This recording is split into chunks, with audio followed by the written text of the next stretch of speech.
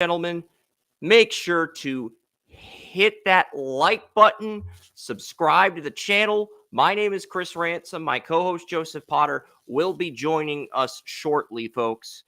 We have a lot to discuss today, and we're going to start with the punter rankings. Then we'll talk about the Wheel of News. Then we will break down each of the NFL games. And after that, we will have top 10 Super Bowl matchups for Super Bowl 58. Very short, to the point show, but the biggest challenge to tackle will be the Wheel of News. And I'm just going through here everything, and punter rankings are going to be short and to the point. We've got 5 punters in the punter rankings here, and I'm quickly playing here. You know what we need to do is we need to screen share this. Yep, that's what we're going to do. So you've got Tory Taylor, Austin McNara, Matt Hayball, Kai Kroger, and Jack Browning. Those are the 5 punters that are draft eligible here.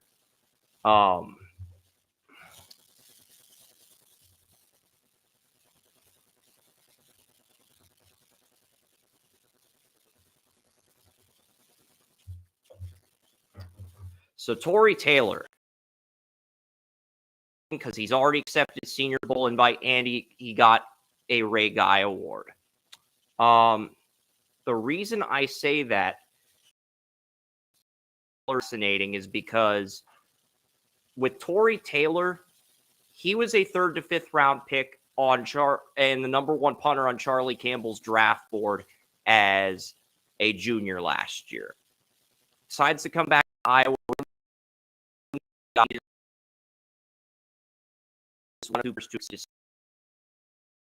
In Mobile. I'm not putting him in day 2, but I think taking a punter in day 2 would be extremely irresponsible. It's different from taking a kicker. He was making he made a 72-yard field goal in warmups at the Shrine game, and he was the MVP of the Shrine Bowl. You had a reason to take Jake Moody in the 3rd round, even though we whiffed on the game-winning field goal against the Browns earlier. Your reason for he was a 2-time Lou Groza finalist, and he almost became the first 2 back-to-back Lou Groza award winners since Janikowski. So his exceptional Moody's was you had a reason for picking him in the 3rd. I like Tory Taylor a lot. I think he's one of the best punters in 10, maybe 15 years. But at the same time, not draft a punter in the 3rd round unless they had an exceptional resume. And even though Tory Taylor has a great, outstanding resume, maybe remarkable 5 years down the road, I don't see a resume that screams day 2 pick like I did with Moody last year. But I do think he's the top punter in the draft, if that makes sense, Joey. And then the other Senior Bowl invite was Austin McNara from San Diego State. Participated in punt pass kick competition as a sophomore. He's gotten better the last 2 years. He's the other Senior Bowl invite. I've got a 4th round on him, and they're both my 1 and 2 punters. But Taylor could move into day 2 with a strong Senior Bowl. Matt Hayball, the Vanderbilt punter, other Ray Guy finalist in this draft. He is a player I have a 5th round grade on. And then you got Kai Kroger, South Carolina punter, who's PFN's number 2 punter. And then there's a punter on San Diego State who took over for Matt Ariaza, the Bills punter, who got blacklisted from the NFL after he got drafted, even though the charges against him turned out to be false later on after the Bills cut him. But still, that punter on San Diego State is Jack Browning, the successor to Ariaza. So that's the punter class. I do have a 7th on Browning, a 6th on Kroger, a 5th on the Vanderbilt punter that was a Ray Guy finalist, and a 4th round grade on the top 2 punters. But I do think Taylor could move into day 2 with a good Senior Bowl. That being said, I would not take a punter in the first 3 rounds of the draft, even if it is the best punter in 15 years. I still wouldn't do it, Joey. It just feels, and you said they're just punters. that's your way of saying, look, I admire your effort to scout every player at every position, but the reality with punters is the only value they bring is they dictate field position, they kick the football. They don't get you points on the board there unless you call a fake punt or a fake punt pass and you execute a first down. And the only coach gutsy enough to actually try that is Dan Campbell. So, like, there's other coaches that have done that situationally, but the only coach gutsy enough to do that on a consistent basis is Campbell. That's the reality with the punters. So, just looking at the punters, I think there are 3 guys guaranteed to get drafted with Vanderbilt's punter and the 2 punters that we're going to see in the Senior Bowl with McNara and Tory Taylor. And also, this is the first time Jim Nagy's actually managed to secure both the number 1 and number 2 punters on my rankings for the Senior Bowl. So just wanted to give Jim some credit for that. All right. Anything you want to say about the punters before we dive into the wheel of news?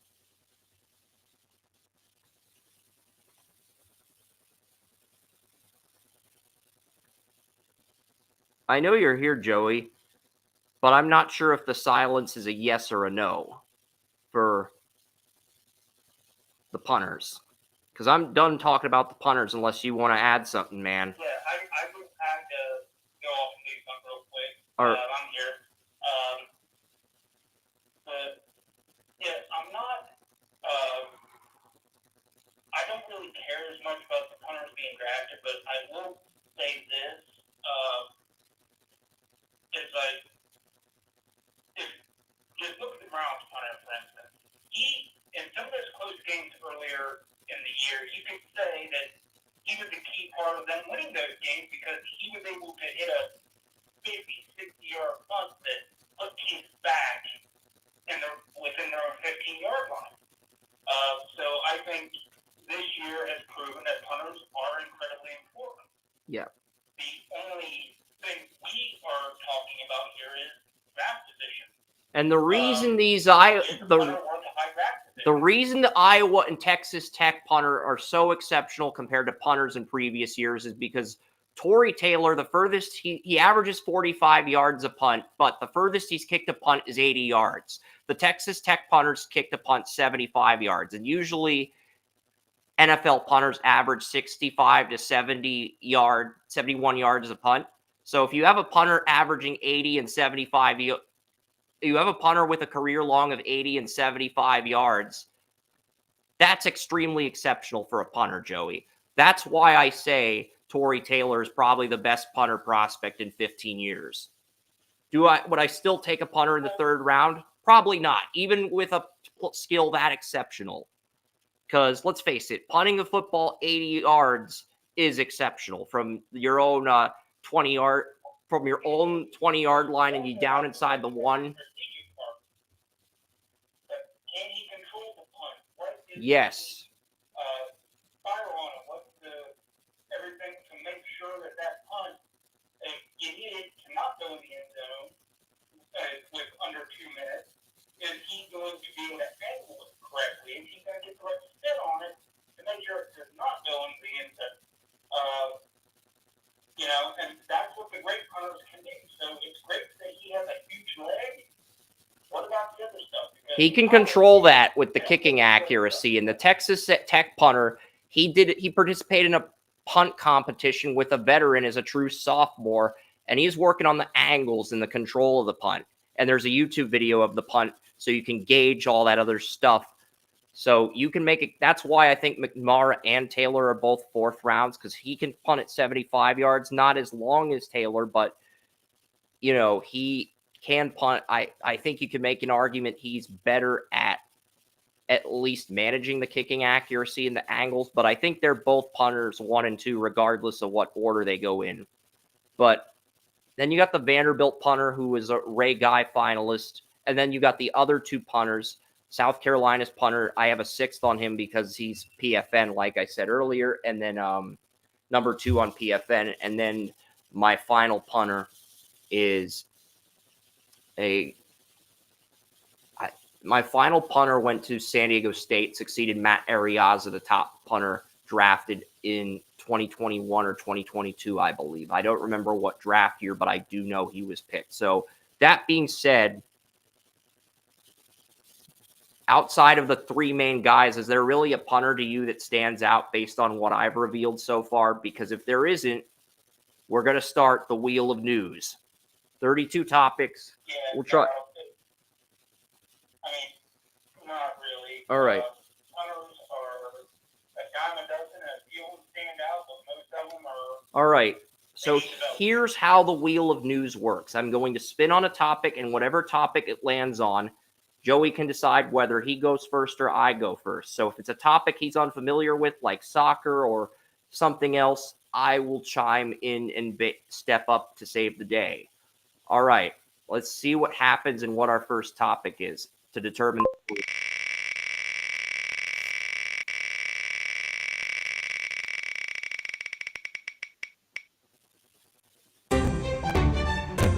Oh boy, we lead off with the Casey Mize arbitration settlement. I mean, this is the numbers there.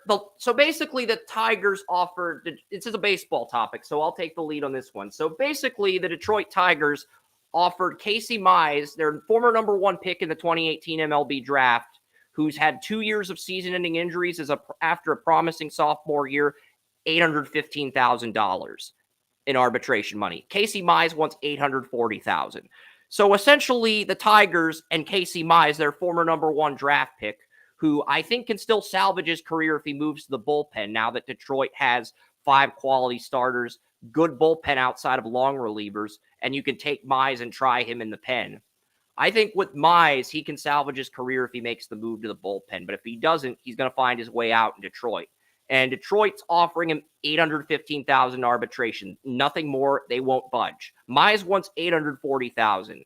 This feels like a ticky-tacky BS case. This feels like peanuts, Joey, because the Detroit Tigers and their former number one pick, Casey Mize, are essentially fighting over $25,000. That's chump change when you have a number one draft pick on your team, a former number one pick, and you have a team as cheap as the Detroit Tigers.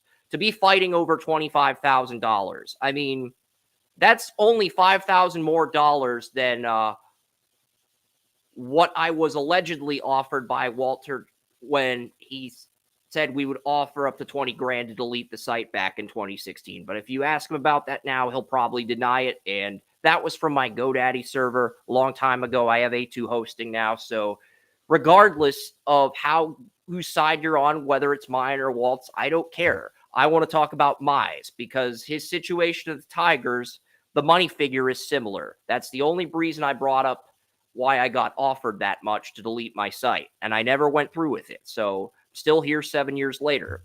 But the point is, this is chump change. Mize being offered Mize wanting $25,000 more dollars than what the Tigers are giving him is chump change. This is peanuts for an MLB team and a former number one pick to be fighting over $25,000. If you ask Judge Judy or Judge Joe Brown to review this case, they would decline the case simply based off the stupidity of the case, Joey. So you've got two choices. You can give Mize the $25,000 he wants and just go on with it and probably get him back, or you can trade him to another team that's willing to pay him an extra $25,000 and get something back. Because this is a very trivial thing to be fighting over as far as arbitration money. Is it news? Yes, it was news on Twitter yesterday, but this is about the least interesting and probably most trivial topic we could have opened with. So the wheel's off to a fantastic start, and I mean that in the most sarcastic way possible. You have anything you want to add to this, Joey, before we spin the next topic and find out what your first topic is?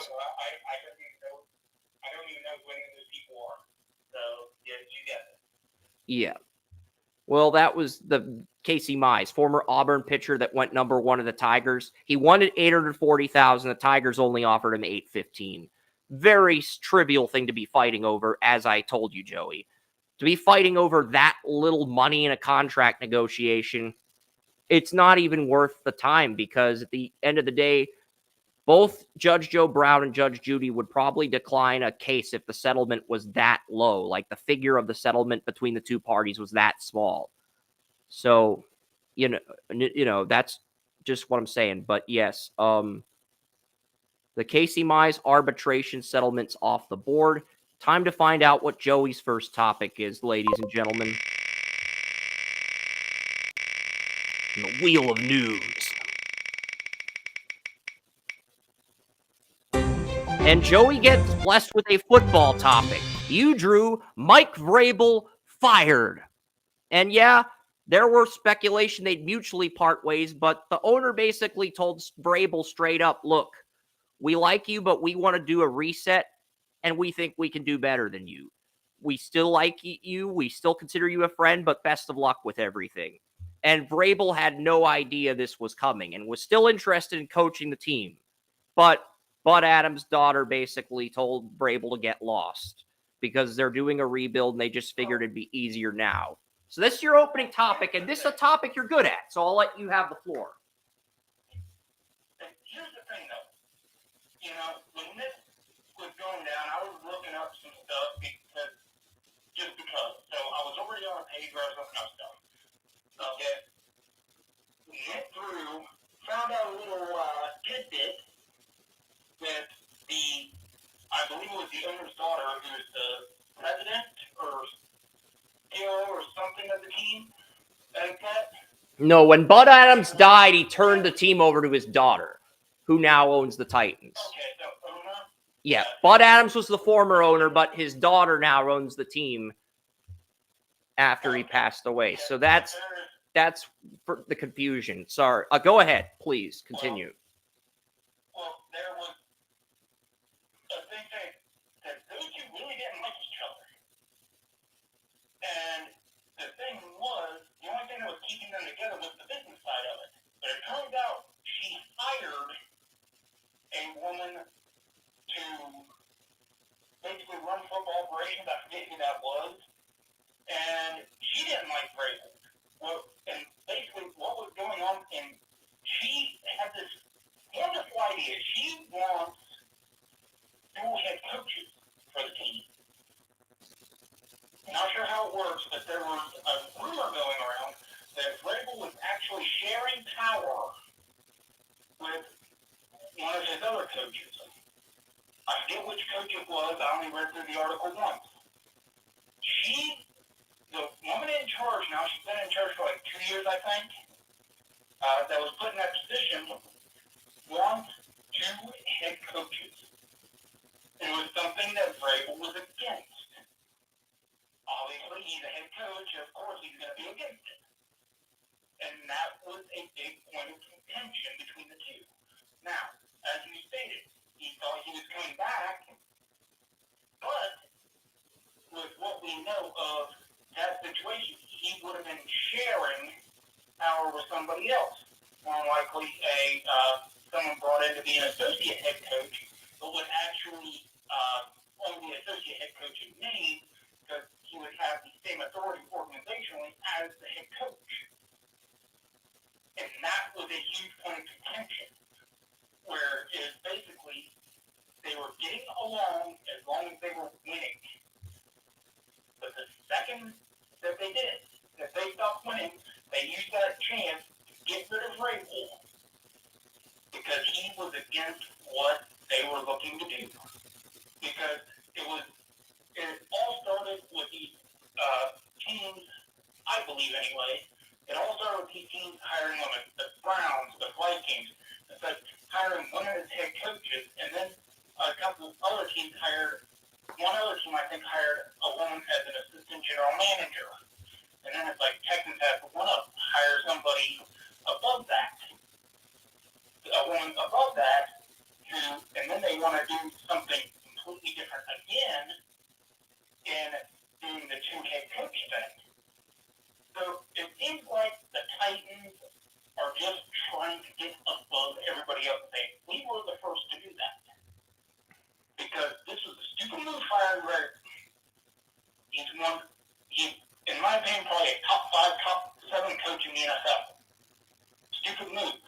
And I believe it was politically motivated by what these people in the front office are trying to do at this point, which is completely upend how football has been done 100 years. And it's not a thing of equality at this point. It's a thing of we did it first. We're making our mark. I almost feel like Amy Adams and Dave Tepper are playing a chess match to see who the dumbest NFL owner in the South is. That's what this feels like. I know it's completely unrelated, but that's kind of the vibe I get from both the Titans and Panthers at the moment. Yeah, because what's going to end up happening here, they get this grand plan of two head coaches after trying to one-up everybody and trying to be the first to do things. Well, what's going to end up happening is they're discounting ego of coaches. Yeah, there's going to be people who accept it. There's a few NFL teams that have two coordinators. I think the Buccaneers have two defensive coordinators, but their head coach, Bowles, I believe, calls the plays. So yeah, so in that case, it's basically, hey, you got two assistant coaches working on defense because neither one of them calls the plays. And that dynamic, in that context, that works. The two-coach thing in that context works because there's still an authority figure. There's still a hierarchy to make sure the assistants are on top of shit. In the dynamic the Titans want... That's one reason I said the Steelers would not work, is because you have one doing the game plan and one calling the plays. But what's the one thing that every coordinator wants to do? All the bloody plays. So you have basically a dual situation where one person's doing all the work and one person's getting all the credit. So basically the Titans want to copy the Steelers, but take it to the second power and escalate things. Basically. Yeah. And it's not going to work. There's coaches, as a former coach, I can tell you now, coaches have egos. Yeah. Those egos are huge. I used to say that, my ego could cloud over the state of Texas. And that is every coach's ego. So when you put them in a position where that ego is going to be bruised, or basically where they're going to take it as we can't do it by ourselves, they're going to lash out. They're going to take offense to it, and they're going to get angry. So what the Titans are doing is setting their organization back if they go through with this, because they are not taking into account the situation of the coaches' egos. Yep. And that is a huge thing. And if you discount it, it's all going to fall apart. Yeah. That's traditionally how it's always gone. It might not fall apart the first year, but it is definitely going to fall apart. Like, look at New York Giants right now with Wink Martindale and the head coach, Duvall. There was a power struggle in there somewhere from all accounts. Guess what? After a firing of the two brothers on defense, who were Martindale's two guys, they had a meeting with Martindale. The Giants haven't heard from Martindale since. All right. I've heard Martindale might go with Harbaugh, but we don't know what's going to happen with Harbaugh yet, so I'm going to spin the wheel and find out what my next topic is. 30 topics left. Joey and I have each knocked out a topic. And my topic is a Patriots topic. Gerard Mayo succeeds Belichick. Okay, folks, as a Patriot... All right, so I'm going to take two topics off the board because I had Kraft and Belichick move on, and Mayo succeeds Belichick. And let's face it, Joey, those two topics intertwine each other. So to save time, I will take both topics off the board. But in return, you will get to spin the topic twice, so it's even. So there's 28. Really quick, I want your opinion on something. I heard a rumor this morning that Jared Mayo taking over for Belichick was written into Belichick's contract. That is true. That is entirely true. And here's another thing, Joey. Only gone. His director of player personnel, Matt Groh, is gone. The only front office guy left is Elliot Wolf, the director of scouting. So is Kraft going to promote Elliot Wolf from within, or is he going to bring in another person? Technically, there's not a clause in Wolf's contract so where they can promote him like they did with Mayo. And in order to oblige with the Rooney Rule for managers, because the Rooney Rule applies to head coaches and GMs now, the Patriots would have to would have to interview one minority candidate, even if the plan is to promote Elliott Wolf to GM from within. So, you know, I'm won't get the chance, but at the same time, I hope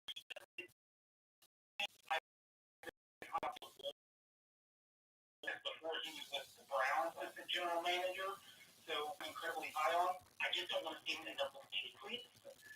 So I hope he gets it, but at the same time, I kind of hope he doesn't get it. Yeah. And as I was saying, I really think there are the only other candidate I would consider over Elliott Wolf is the guy I told you about before the podcast, the guy on the shrub here, because I think his upside as a general manager is huge. I'm talking about Tyler Hamblin. Tyler Hamblin, what makes him stand out? Number one, he can dominate a social interaction like a car salesman. That's basically what Howie Roseman does with the Eagles. He will trade down and get a premium return. He's a former tight end at Harvard, and he was actually the guy who told Barry, let's offer the Cowboys a fourth for Cooper. And Barry did one better and offered the Cowboys a fifth for Cooper and got him for less than what his assistant recommended. So that's it. That tells me that while he has the potential to be brilliant, Barry's still the master. He's the student. So Hambert is the student, but he could become the master one day. But Barry's the master right now.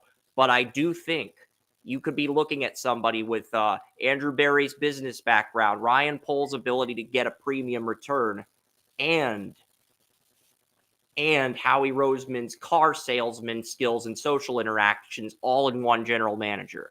That is why I know the 49ers assistant GM got hired by the Commanders. He is on the wheel of news, but I honestly believe the best candidate outside of Adam Peters is Tyler Hamblin, the Browns director of football operations. I may sound like a dumbass for saying that, Joey, but my heart, my conviction, the way I've seen him interact with the Shrine Bowl, my gut is telling me he's the best guy on the board now that Adam Peters has been hired. So if we don't get Wolf, I want Hamblin from the Browns. So either way, I'm poaching somebody from the Browns if I'm Kraft. I'm going to defend you here and say it's not a bad take, and you don't sound bad for it, because something we're seeing is that Andrew Barry is creating, it's like I said to you, he's creating one heck of a tree for front office personnel. I mean, he's training these guys, and they're able to leave for greener pastures within 1 or 2 years as general managers and such. So you don't sound bad. It's a testament to what they're doing, what Andrew Barry specifically is doing. And if other teams benefit from it, it's better for all of us in the NFL. Those coaching trees benefit everybody. All right. Let's spin this and find out what Joey's topics are. And Joey does have the option of taking 2 topics in a row, since I took 2 topics in a row with the but before I'm going to find the topic here where I'm going to find the topic what Gerard Mayo succeeds Belichick. All right, there we go. That's off the board. We got 28 topics now. Option of taking 2 topics off the board if he gets 2 NFL topics. If he gets a non-NFL topic, I will take that topic. All right.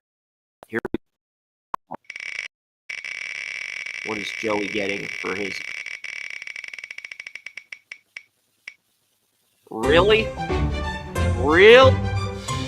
If the spinner was about to land on Ron Rivera fired, but it instead landed on Nets versus NBA.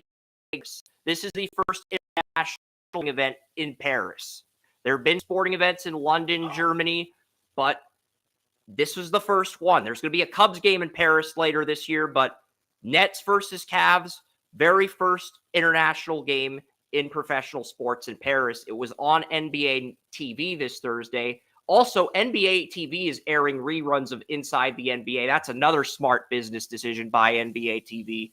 It's like, why didn't the company that owns Turner think of that sooner?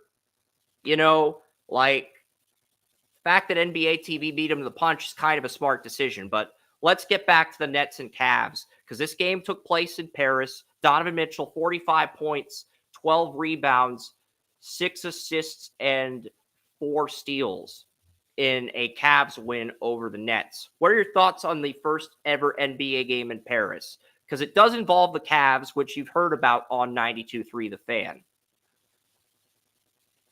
Well, the thing with that is, I think the Cavs are finally starting to figure some things out, and so that's good, especially with Jared Allen. So it may be a good idea if the Cavs are still in this role by the time they get to Paris. Well, they played in Paris on Thursday at 2 p.m. against the Brooklyn Nets and won. Basically, all this segment was a recap of Thursday's game. And I couldn't watch the game because NBA TV has blackout rules for local teams. Since Cleveland's the closest NBA team to Pittsburgh, the blackout rules apply to me, unfortunately. From a marketing situation, if the Cavs are in a still rolling, this could be great for the NBA because it'd have a great game in Paris, which could be. Look, I think this was a good idea in theory, but my criticism and suggestion would be next year make this game on ABC so that everybody can watch it and that it's not blacked out. That would be my only constructive criticism, but the idea in theory is excellent. Or TNT. You can put it on TNT if you don't want it on ESPN or ABC. You can put it on TNT too. That also works. But just put it on a network where everybody can watch it instead of just NBA TV. That's my only criticism. But in theory, the idea is excellent. Yeah, if you put it on NBC, pretty much everybody can get it. And if you have Peacock, but you don't have any way to get NBC, you can still. So, I mean, that would be that fine. I mean, the ESPN's deal with the NBA is going to expire in 2026, and the CBA is going to expire after 2025. And the NBA wants triple what they're getting now from ESPN. I don't think anybody's willing to pay that for the NBA rights. That's the equivalent of paying almost 3/4 of what you pay for the rights to the NFL. Nobody's going to do that. So, and if a company does that, I think it's a bad business move in the long run. But, all right, next topic for Joey that he has the option of answering. What do we got here?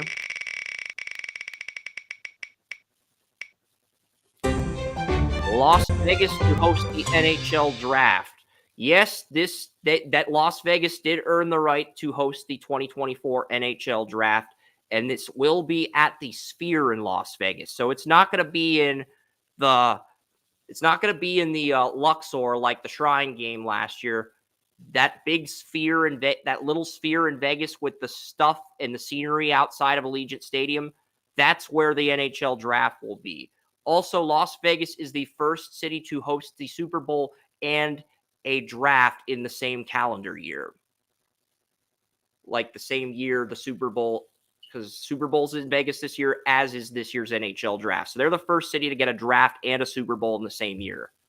Very first city to ever pull that off, which is kind of impressive when you consider where Vegas was at 7 years ago with only the Golden Knights. The Raiders were going to relocate, but they still had a few years left on their lease in Oakland. So for Vegas to come from where they were to actually getting a Super Bowl and a draft in their city in the same year after losing the Shrine Bowl, I think you could argue that makes up for losing the Shrine Bowl with the revenue that they're bringing in for the city. But do you have anything you want to add to that, or would you like to pass on this topic and then take another topic or two off the board if a better topic comes along?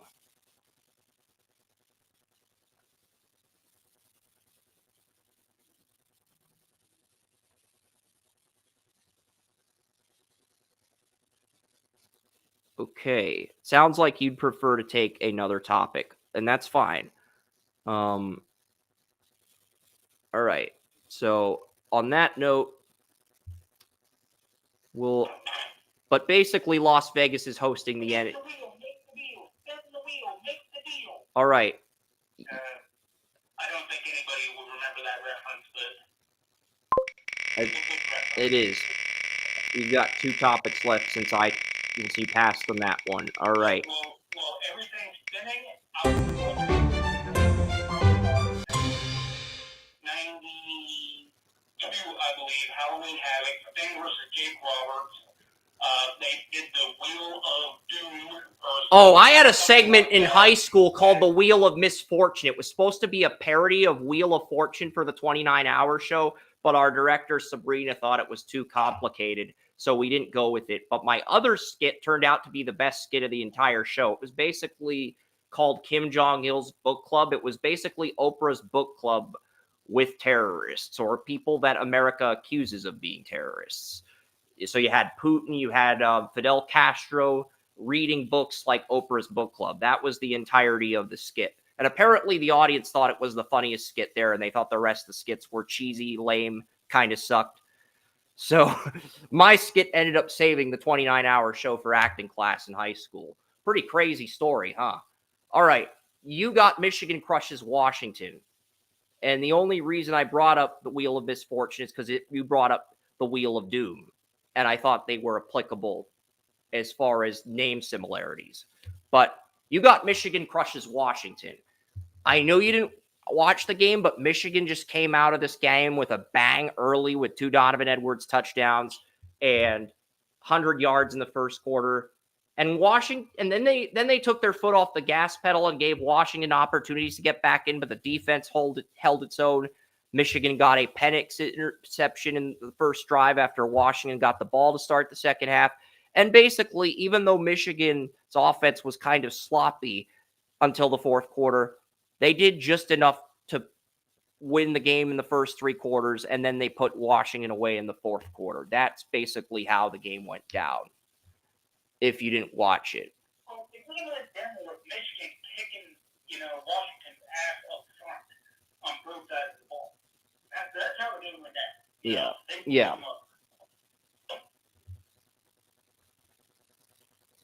So that does count as one of the 2 topics Joey used because he did comment on it. Even though he barely commented on it and kept it short to the point, he did comment on it. So that does count. He's got 1 more turn left. My turn. What is he going to draw? We have 25 topics left on the board. We had 32. 7 are off the board. And Texas will host the 2024 MLB draft since the Rangers are hosting this year's All-Star game. So Texas will host the MLB draft, and I think it's interesting to say the least. This is also the first time Fort Worth got 2 sporting events in 1 year.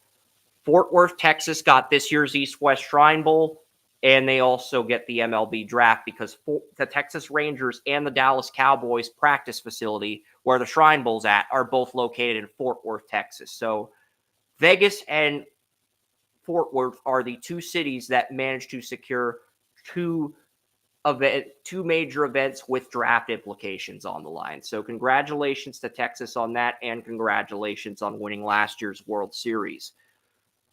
I don't think you have anything you want to add to this topic, so you'll get another topic. This will count as my 4th topic. Yeah, the only thing I can think of when you said Fort Worth was the old Kathy McKay song, and how she was talking about how Fort Worth couldn't hold a girl right out of high school because she had bigger dreams than Fort Worth. Yep, so I think I'm at 5 topics. Joey's at 3, so he gets another 2 topics because I took that one. Let's see what we get here. Adam Peters, first GM hire. He was the they brought in the guy from the Warriors who was a former Warriors executive as a consultant, Josh Peters and Magic Johnson. They brought in a former Warriors guy, and they went with Niners assistant GM Adam Peters. CJ Cuevas, who's the Niners in our group mock, said that Lynch should have just gone and do like a front office role, like a board of directors role, football operations role, and the Niners should have appointed Peters to GM. They will miss him.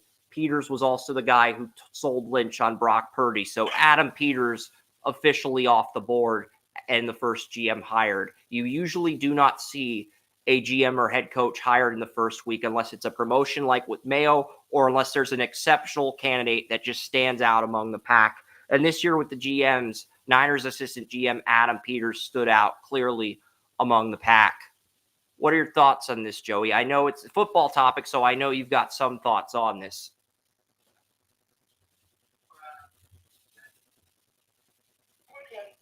This hiring was a great hiring.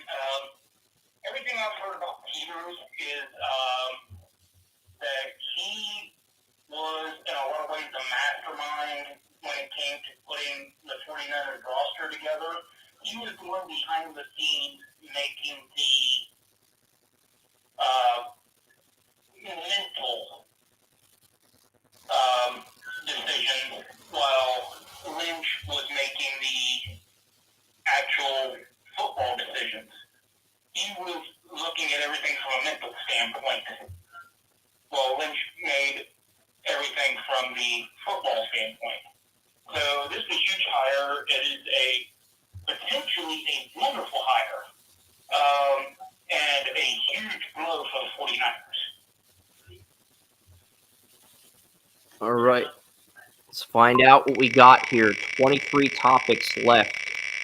What is Joey's fate with the wheel?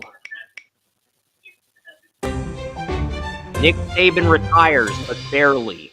The two topics that it came down to were Nick Saban retiring and last night's NWSL draft for women's soccer. And you barely drew Nick Saban by the slimmest hair of margins. And you were breathing a huge sigh of relief, like somebody who's sweating after a workout. But in all, not really. It's like I would have just been like, I don't know anything about this. So, yeah. It's like, well, that's next topic. With Nick Saban, I wasn't expecting him to retire, but he is at the point where it isn't shocking that he is. Because he's accomplished everything. He's accomplished things in football, both at the professional level. I think he had a winning record at the professional level, and in the college level, where he may be the greatest college coach of all time that nobody else has done. I mean, Urban Meyer went to the pros to show that he could do it, and end up floundering massively. So Nick Saban has nothing to prove. And he and his best friend, Bill Belichick, were both on the Cleveland Browns, where Belichick was head coach back in the early 90s. Nick Saban was the defensive coordinator.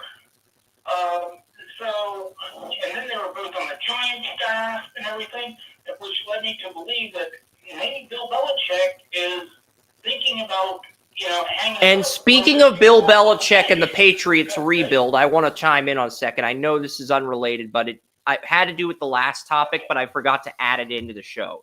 Well, here's the thing. Everybody's saying, oh, the Patriots can't do a rebuild and turn themselves into Super Bowl contenders. Yes, they can, but they have to hire Elliott Wolf, in my opinion, and I think he has to take the Bill Parcells approach, Joey.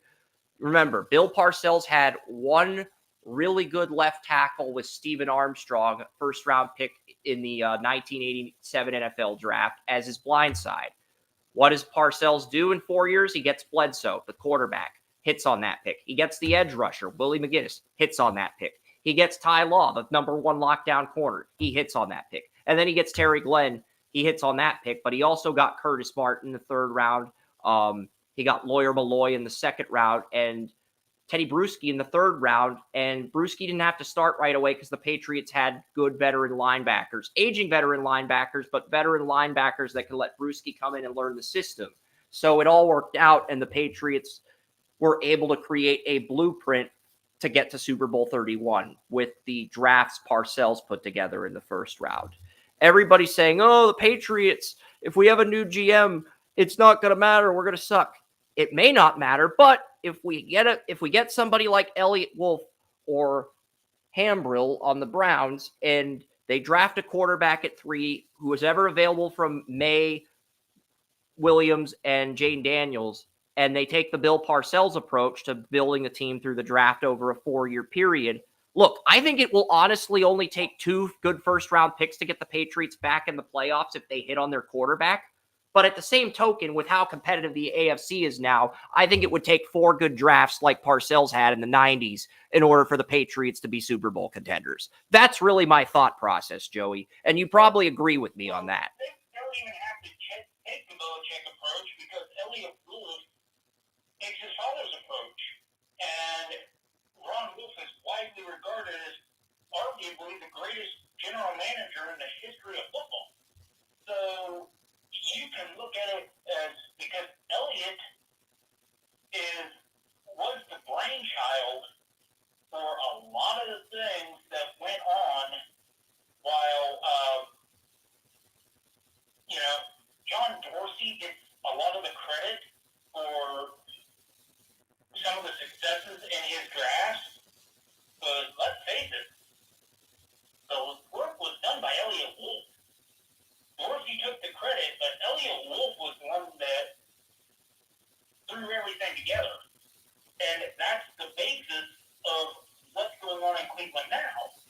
And a lot of the work Elliott Wolf did, Elliott Wolf knows talent. He does. Elliott Wolf knows talent. I wish they had mentioned Elliott Wolf or at least did a continuation on the War Room. And for anybody wondering why I'm promoting books on the live stream, look, my brother got me 2 books for my birthday. Very cool thing to do. And the 2 books he got me were Round Zero Inside the NFL Draft. I actually saw the Twitter handle as a recommended follower prior to getting this book. I didn't follow because I didn't know who the person was. But now that I've got the book, I'm probably going to read it. If I like it, I'll follow the person afterwards. But Round Zero Inside the NFL Draft by Andy Phillips. I also got Belichick. This is leading up to the victory of the Rams in Super Bowl 53 by Ian O'Connor. He's one of the Patriots insiders that added me on Facebook. So yeah, I've actually got his book now.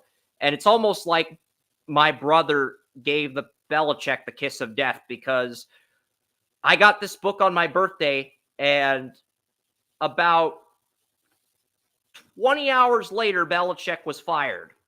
Maybe 18, because I got this book around 3 p.m. on Wednesday. So that would be 17 hours, because I think he was fired around 8:34 a.m. on Thursday. So I got this book about 17 and a half hours after my brother gave me the Belichick book. He got fired. So I think I feel like my brother gave Belichick the kiss of death. But if you haven't read Belichick yet, 2 other books I'd recommend that I've already read. The War Room by Michael Hawley. It tells you the story about how Belichick, Dimitrov, and Scott Pioli worked with the Patriots in the early 2000s. It tells you things about their war room, their strategies. They thought the Bears were going to take Wilfork. They took Tommy Harris. So they ended up getting Wilfork. But the original plan was if the Bears took Wilfork, they were going to get Steven Jackson. But after trading for Corey Dillon, they sort of dismissed that idea, which I think was a bad decision in the long run. But regardless, the other book is Belichick and Brady. I got this book about a year before Belichick and Brady broke up for good. Like, I think I got this book the final year they were together, right after Super Bowl 53. So I got those 2 books, and then I've got the 2 books I showed you, the soft cover books that I need to read, and the 2 hardcover books are the books I've read. But if you're a Patriots fan like me, Ian O'Connor's Belichick, Michael Hawley's Belichick and Brady, Michael Hawley's War Room are must-reads. All right, enough book promo. We'll get back to the show now. Just figured that would be an appropriate segue since we were talking about Belichick, because that was the original plan. I just forgot about it until now. All right. Yeah, but getting back on topic with Saban, is you have to really look close at his relationship with Belichick, in that I know those 2 aren't connected to the hip, but they spend the summers together. They spend their time off together on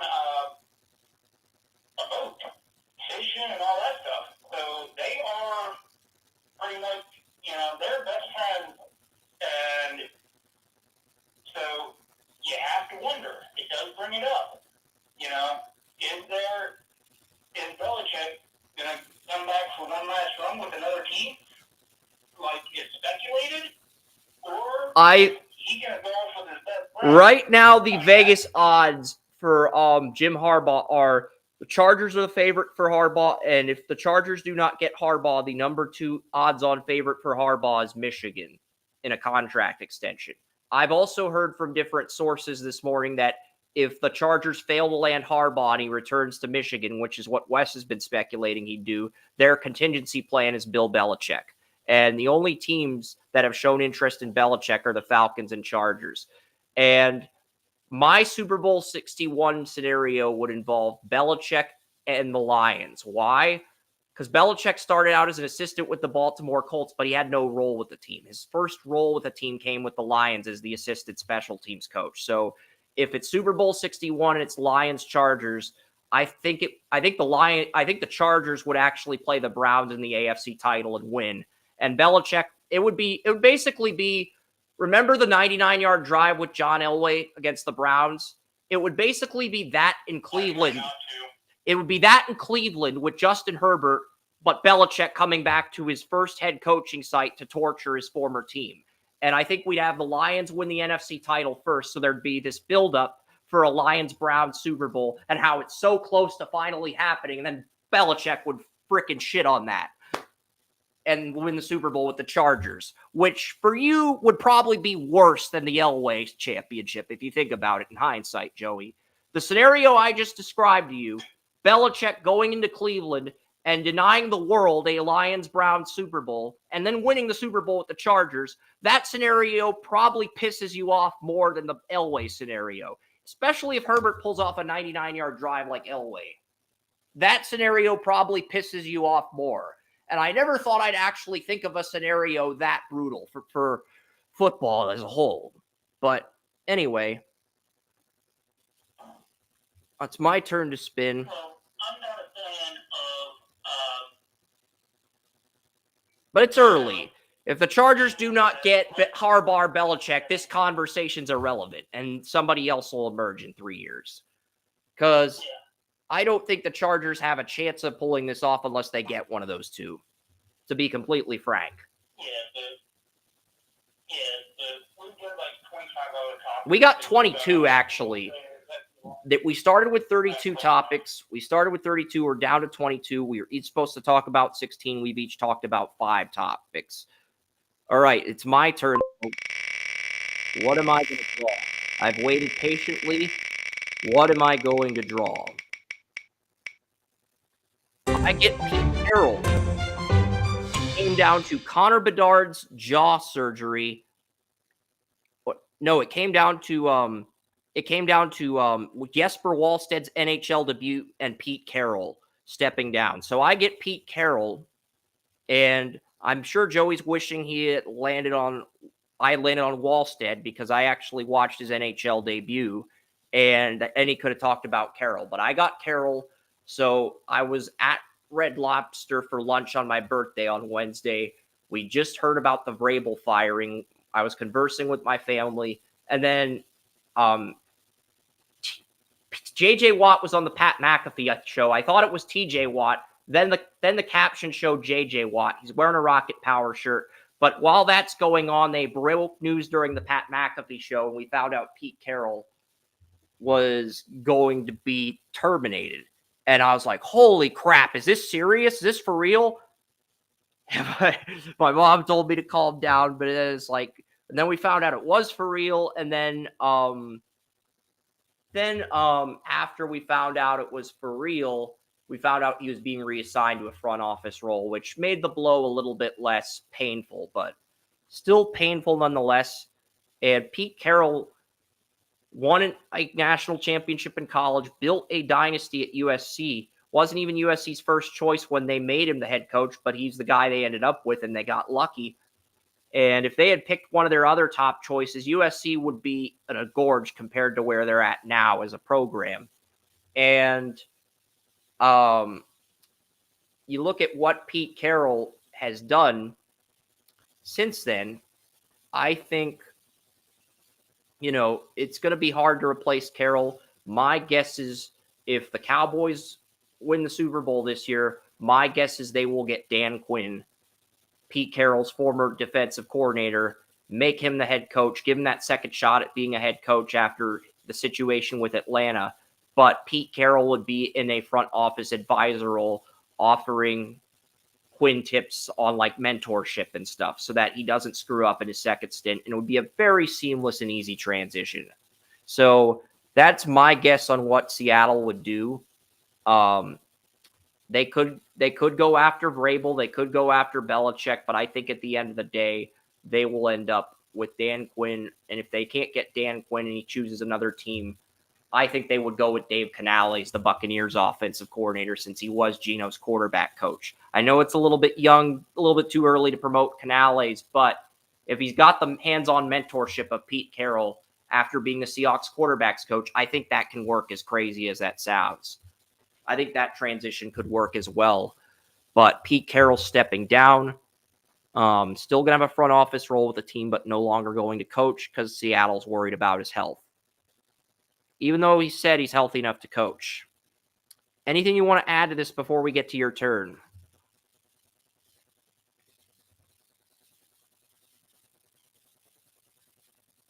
Yeah, the big thing about that was the roundabout way that Seattle went into it. They literally fired to promote to an advisor role rather than promoting from within, which is a hell of a lot easier to do. So I think the only thing I can say that you didn't was that Seattle took a really weird approach to what they were doing and really added steps of alerting the NFL to one thing before doing something else that they really didn't have to. So from a business perspective, we were talking about it at work, and we were all just scratching our heads a little bit about the approach and how Seattle ended up doing this. But from everything else I think you covered, it was just really weird. Because, like, the only coaches that are familiar with Seattle, familiar with Pete Carroll, that can make that seamless transition that I think are on the market are Dan Quinn and Dave Canales. I think Quinn would be the preferred choice of the two due to his experience at head coach. But at the same time, those are really the only two coordinators on the market that have that experience working under Pete Carroll to allow the flow of a seamless transition. I can't think of anybody else on the market that would have that transition. And I think Seattle wants to make a transition similar to what the Patriots did, more so than what some of these other teams like the Raiders, Chargers, Titans have done, etc. But if the Raiders, I think Antonio Pierce, if the Raiders were stupid enough not to hire him, I think Seattle would look at Pierce as well as a third candidate, but only if those teams are dumb enough not to hire, only if the Raiders are dumb enough not to make him the permanent head coach. All right, it is your turn. What is Joey going to get?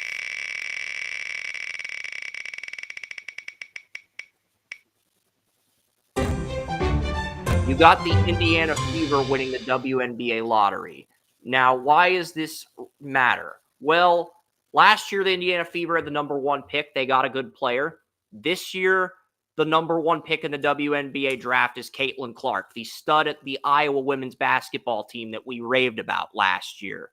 So the Indiana Fever are going to have two star players because they already got Elijah Boston, the South Carolina power forward, who helped South Carolina go undefeated in 2022. But it was Caitlin Clark who beat an undefeated South Carolina team in the Final Four this year. So, I mean, this past year in women's basketball. And Caitlin Clark, 10 days ago, she made a shot from half court for Iowa. So you're going to have two star players in Elijah Boston and Caitlin Clark that you can build this team around in the long term. And that is really the only reason I even considered the WNBA draft when assembling the wheel of news, because it is a big deal to get Caitlin Clark in the lottery if you're the worst team in the league. After getting a star player last year at number one, because now you have two number one picks, two star players, and getting a difference maker like Clark, who carried Iowa to the championship, such a huge deal if you're a team in a rebuild. And a team like the Indiana Fever is perfect for Caitlin Clark because the locals will relate so well to her. But before I get into this, looking at what the Fever currently have as far as contributors go, they have 3 double-digit scores. They have Kelsey Mitchell. Kelsey Mitchell, she can be a point guard or a shooting guard. 18.2 points per game, 3.1 assists per game. But she's a combo guard. You have Naylissa Smith, 15.5 points a game at small. And you have Elijah Boston at power forward, but she can play center as well. So getting Caitlin Clark gives you a fourth person that can average 14 points a game in the WNBA and you're starting. Also, I think Caitlin Clark's probably going to average 20 points a game, then 10 to 14, if we're being honest, when you look at the star power and impact Caitlin Clark's had at Iowa. So that's just huge for the Fever because now they... I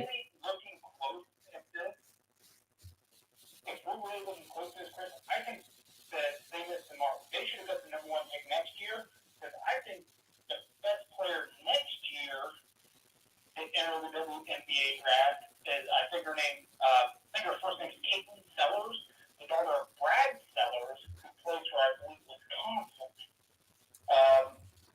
who is potentially the best all-around player in the Big Ten this year, maybe the best all-around player in the nation as she continues to develop next year. So they may have missed the mark because Sellers may end up being the best player in the WNBA draft for There's a Caitlin Byer, Byhre, says University of Wisconsin-Madison. Maybe that is, I'm looking to see if that is, no, this says she's on the Wisconsin women's soccer team, but Sellers, Wisconsin. Sellers, Wisconsin basketball. Because I typed in Sellers, Wisconsin on Google. Okay, so let's see here. Is she the daughter of Brad Sellers, who played for Ohio State? Just curious. Because... played for Ohio State, played with Michael Jordan for the Chicago Bulls, played for the Cavs. All right. Okay, I figured as much. I just wanted to confirm that from you. And apparently there's no personal life information listed under Brad Sellers' Wikipedia page. So I can't get the information because I was thinking if there was information, I could try to Google that and get the name, first name. That backfired. So I don't know how to access.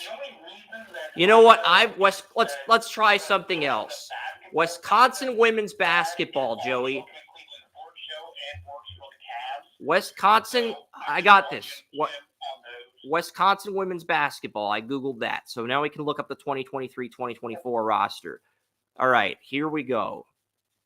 And this is not on the screen share for the live stream, by the way, because we still have the wheel of news in the background, but I am reading the news and reading what I'm researching to make sure I'm on top of things.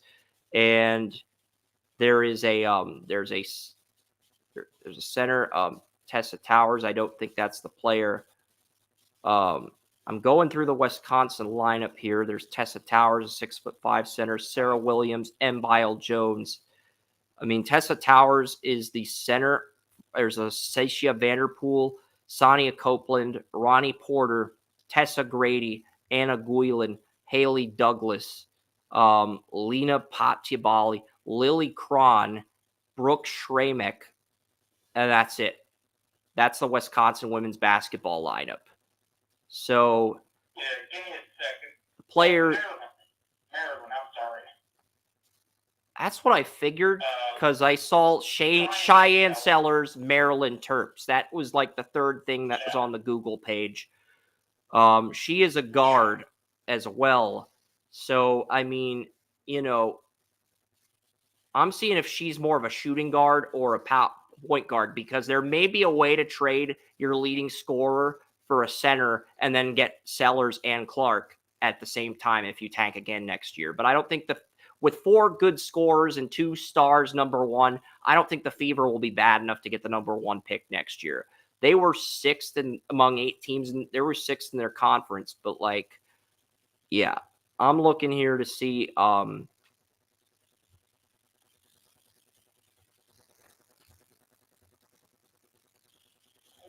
All right. So I'm looking through here. 79 assists, 255 points, 17 points a game. I wish there was an assist per game stat on the site. I know ESPN and NBA have one, so why can't the Maryland's women's basketball team take a few seconds out of their day to add an assist per game metric? Because that would give us a better indication of whether this 6'2" guard is a combo guard or a shooting guard or a point guard. So here's an interesting stat I think you'll find interesting. As a freshman in 2021-2022 season, she averaged 1.8 steals a game. Yes, it is. Let's look at the career stats. We'll probably get the assist. That's good. Yeah. Okay. So, freshman, she averaged 2.6 assists. So those are freshman numbers. Let me see if I can't get something. It's not. At least 3 turnovers for a third straight game. 22 in the recruiting class. Okay, it's 2.6, 3.5. Yeah, I got the assist numbers, Joey. 2.6, 3.9, 5.3. Those are the assists per game numbers to go with her points. I'm thinking she's closer to a shooting guard than a point guard at this point, but that she could develop into a point guard if you needed her to be a point guard. That would be my projection based off of what I've seen. So, you have... You got a guy like Brad Sellers. I mean, a guy with a great shoulder on his head who's played with some of the greatest ever played games. Yeah. Because when you think about it, Kelsey Mitchell's great. Kelsey Mitchell, 18.2 assists per game. She leads your team in points at shooting guard. But at the same time, you look at this situation, number 2 pick in the 2018 WNBA draft, 28. By the time the 2025 NBA draft rolls around, she'll be 29, approaching 30 at the end of the year. If you end up with Caitlin Clark and you miss the playoffs next year, you may want to sell Kelsey Mitchell at the trade deadline to get the player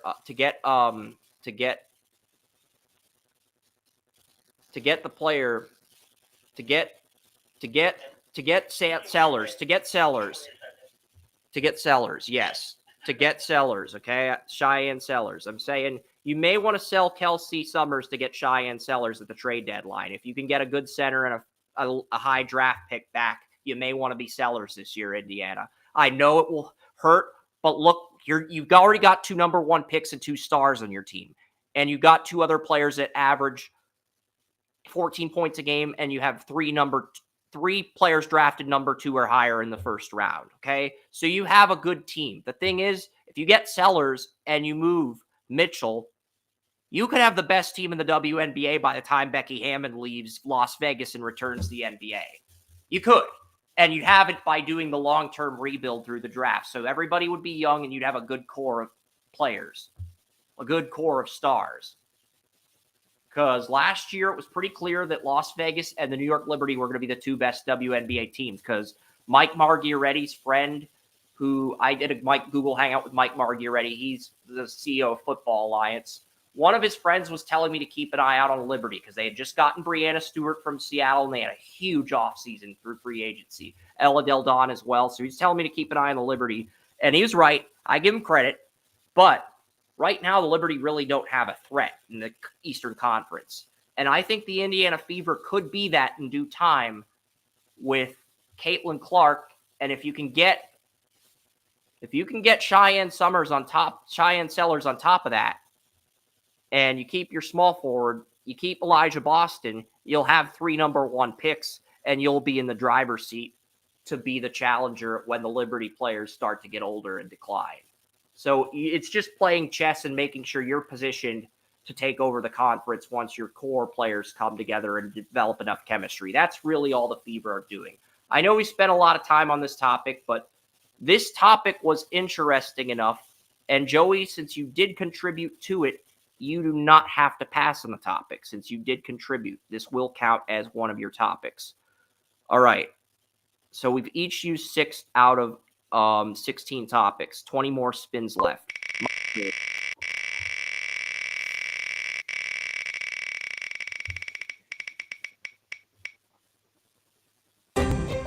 Cutter Gauthier traded.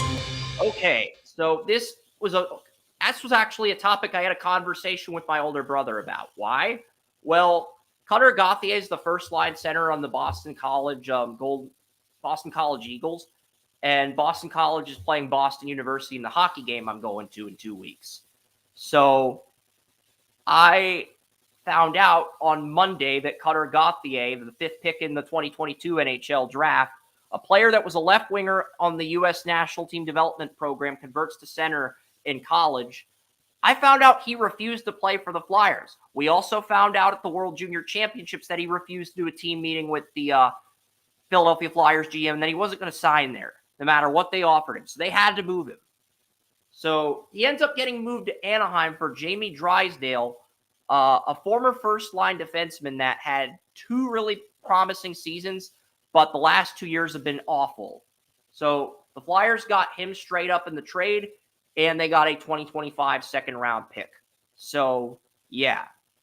The Flyers, I did like the Danny Briere move, and I did like them drafting Michkov, but they've already sort of fucked up their rebuild because the player the previous regime took before Daniel Briere drafted Cutter Gauthier, and Cutter Gauthier never wanted to play with the Flyers. He was never going to sign with them, no matter what they offered him.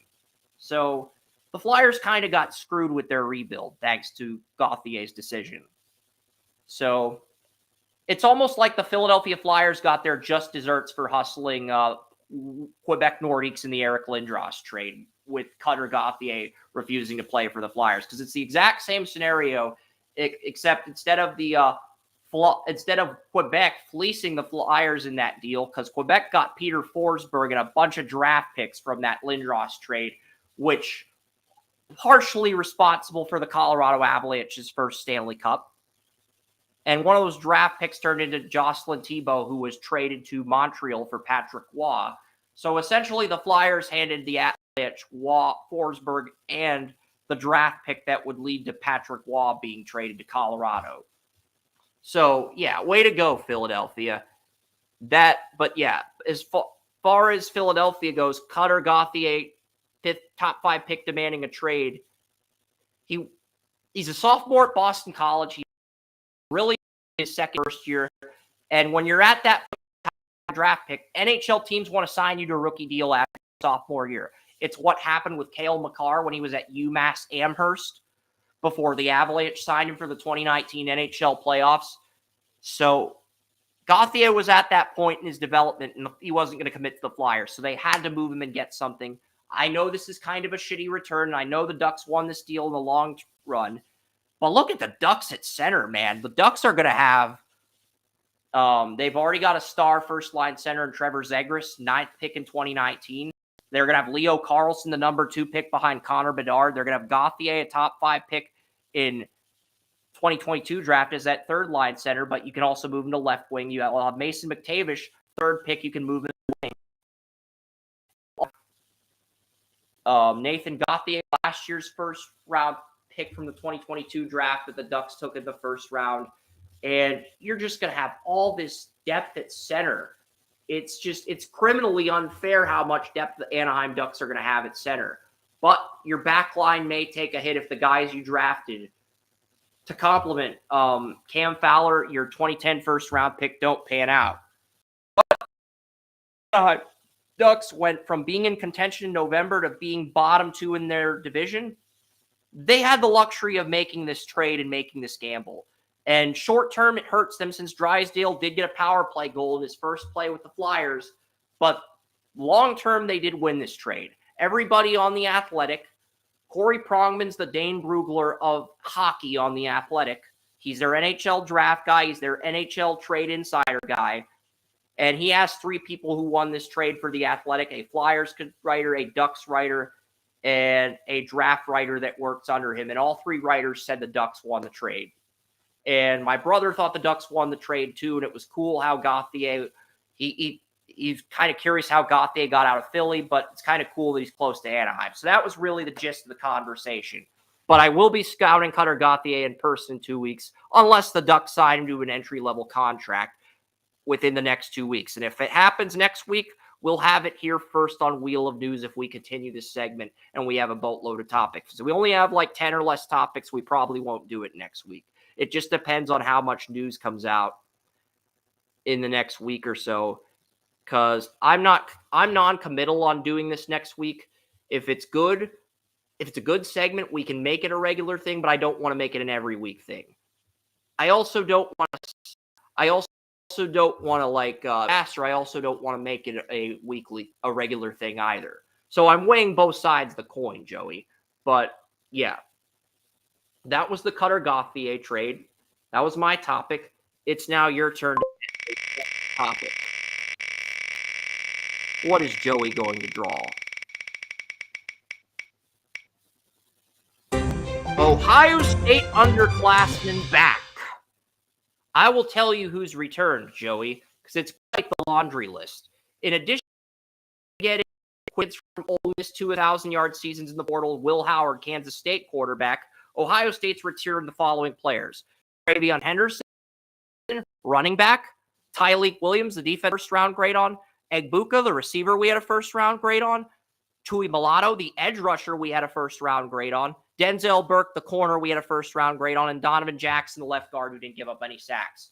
All of those players have returned, officially announced their intention to return. The only four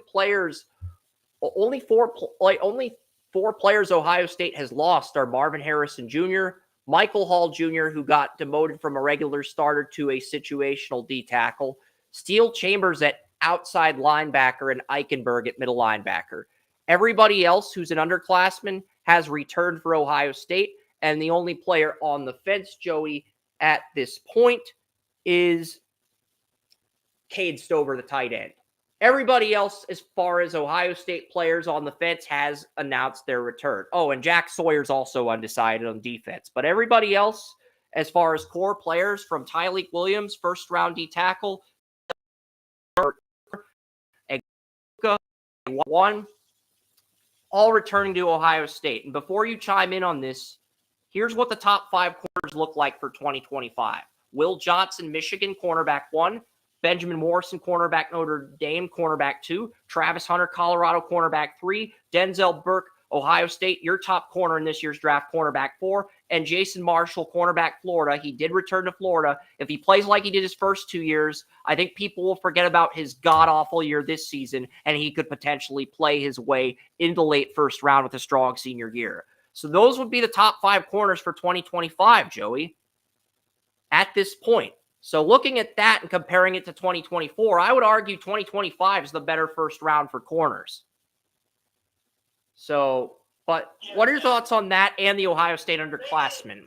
Because this is your topic. You got the floor. The thing is, we were talking about potentially 2024 being better than 2025. Well, that is flipped completely.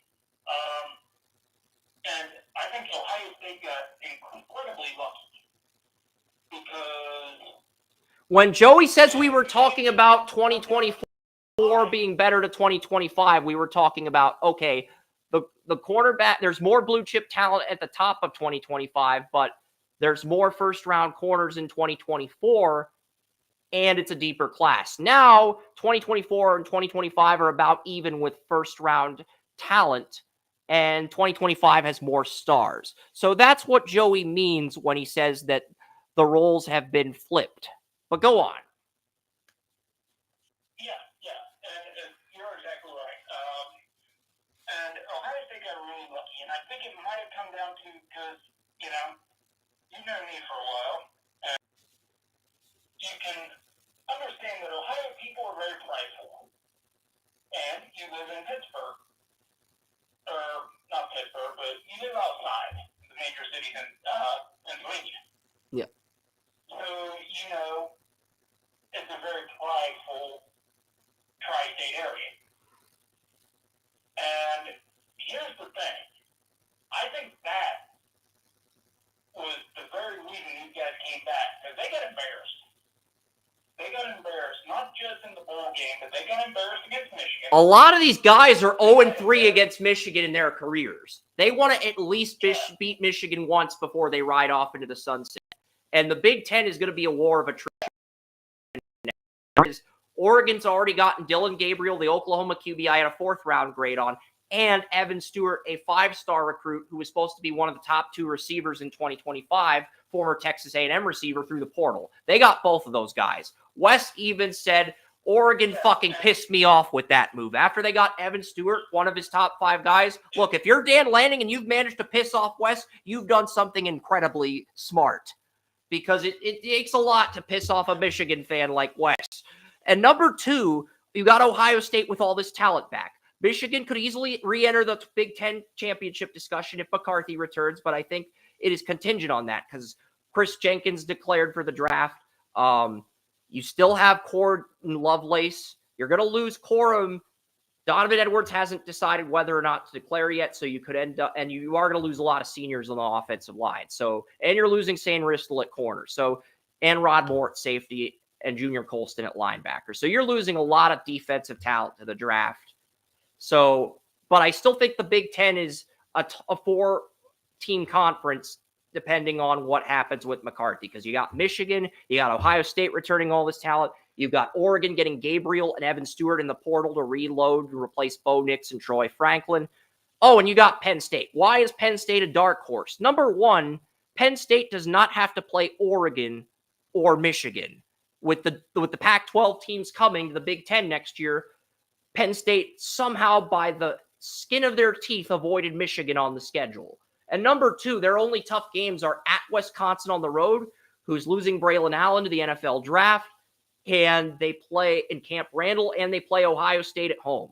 If Penn State can somehow win both of those games with Drew Aller and Nicholas Singleton, the running back after losing Fashanu, their left tackle, if Penn State can win both of those games, they will be 12-0, and they'll probably play Oregon or the Ohio State-Michigan winner in the Big Ten championship next year, which is huge for Penn State. It really is, because from a scheduling standpoint, that is about the biggest break James Franklin has gotten during his tenure at Penn State, as far as from a scheduling standpoint.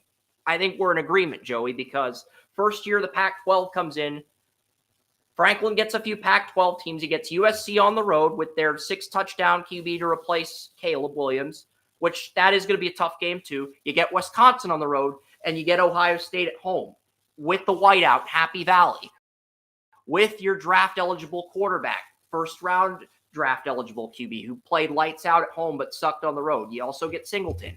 That doesn't mean he's going to beat Ohio State. He could very easily lose to Ohio State, but if he beats Ohio State, all of a sudden Penn State's looking at a 12-0 scenario where they could either play Oregon or the Ohio State-Michigan winner in the Big Ten championship.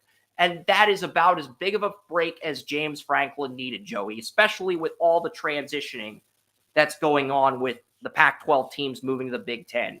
UCLA, USC, Oregon, Washington with, we'll get to the Washington news later, but yeah, as big as Penn State could have gotten. But what are your thoughts on that and Ohio State? And who do you like in the Big Ten for next year if you had to say right now? Because it feels like a coin flip between those 4 teams with the news that's happened with Washington. They're going to be a clear middle of the pack team in the conference. But it feels like it's going to be those 4 teams that decide the conference. The 3 Big Ten powerhouse teams and Oregon with Dan Lanning entering the Big Ten.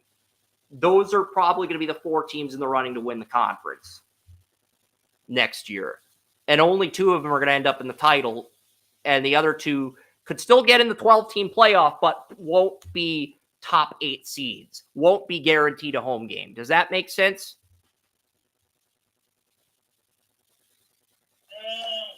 Sure. I know it's a lot to digest, but I think Ohio State set themselves up nicely. I think Michigan's window to repeat is entirely contingent on what happens with McCarthy, since Ohio State's going to host Alabama next year with all that talent back. And Ohio State's main tough game is against Dan Lanning and Oregon on the road. That's really the only tough game on their schedule outside of the Michigan game and the Penn State game in Happy Valley. If Ohio State can get by those 3 games without a loss, they will be a top 2 seed along with Georgia most likely.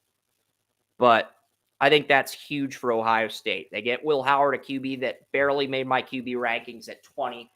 They get two 1,000-yard rushers in Henderson and Judkins, who was a first-round prospect for 2025.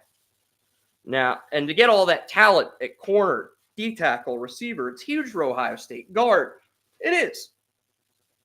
Like Joey said, it's huge for Ohio State as a program to get all that talent back. But I'm just looking. I want to touch on something really quick before we resume.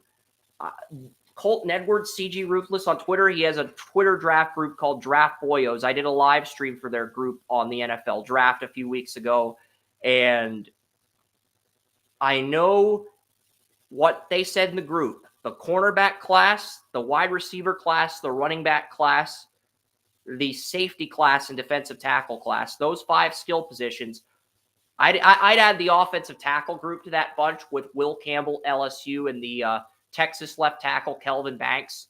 I would add the offensive tackle group to that group, but those 5 or 6 positions, those are going to be the skill positions in 2025, and everything else looks meh at the moment, but we'll see what happens. Too early to speculate on that, but very interesting stuff with the Big Ten, and great news for Ohio State, like you said.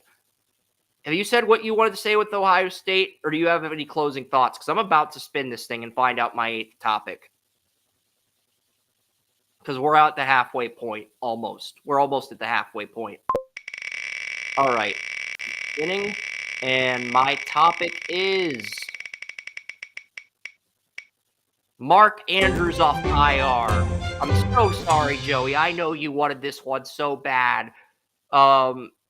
I think the earliest he returns is the AFC title or the Super Bowl, but there is an outside possibility that Mark Andrews comes back next week, along with Tyus Bowser, who got put on IR in Week 18 of last season, missed all of this year. There is a slight possibility that both Mark Andrews comes back for the divisional round. And if you had Mark Andrews coming off IR after his injury against the Bengals before Tyus Bowser, you are lying, dude. You are lying to me. You are lying to Joey. You are lying to yourself, because I don't think anybody and their mother who's a Ravens fan had Mark Andrews coming off the injury report before Tyus Bowser on the bingo card, because Mark Andrews, season-ending injury in Week 10 against the Bengals. Tyus Bowser, Week 18 ACL against the Bengals in the regular season, misses the playoff game in all of 2023. So for Andrews to recover from his injury before Bowser, that's a miracle for the Ravens. And if they get Andrews back for the divisional round, the winner of the Browns-Texans game is terrible. So I'm sure you've got something you want to say about this with the Andrews news. And if you don't, my guess is that he will be in the 21-day practice window. He'll probably get upgraded to limited practice by the time the AFC title starts, and they'll clear him if they think he's healthy enough. And if they don't clear him for the title and the Ravens get to the Super Bowl, he'll be back by the Super Bowl. So it'll be all set up for Mark Andrews to be the hero in the Super Bowl. But if the Ravens get that far. But yeah, that's pretty much the news with Mark Andrews. It is somewhat of a big story, at least for Ravens fans.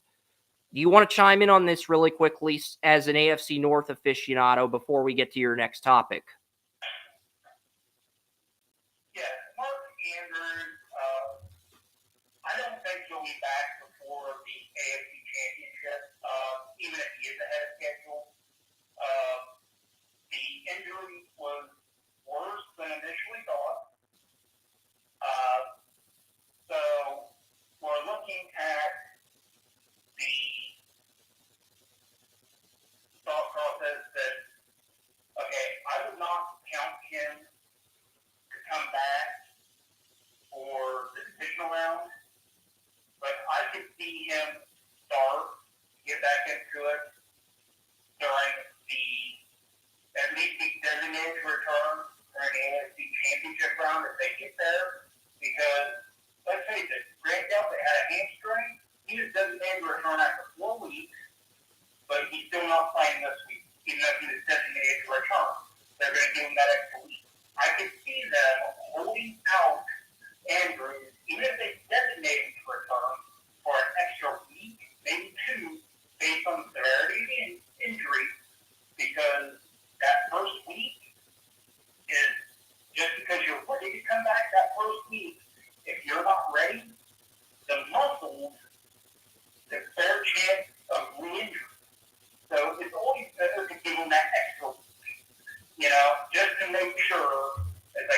Andy Gray goes, he's having a big game. Oh, there goes the injury again. And you don't want that. And as a team, we see that happen all the time. So I think they're going to give him at least, if the reports are true that he's going to come back early, I think they're going to give him at least one extra week just to make sure. Because it would be really dumb to throw him into the fire and then it's like, well, we just lost him for the entire 2024 season. I don't think it was. Let's find out what Joey gets. I've used 8 of my 16 topics. Joey's used 7.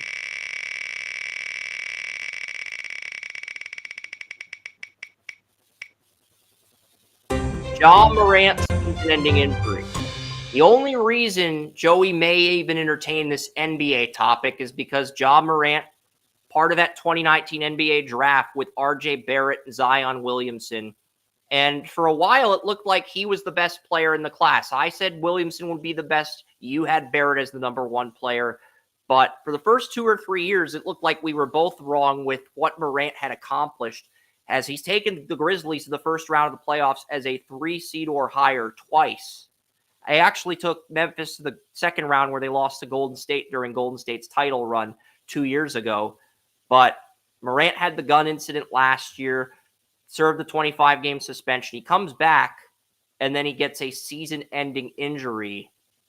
And look, I talk about the importance of depth charts and having a really good NHL roster. In football, hockey, baseball, you can reload with a season-ending injury because you can reload in football if you have good depth at a position. You can reload in hockey with line combinations and a good prospect in your system. You can reload in baseball if you have the good bullpen pitchers, personnel, etc.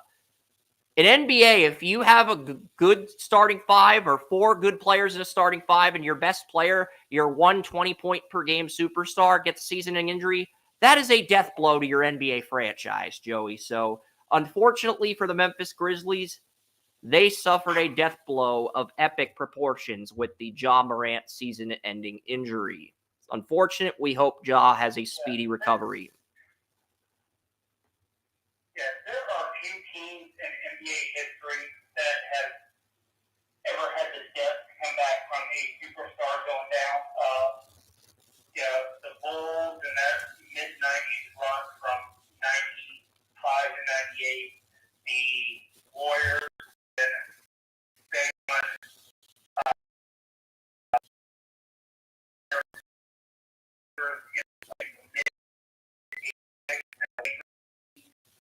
the 76 in the late 70s, because they're right there, almost 80 years, we got maybe 5-6 teams that have been able to withstand a major superstar injury. So it is very rare because the depth just isn't there. There are not enough positions on the roster. That's why I always said that 6 man is so important. Having that super sub. Because it's like when the Bulls lost Scottie Pippen, he is the only other all-star Michael Jordan ever played with. Okay, because when we did here's the thing. We all had Memphis at number 1 because myself, Brian Bayless, and Wes Langley all released our first NBA mock drafts on November 10th. And here's the crazy part. This is the first time ever in the history where Brian, Wes, and myself have all disagreed on the number 1 pick, which makes this draft even more of a clusterfuck for whoever gets the top pick. Because next year you've got the Duke player, Duke commitment. The number 1 commitment in the country for Duke basketball. Next year, you've got the number one player in the 2025 NBA draft going to Duke right now, and Cooper Flagg from Montverde Academy, 99.7 grade on 3, who's become like the new scout, and 5-star recruit. NIL values almost $1 million. I think somebody at Draft Express called Cooper Flagg the modern day version of Larry Bird. That I think it's absolutely asinine to compare a high school basketball player, even if it's the best Caucasian since Larry Bird, to Larry Bird. That's almost an insult to Larry Bird in his own right, his own respect as a basketball player. Larry Bird cannot be duplicated. Period. He can't be duplicated. And to put that much pressure on a high school kid, it's just criminal. It just is. It's just criminal. Even if a player as talented as Cooper Flagg, who's led his team to a state title. It just is. I'm sorry. Because look at it this way. Larry Bird, I think Orlando Woolridge was one that said that. Because he wasn't that fast, he didn't jump that high, but he played. Michael Jordan said that as well. It's like Jordan said he learned everything he needed to know about mind games from Larry Bird.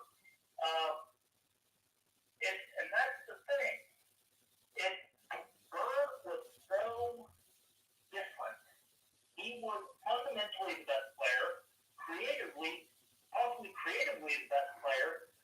Mentally, there was nobody who was in the history of the game ever going to be. No, because last year, the top two players in high school basketball were both sophomores. Those two players were Cooper Flagg and Cameron Boozer, the son of Carlos Boozer, and they were both projected 1 and 2 in most 2026 NBA mocks. It's why I kept saying the next two NBA drafts would be meh. Cooper Flagg reclassified. He's a school. He'll be on Duke, and then Boozer will be there the year after. So Duke's going to have the surefire, clear-cut number 1 pick in the next two NBA drafts after this year's draft. So this year's NBA draft, I kind of told you that I expected this year's draft to be a meh draft, and then the next two drafts to kick ass. So the next two drafts could be better than this one. But the problem with Memphis is you have Morant. You're really the only superstar on that team. You have Jaren Jackson Jr., a star power forward. You have Xavier Tillman, former Michigan State center. He's an okay starter for now, but he's not a long-term asset. Zaire Williams at small forward and Desmond Bane, a guy who can average 15 points per game, but's not really considered a star or superstar by the casual NBA fan as your starters. So you can either take the best player on the board and try to upgrade from Bane or Williams, or you can get a power forward and move Jaren Jackson to center, or you can draft a center. Those are your options if you're Memphis and you do not finish and you get the top pick. But as my NBA draft rant, I'm going to get to the point. Ron Holland is Wes's number 1 player. Alexander Sarr of the Perth Wildcats, a center that I saw make 3-pointers like player. And Brian Bucefalis has Matas Buzelis at number 1.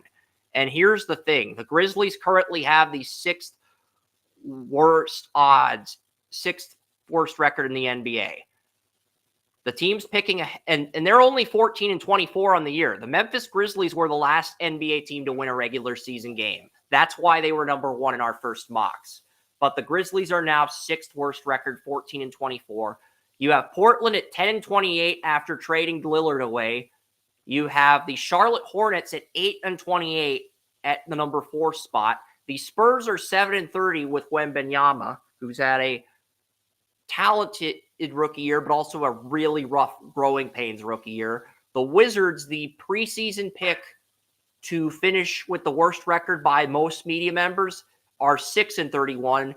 And the Detroit Pistons, who had a 28-game losing streak, are 3 and 36 on the year. This is a team with 5 starters that can average 10 or more points a game. You have Cade Cunningham. You have Jaden Ivey. You have Jared Dunn, the Memphis guy. You have the James Wiseman, the Warriors center, who's averaging 10 points a game. You have a decent small forward. And you have this Monty Williams, the former Suns head coach, as your head coach. This is a team with too much freaking talent to be 3 and 36, Joey. I'm sorry, but I'm calling it like it is. The Pistons have too much talent to be this shitty this year.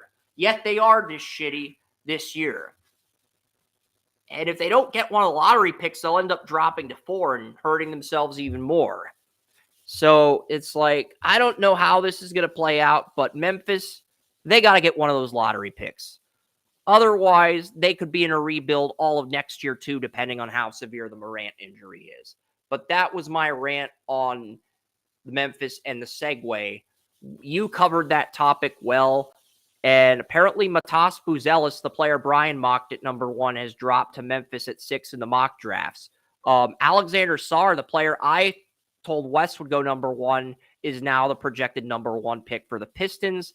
And Ron Holland, Wes's number 1 player, has dropped to 5 in the recent NBA mock on Tankathon. Zachary Rishasher, a riser that I pinpointed, is at number 3 in my mock, is now number 3. And Nikola Topic of Red Star is the projected number 2 player. But this is a crazy NBA draft because there's only one college player, Jacoby Walter, a freshman of Baylor, projected in the top 6. Only one college player in the top 6. So this is going to be uncharted territory. We've done drafts where there's 2 or 3 top 5 picks outside the NCAA. I don't think we've done a draft where 5 of the top 6 players are no longer in the NCAA, Joey. I mean, we had Wembanyama last year, but we also had Brandon Miller to balance that at number 2. So I don't think we've had a draft like this, but it's going to become more commonplace in the coming years. Well, at least for 2024. And it's just all over the place. There's not a clear number 1. Collier can pass. He has trouble shooting. USC point guard who was once projected to go top 10 is now listed at 12. Carlton Carrington, a riser, one of my friends found very early in the process, now a late first-round pick. We pinpointed him very early in the process, like 2 months before he became a riser. Now he's a consensus first-round pick. You're going to love this, Joey. Bronny James is projected to go to the Boston Celtics at pick 40 in the second round. I know that would make you happy as a Celtics fan. What about this for a scenario? Bronny James versus his dad in a Lakers-Celtics NBA Finals. Sign me up for that all day, man. I always talk about the best stories and how networks will do everything they can to make sure that story. Because it's basically Magic and Bird, except with LeBron and his kid. Which is gold mine for the NBA. Would be I've seen interviews with old executives where they said they literally built the NBA with Magic and Bird, where it was basically the TV built the NBA up by putting Bird first and Magic second on every doubleheader every night, just to make sure that they hit those ratings. I don't think you do. So it wasn't as big with Ron Booker's drawing, simply because you couldn't manipulate the system the way they had to back in the day. But the story itself, they could run back. The story itself is a gold mine, Joey. If Bronny gets drafted by the Celtics, you have Bronny versus his dad, but it's the Lakers-Celtics rivalry. You can run with that. That's a gold mine story. That is literally the best case scenario for the NBA as a business, if that scenario that Tankathon pitched happens. Yeah. And the only thing, and Bronny, from watching him play, I'll say right now, he's already better than his dad's basketball player. I mean, that's anybody who has ever watched LeBron play knows LeBron, an average basketball player at best. He is just more athletic than everybody else, and he is stronger than everybody else.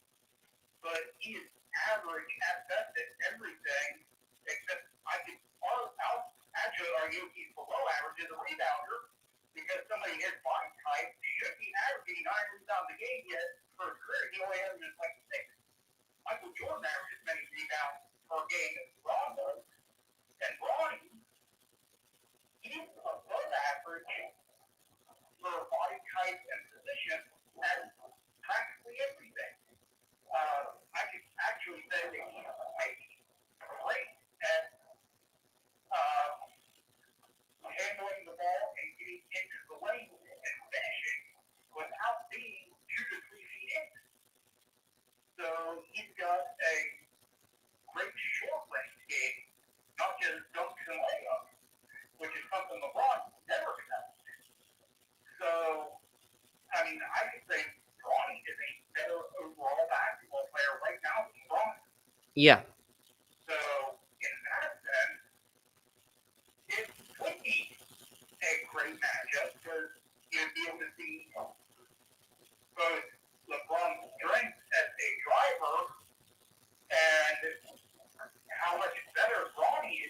And the only way you can top that story, because you can top that story, the only way you can top that story is if LeBron's second youngest son, who's a junior in high school right now, ends up on the Lakers right when LeBron's about to retire. Because then you'd have the two LeBron kids on the Lakers and Celtics for the next generation. Yeah, and I mean so that's something to look at. Do I think it's going to go down like that? Probably not, but it's just a fun theory to speculate on. And I know it's not related to our 16 topics left on the board, but Joey, I consider, since he did provide some input on Morant, I don't consider him as somebody who passed on the last topic. So we each have 8 topics left, and there's 16 topics left on the board. I could announce the topics, but I feel like it's more appropriate to do that once we get down to our final 10 or 8 topics. So here we go. My turn here. My turn, as Skip Bayless would say. Probably not the best example. Wow. It came down to DC United's new head coaching hire and the Jaguars firing Mike Caldwell. And Mike Caldwell wins by the slimmest of margins. It's like when you're playing Wheel of Fortune and it's like when you're playing Wheel of Fortune and it's on the line between the $1 million or the $10,000 Wheel of Fortune card and the bankrupt card, and it barely lands on the bankrupt card. That's what happened here as the Jaguars fired Mike Caldwell. But as far as the Jaguars firing Mike Caldwell goes, there's going to be a lot of turnover in Duval. And some of the hires I question. They kept their offensive line coach, even though the offensive line was a liability. They got rid of their quarterbacks coach. They kept Press Taylor. They got rid of their running backs coach. Travis Etienne had back-to-back 1,000-yard seasons. I would not have fired the running backs coach. I think whoever lands the Jaguars running backs coach has a chance to turn around their running backs career if he's coming off a bad year or an injured year, or if you get a good free agent. So keep an eye on that. I thought the Jaguars, overall, I thought Peterson should have stayed, but they have made some questionable moves. And the very first thing Washington's new GM did was interview Press Taylor about the head coaching job. That was his very first action as GM. So while you do like the fact that he worked under Lynch, not a strong first impression. With Press Taylor being your very first head coordinator you interviewed for head coach as general manager. Not a very strong first impression, but I still think he can right the ship in Washington as long as he doesn't hire Taylor. But what are your thoughts on just the Jaguars turnover with what's going on in Jacksonville? You've got the inside scoop here. I know it's my topic, but I'm just reporting the news and providing the bare minimum because I'm not a resident of Duval like yourself. Well, here's the thing. As far as Tomlin goes, the running back coach, Etienne did not improve this year. That was a huge thing. He actually took a step back when it comes to his pass block. So that was a big point of getting rid of Vernon Tomlin because it's one of those misses I watched was one of the misses that ended up getting Trevor Lawrence hooked because he just listened completely and Lawrence just got destroyed on that play. I watched that one live. The thing with Caldwell didn't do a terrible job. The bad part was when what he did when they were playing really well. He did really well when it came to devising pass rushes. And he developed his players really well, but he could not, for the life of him, find any way to invest across the globe. And when you cannot stop the run in the NFL, that's basically a death knell for your team. Because now you're only playing catch-up offensively, and if your team creates tons of ball as much as the Jags did, with Trevor Lawrence with 14 interceptions, a couple fumbles, Etienne with fumbles because he had someone come under Parmalee as his coach,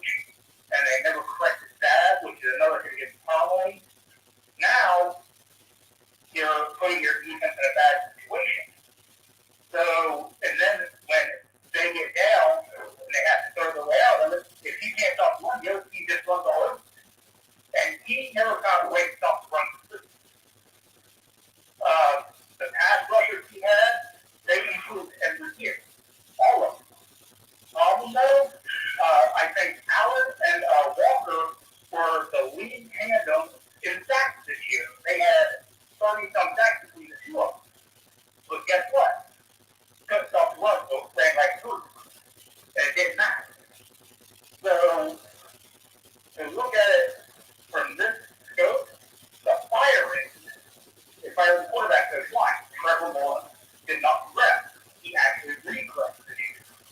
So, this is Doug Peterson saying, this shit ain't going to work. We didn't take a step forward, we took a step back. And he fired everybody. The position took a step back. And that's something sometimes you have to do, and he did it. So, I mean, I'm not going to get upset with him for doing it. I wish they wouldn't have done that for those personal and professional reasons, but they did. And the guys who underperformed paid for it. So, if you look at it, outside looking in, there were good moves all around by Peterson. So, I'm not going to get upset with it.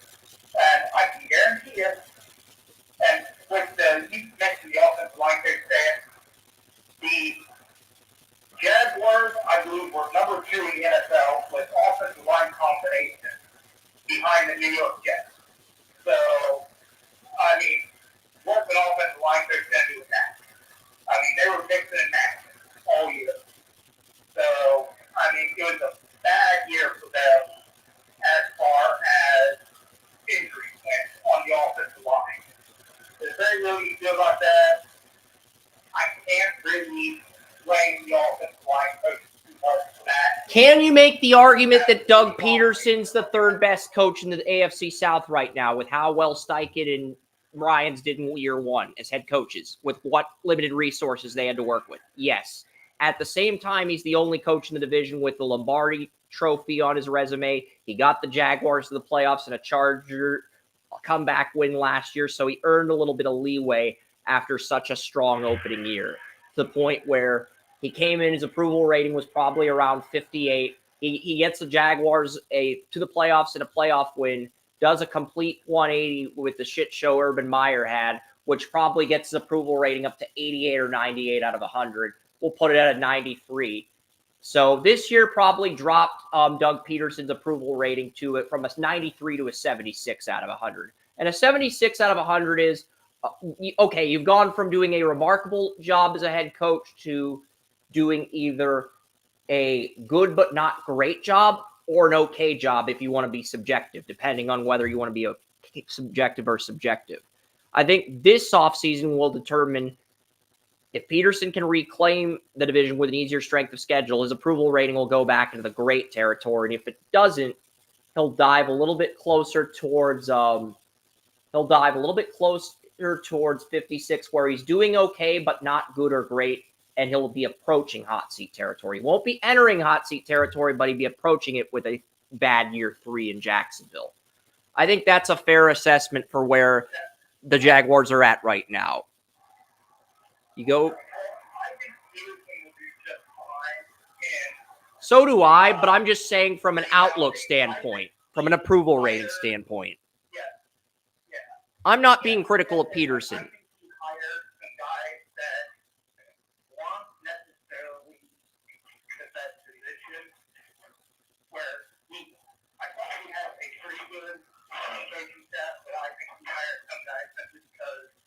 There were not better guys on the market at that time, and I think now he's going to retool his coaching staff more to his liking, because he basically hired guys that work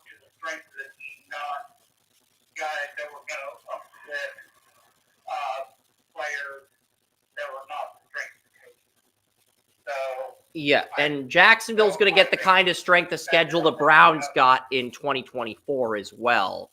And that's a huge advantage for the Jaguars because when the Jaguars won the division and peaked a year early, because I thought the Jaguars would do it in year 3, and they ended up winning the division right out of the gate in year 2 for Lawrence. I figured they would peak in year 3. They ended up being a year early, and then.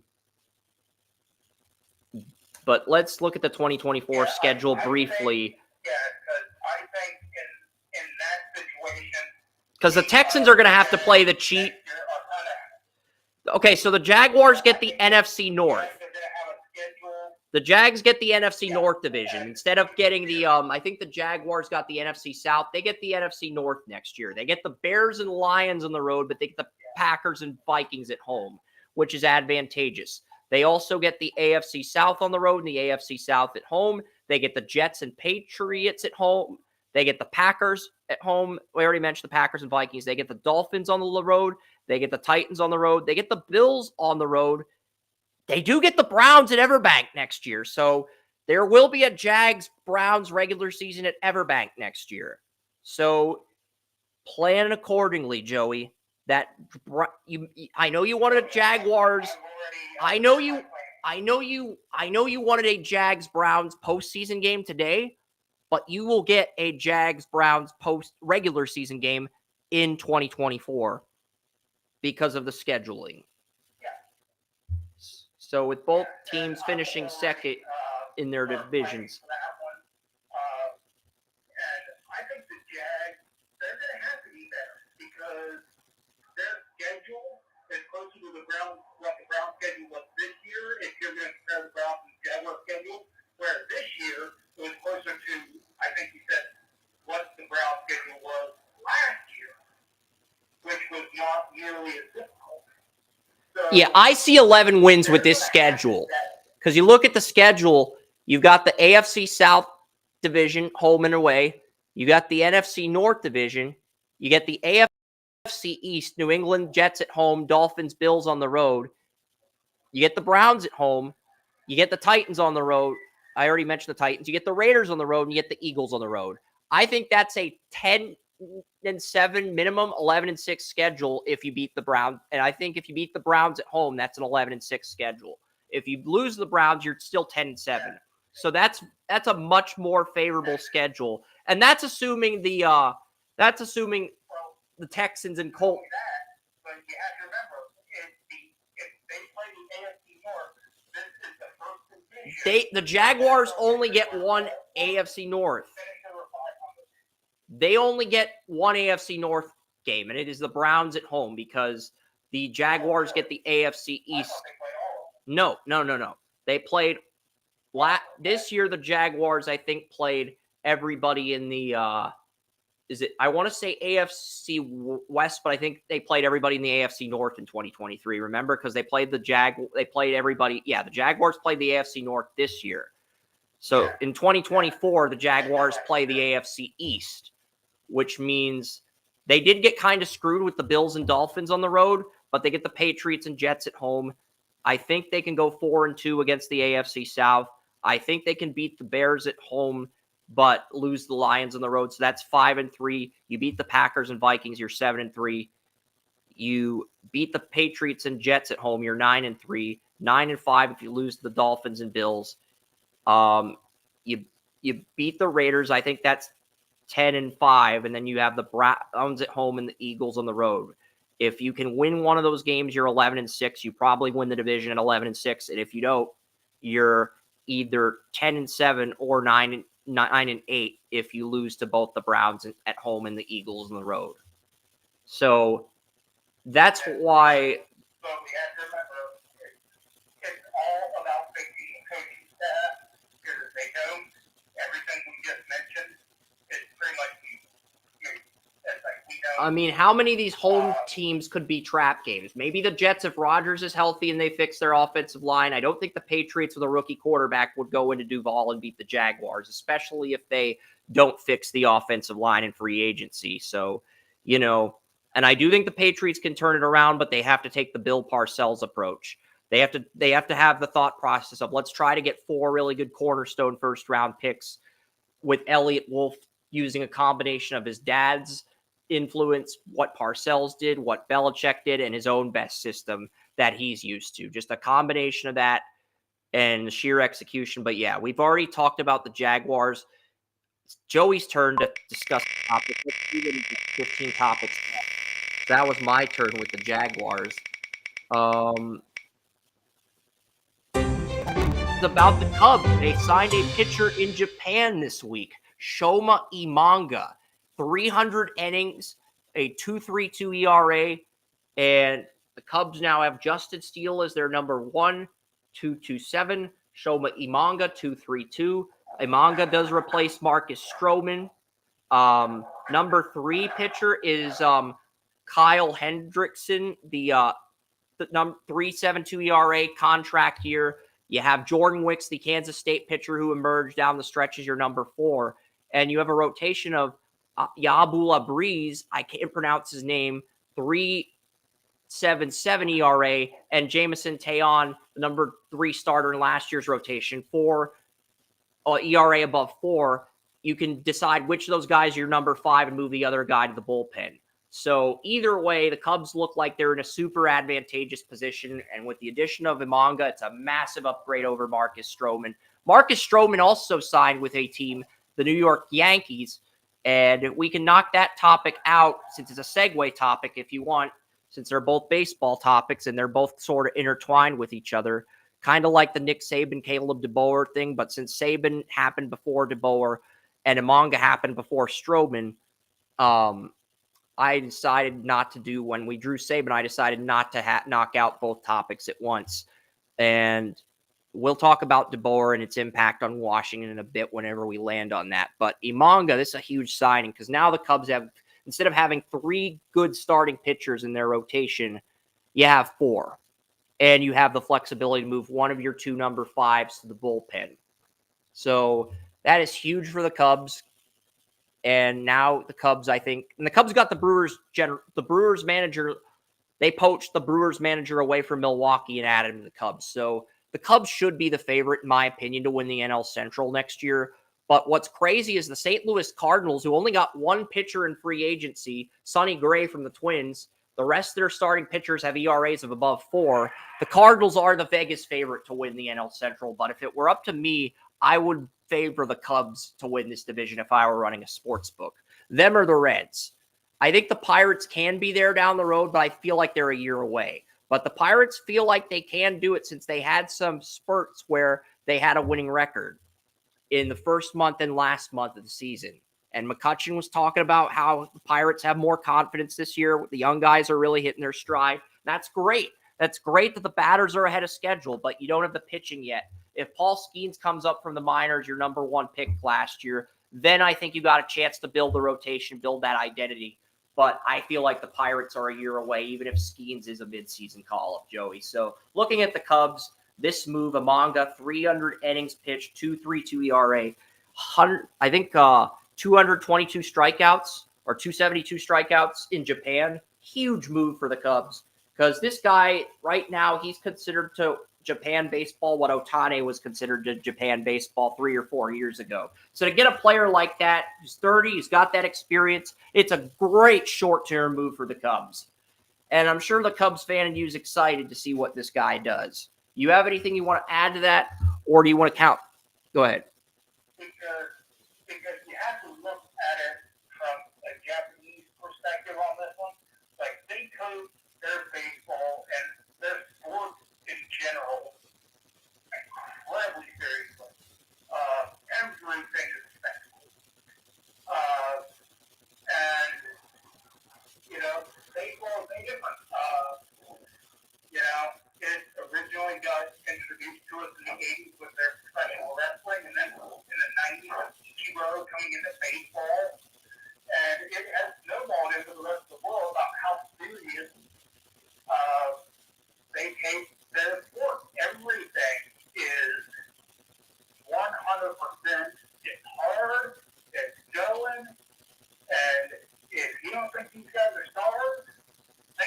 Yeah, it started with Ichiro and it evolved into Hideki Matsui, and then I think Daisuke came along for the Red Sox for a little bit. Then it sort of died down, but then it's had a resurgence the last few years.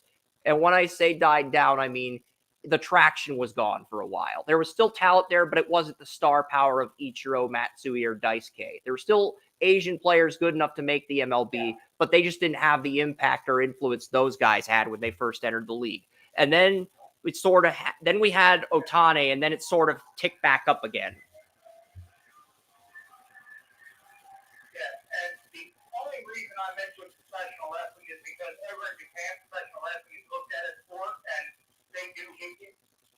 It is, sport-based and has its own commissions and everything. So, I mean, that's the only reason I mentioned that. But that was the world's first real look at, oh my God, these guys in Japan, they're really athletic. They know what they're doing and they can do stuff. Yeah. So that's why I mentioned that. Fair enough. I think the Cubs' ceiling is they probably win the NL Central and get a playoff series. I looked at the Dodgers. Dodgers already have 4 good starting pitchers, and if they get Dustin May back off IR and he's healthy as the number 5, they will have a good rotation. And Kershaw's a free agent right now. So if the Dodgers get Kershaw, they'd have 4 pitchers with an ERA of under 3, and they'd have Kershaw as the number 5 guy, which is just unfair. But their bullpen kind of stinks. It's not horrible, but they are missing those 1 or 2 extra pieces to really be that complete team in the National League, whereas the Braves have 6 out of 8 quality bullpen arms. The Dodgers have like 4. So I think that separates the Braves from the Dodgers right now. But you look at the baseball odds, Joey. Right now, the Dodgers are number 1 to win the World Series on BetMGM, FanDuel, DraftKings. The Braves are 2. Yankees are 3. But I think the Cubs are the number 3 NL team behind the Dodgers and Braves. So if they can knock one of those 2 out, they could get to the NLCS next year. We may have been a year early when projecting the Cubs' outlook when they were in contention, but I do think they're the favorite. We could talk about this further, but that feels like a conversation for a later show. We each have 7 topics left. It's my turn. What am I going to draw? 14 topics left on the board. When we get down to 10 or 8, we'll announce what's still on the board. We'll play like a little survivor. I get Ron Rivera fired. And we already talked about the GM. We haven't talked about the coach that's going to be hired yet, but Ron Rivera, this was coming for a long time. I mean, Ron Rivera had a good first season with the team, and he's a nice guy. And if he wanted to do a front office role, like a reduced capacity or something, I'd be open to that. But, I'm sure he'll find another job in the NFL like Pelissero, Ferrara, and Rappaport mentioned on the Insiders. But it was time for Washington to move on. This is a new regime with Josh Harris, Sixers owner, Magic Johnson. It's time for them to move on from Ron. And he's called Riverboat Ron, and he was too passive on 4th down situations this year. There were 4th and 3, 4th and 1 situations where it's a 6-7 point game with 7 minutes in the 4th quarter. Washington has all their timeouts, and Rivera punts it. And he's just too passive in those big moments, and he needed to be a little bit more aggressive. Not to the extreme of Dan Campbell, but aggressive enough to where he can keep his team in games. And I think that's the biggest reason he got fired after the Commanders' 2-0 start this year, Joey. Yeah, and let's just be honest. Ron Rivera is a two-time NFL coach leader. He is an established coach, but when he played for teams that ran the ball more, were more conservative. He learned from coaches that were more conservative. So that's the way he coaches. That's just the way he was brought up in the ranks. And as a defensive coach who's also conservative, that is, when you don't take any chances. Because Ron Rivera was the defensive coordinator, Lovie Smith, on the Super Bowl 41 team where the Bears lost the Colts. If you had hired Rivera right after that, I think he could have worked out as a head coach. And he did work out for a while in Carolina. But after he got that second stint with Washington, it really felt like, oh boy, it looks like we're starting to watch this decade's version of Jeff Fisher. And that's not a knock on Rivera. That's just a knock on his coaching style. Still respect Rivera, and I think he can do something besides coaching in the league. But, yeah, that's that. So we're gonna spin your next topic and we're just next topic. And I've got 6 topics left. Joey has 7. What is he gonna land on? Oh boy, he's not gonna know anything about this topic. It's not the 2024 NWSL draft. Now I will say this. I actually did research on every single player picked. I did not have a web page up, so I couldn't grade the picks, but I researched the bios of every player that was drafted, and this may be the single greatest draft class in the 2024 calendar year. Why? Well, it's very simple. I think there's 14 National Women's Soccer League teams. I think the first 50 picks were all A-plus picks. There's 56 total picks. First 50 picks, there were 0 screw-ups in the first 50 picks. We were 6 picks away from having a perfect draft with 0 screw-ups. We did have 3 screw-ups in the final 6 picks. We did have some drama at the end. And the worst pick in the entire draft was the Mr. Irrelevant pick. And if you really hate the Mr. Irrelevant pick, you could give that a D+ or a D grade. But is it really worth the squeeze to give the Mr. Irrelevant pick a grade that low? Joey would tell you probably not. But the NWSL draft, they killed it last night. I mean, there was talent all over the board. I will provide a few examples. I'm not going to go through every player in the write-ups. I'll give you one player in each round to shorten things. Ali Centaur was the number 1 pick. Can play striker, attacking midfielder, and winger on both sides. Soccer experts described her as a hunter with determination to get to the ball in the net. Youngest number 1 pick. She won ACC Player of the Year as a sophomore redshirt at 19. Also the first number 1 draft pick in NWSL history to shoot the soccer ball with her left foot. Most players, regardless of gender in soccer, shoot with their right foot. This woman shoots with her left foot. 11 goals, 7 assists, 29 points as a sophomore redshirt, and the versatility of playing anywhere at forward or attacking midfielder. Just a good number 1 pick, a unique number 1 pick. Outside, and then her teammate Savvy King, a true freshman who won 80% of matchups on defense and completed 75% of passes on offense, helped North Carolina get 10 shutouts, was the first true freshman to declare for the NWSL draft. She went second. Craw Bethune, Georgia, client that an agent who follows me on Twitter, Maggie Natim, she follows my MLS draft content on Twitter. She's amazing. Her client, Craw Bethune, was mocked number 1 overall by CBS, ended up going 3rd. That is her 3rd highest pick. Highest draft pick I interviewed was Santiago Patino, the 3rd pick in the 2019 MLS draft. So I'm happy for Maggie. I thought the best, got Maya Doms, the consensus number 2 pick, fell to number 8. I thought that was the best value pick in the first round. Because everybody was saying Maya Doms, leader and team captain, the Stanford team that made the championship. But I think the best value pick and the best interview for the first round may have been Leilani Nesbitt of Florida State. She helped Florida State win a 2023 College Cup. She switched from a forward to midfielder after enrolling in Florida State through the portal.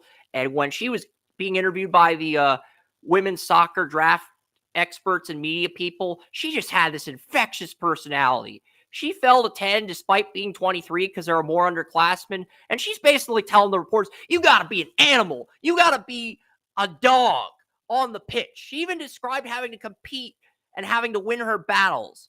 And she fell to freaking 10. And she reminded me of Peyton Manning coming out of Tennessee with a work hard. You got to play hard. It's just an amazing interview. It's an absolute travesty she fell to 10 in the draft because, frankly, I think the team that took her at 10 got a massive steal. Because if you're saying that type of stuff right after you get drafted, I want you on my team. And I know, regardless of what sport you're coaching, Joey, you want a player with that attitude on your team. Period.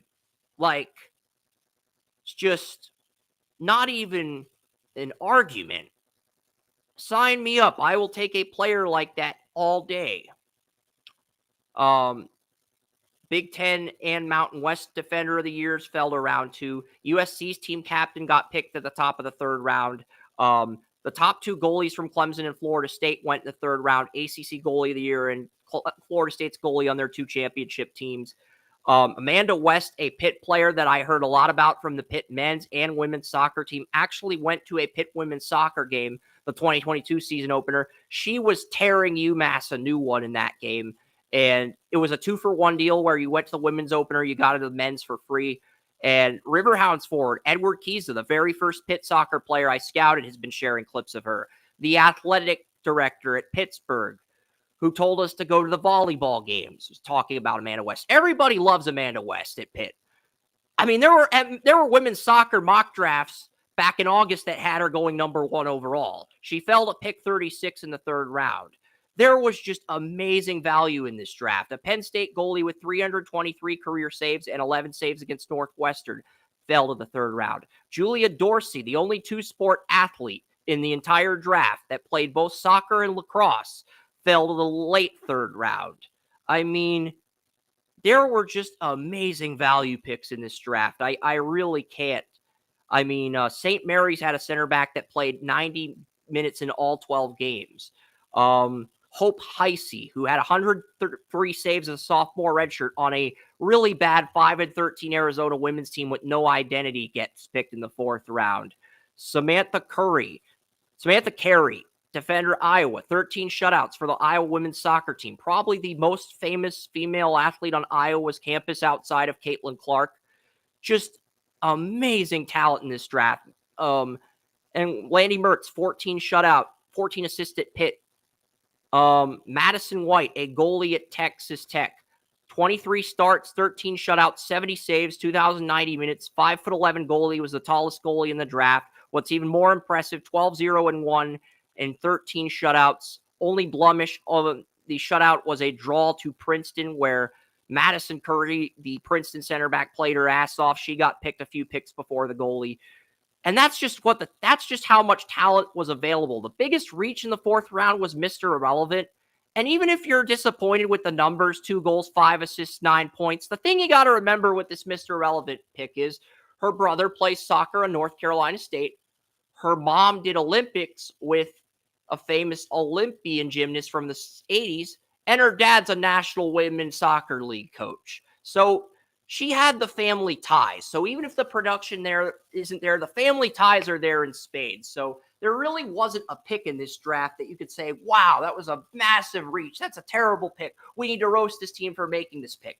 Everybody, I would say there were 50 consecutive A-plus grades and 53 out of 56 A-plus grades for the entirety of the draft. That's 95% of the draft class. We are not going to see that again in our lifetimes, Joey. Also, this was Ion's first year covering the draft. See, ESPN dropped the Women's Soccer League draft. So did CBS Sports after 2 years, even though CBS owns the rights to the NWSL Cup. So Ion picked up the draft, and the panelists they hired, I thought they were going to be more brutal than the really good analysts on ESPN, and CBS, and I was dead wrong, Joey. I was dead wrong. These analysts didn't just do amazing. They knocked it out of the park. They made the CBS and ESPN reporters look like amateurs. They did. And, ESPN would stop after the first 2 rounds. CBS would stop after the first round. Ion had the first 2 rounds, but they had rounds 3 and 4 available if you had Ion Plus. Ion did everything correctly, from the media coverage to the commissioner announcing the picks to, we'll give you rounds 3 and 4, the bonus rounds that most fans don't care about if you sign up for Ion Plus. So Ion, congratulations. You capitalized on a fuck up that CBS Sports and ESPN made. And for a small-time cable company, that is massive. That is massive for you guys. Also, I want to say this.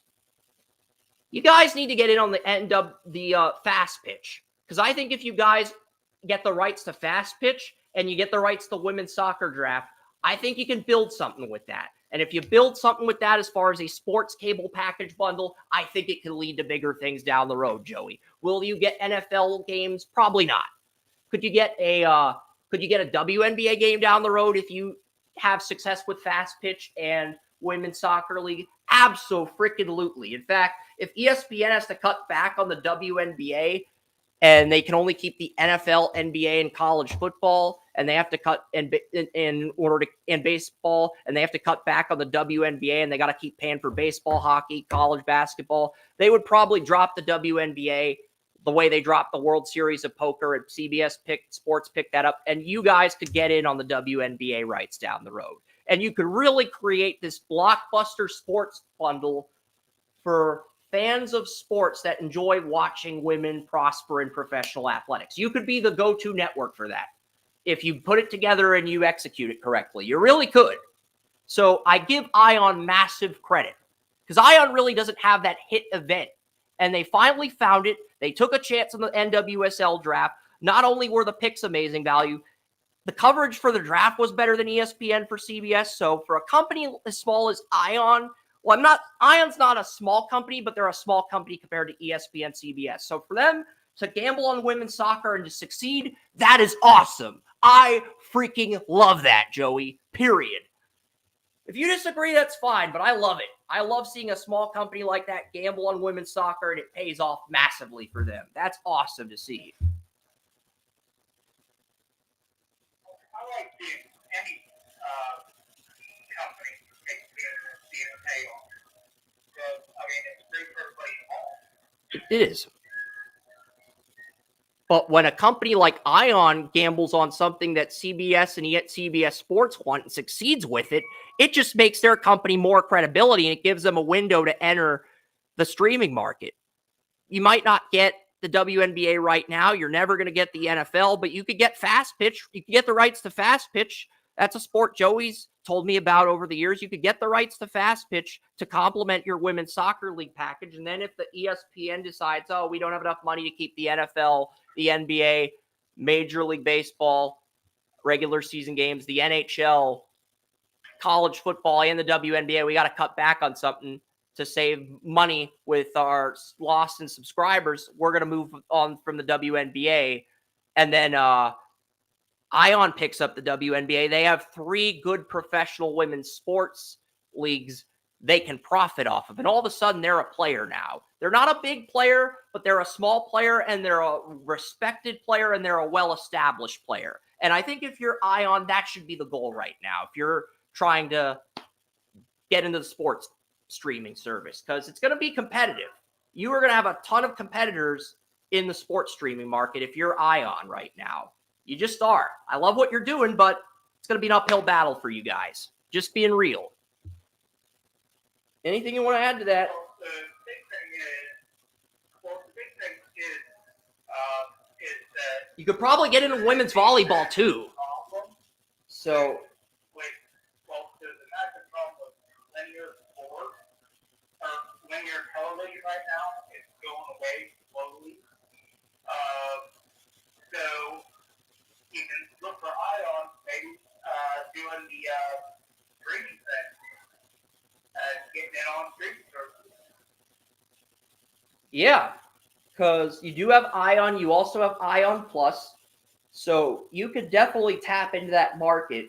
Because really all that's on Ion outside of the NWSL draft is like reruns of shows like Hawaii Five-0 and other shows. And that's great and all, but you've got so much more potential to make this something amazing. I'll look at what Ion has really quickly here. See what Ion's hit TV shows are. Basically, a lot of their stuff is network reruns. They have reruns of Law and Order, Chicago Fire. I mean, their original shows, they have reruns of Numbers. They have reruns of Supermarket Sweep, reruns of The Listener. They have Private Eyes, which is basically their hit show. And you have that's basically your hit show now. You basically have reruns of everything else. I think you have Generation, which is like a Generation Z thing, which is not a bad show. It only aired 1 season in 2021, but really you air reruns of shows and your only hit original show is Private Eyes. But Private Eyes lasted 5 seasons from 2016. So I'm not exactly sure if that would count as a original show or a former show because of it's 2024 now. But I'm going to see what list. Here we go. Wikipedia list of Ion. How many shows are syndicated programming or shows that are you have sports programming, you have the WNBA. Oh, so they already have the rights to the WNBA for a regular season. They don't have the rights to the WNBA finals and playoffs, which ESPN and the ABC still own, but they do already have the rights to broadcast some WNBA games. So that's good. They're ahead of schedule. I didn't think they already had the rights to that, but they do. And they have three original children's programming events: Animal Science, Science Max, Exploration, Awesome Planet. They also air original Christmas movies. And they used to have the rights to World Cup Comedy and Chicken Soup for the Soul. They used to have game shows as well, like 21, Beat the Clock. And yeah, I mean, they used to have NFL Films Game of the Week back in 2007. They had it for 1 year before NFL Network acquired the rights to it. So they actually had the NFL Films back in 2007, but they couldn't build on it. They couldn't sustain it. So yeah, that's pretty interesting, though, that they actually originally owned that before NFL Network acquired the rights to it. Or maybe paid the league for the rights to it, but whatever. Point is, still pretty good. I'm not going to get too much into a rant on Ion. I think we've covered our bases, not only from the cable subscriber, not only from the agent that follows our work, but also with the draft in general. I think reading through every pick would be a waste of time. But that was supposed to be Joey's topic. He didn't. So he's still got 7 topics left, and I've got 5 left, and we are at 12. So whenever Joey and I get to an even number, we will report on the survivors left in the pool.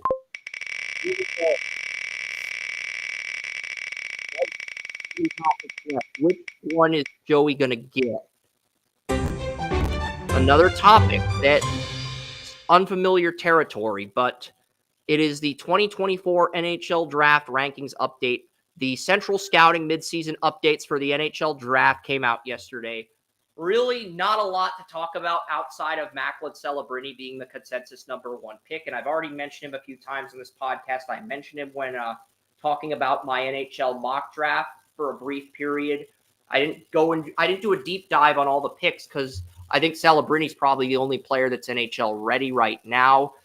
I also mentioned him a few weeks ago, and this is now the 3rd time, second in the last 3 shows I've mentioned him. And I'll be scouting him in person again in 2 weeks. So you'll probably hear about him again. Artem Lishunov's the projected number 2 pick, but there's a lot of risers that have moved up the board since the beginning of the year. A lot more than I anticipated, Joey. So I'm going to have to start doing a deep dive on some of those guys. But, Macklin Celebrini, there's the bottom 11 are in the running for Macklin Celebrini. So we'll take a look at the lottery here and who's in the running for him. We're not going to mock him or project him. But looking at the bottom 11, the Sharks are in the running for him. And if they get him, Aiden's, his dad, Rick Celebrini, who's the medical doctor of sports science for the Golden State Warriors, could travel to Sharks games to see his son when the Warriors aren't playing. It's a 45-minute drive from Golden State to San Jose. That's without traffic. If it's traffic, you're looking at an hour and 15 minutes. Yeah, the Blackhawks could end up getting Bedard and Celebrini and pairing them. I told you about that a few weeks ago. The Ducks are in the running. The Ducks are already stacked at center. If they get Celebrini too, it's just unfair at that point. Ottawa is in the running for Celebrini. Columbus could end up. Columbus fired Babcock before the season started. That's why they went from being Joey's Stanley Cup pick to being still in the bottom 5. But if you get Adam Fantilli and you move Fantilli down to line 2 and you have Celebrini on line 1, that is a 1-2 punch that could do a lot of damage for Columbus. The Minnesota Wild have the 6th worst record. They lack a first-line center. They need Macklin Celebrini. I would argue outside of San Jose, they are the one team that needs Macklin Celebrini on this list more than any other NHL team. The Sabres have a lot of quality talent, but their goalie, Devin Levi, after a strong finish to the regular season, he's had a rough start, dealt with some injuries. The Canadiens are at 8. They already have Nick Suzuki. The Calgary Flames are at 9. The Coyotes are at 10, 20-18-2, and actually have shown flashes of being a playoff team this year, Joey. A lot of young talent at forward. Logan Cooley having the most success of the 2022 draft picks. But the Coyotes lack bodies on the blue line, and they don't really have an established goalie. But they're showing a lot of heart. They're showing a lot of promise. They're winning games. I was expecting the Coyotes to be a bottom 5, bottom 6 team. They're on the cusp of entering the conversation for the playoffs at number 10, but they could still win the lottery. And you got the Blues at number 11. And then the other teams that are just outside the top 11 that missed the cut but are out of the playoff range right now, you have the Lightning at 12. And let me tell you, the Lightning's pick is top 10 protected. It's not lottery protected, but it's top 10 protected. So if the Lightning were to finish with the 11th worst record and they were to somehow get Celebrini to pair with Stamkos and Point and Victor Hedman and their goalie, it would just be unfair at that point. The Kraken, they beat the Vegas Golden Knights on New Year's Day in the Winter Classic, but they're out of the playoff picture. The Red Wings, they started out the year really good. They've cooled off since then. The Kraken have won 8 in a row. The Kraken were like 5th or 6th worst team in the league, but they've won 8 in a row. They are one of the 3 hottest teams in the league, and they're now all the way up at 13. The Pittsburgh Penguins started the year as one of the bottom 5 teams in the league. They're now at 15, but the Penguins are in an interesting spot. They played 40 of their 82 NHL games. They have 45 points on the year, and they're out of the playoff picture right now because they are 7th among the teams. Metropolitan Division in hockey this year is like the AFC North in football, Joey. You have the Columbus Blue Jackets who've been awful because they fired Babcock because he did something that made the players uncomfortable behind the scenes. And then you've got 7 of the 8 other teams in the Metro outside of Columbus with winning records. I don't think I've ever seen that, Joey, where 7 of the 8 hockey teams in one of the 4 divisions all have winning records. That's the equivalent of what we have in the AFC North this year in the NFL. It really is. And then the Capitals are currently at 16. So that is the Celebrini lottery. But of that group of teams, I think San Jose and Minnesota need him the most. Columbus would be a fun fit, but I just don't know if they would win him. Now, if Chicago gets him, they are going to be a powerhouse like Crosby and Malkin or Connor McDavid and Leon Draisaitl. They are going to be that type of powerhouse team if they end up with Connor Bedard and Macklin Celebrini. And we do have news on Connor Bedard if you want to segue into that because we have 12 topics left.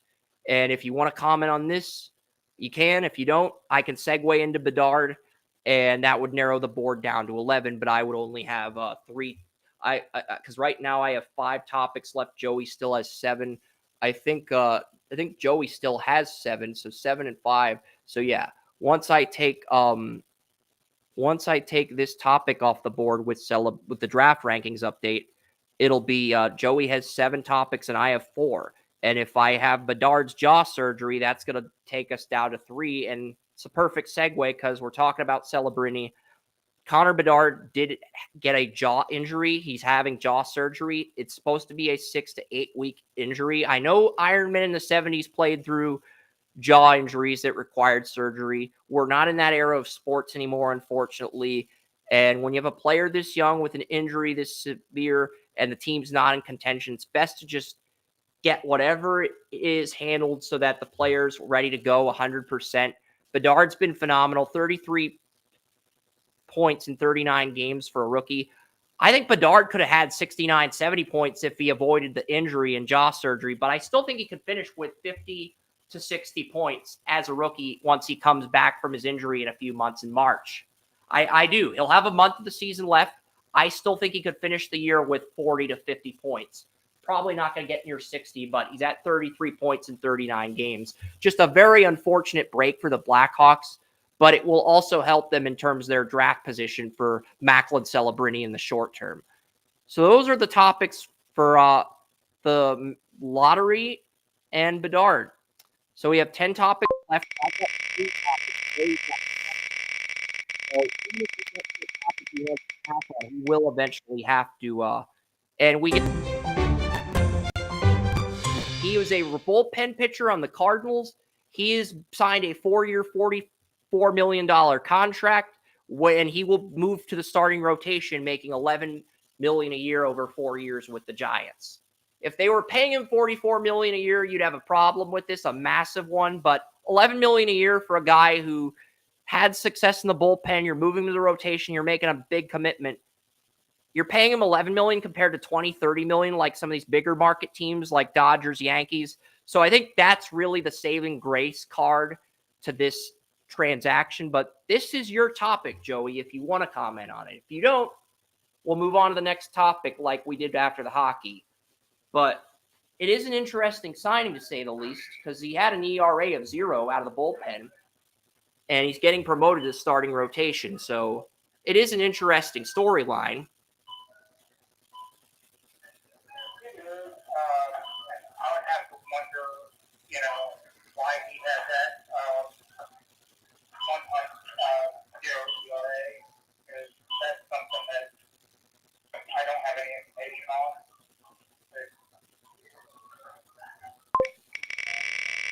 All right, so I've got 3 topics left. Joey's got 6.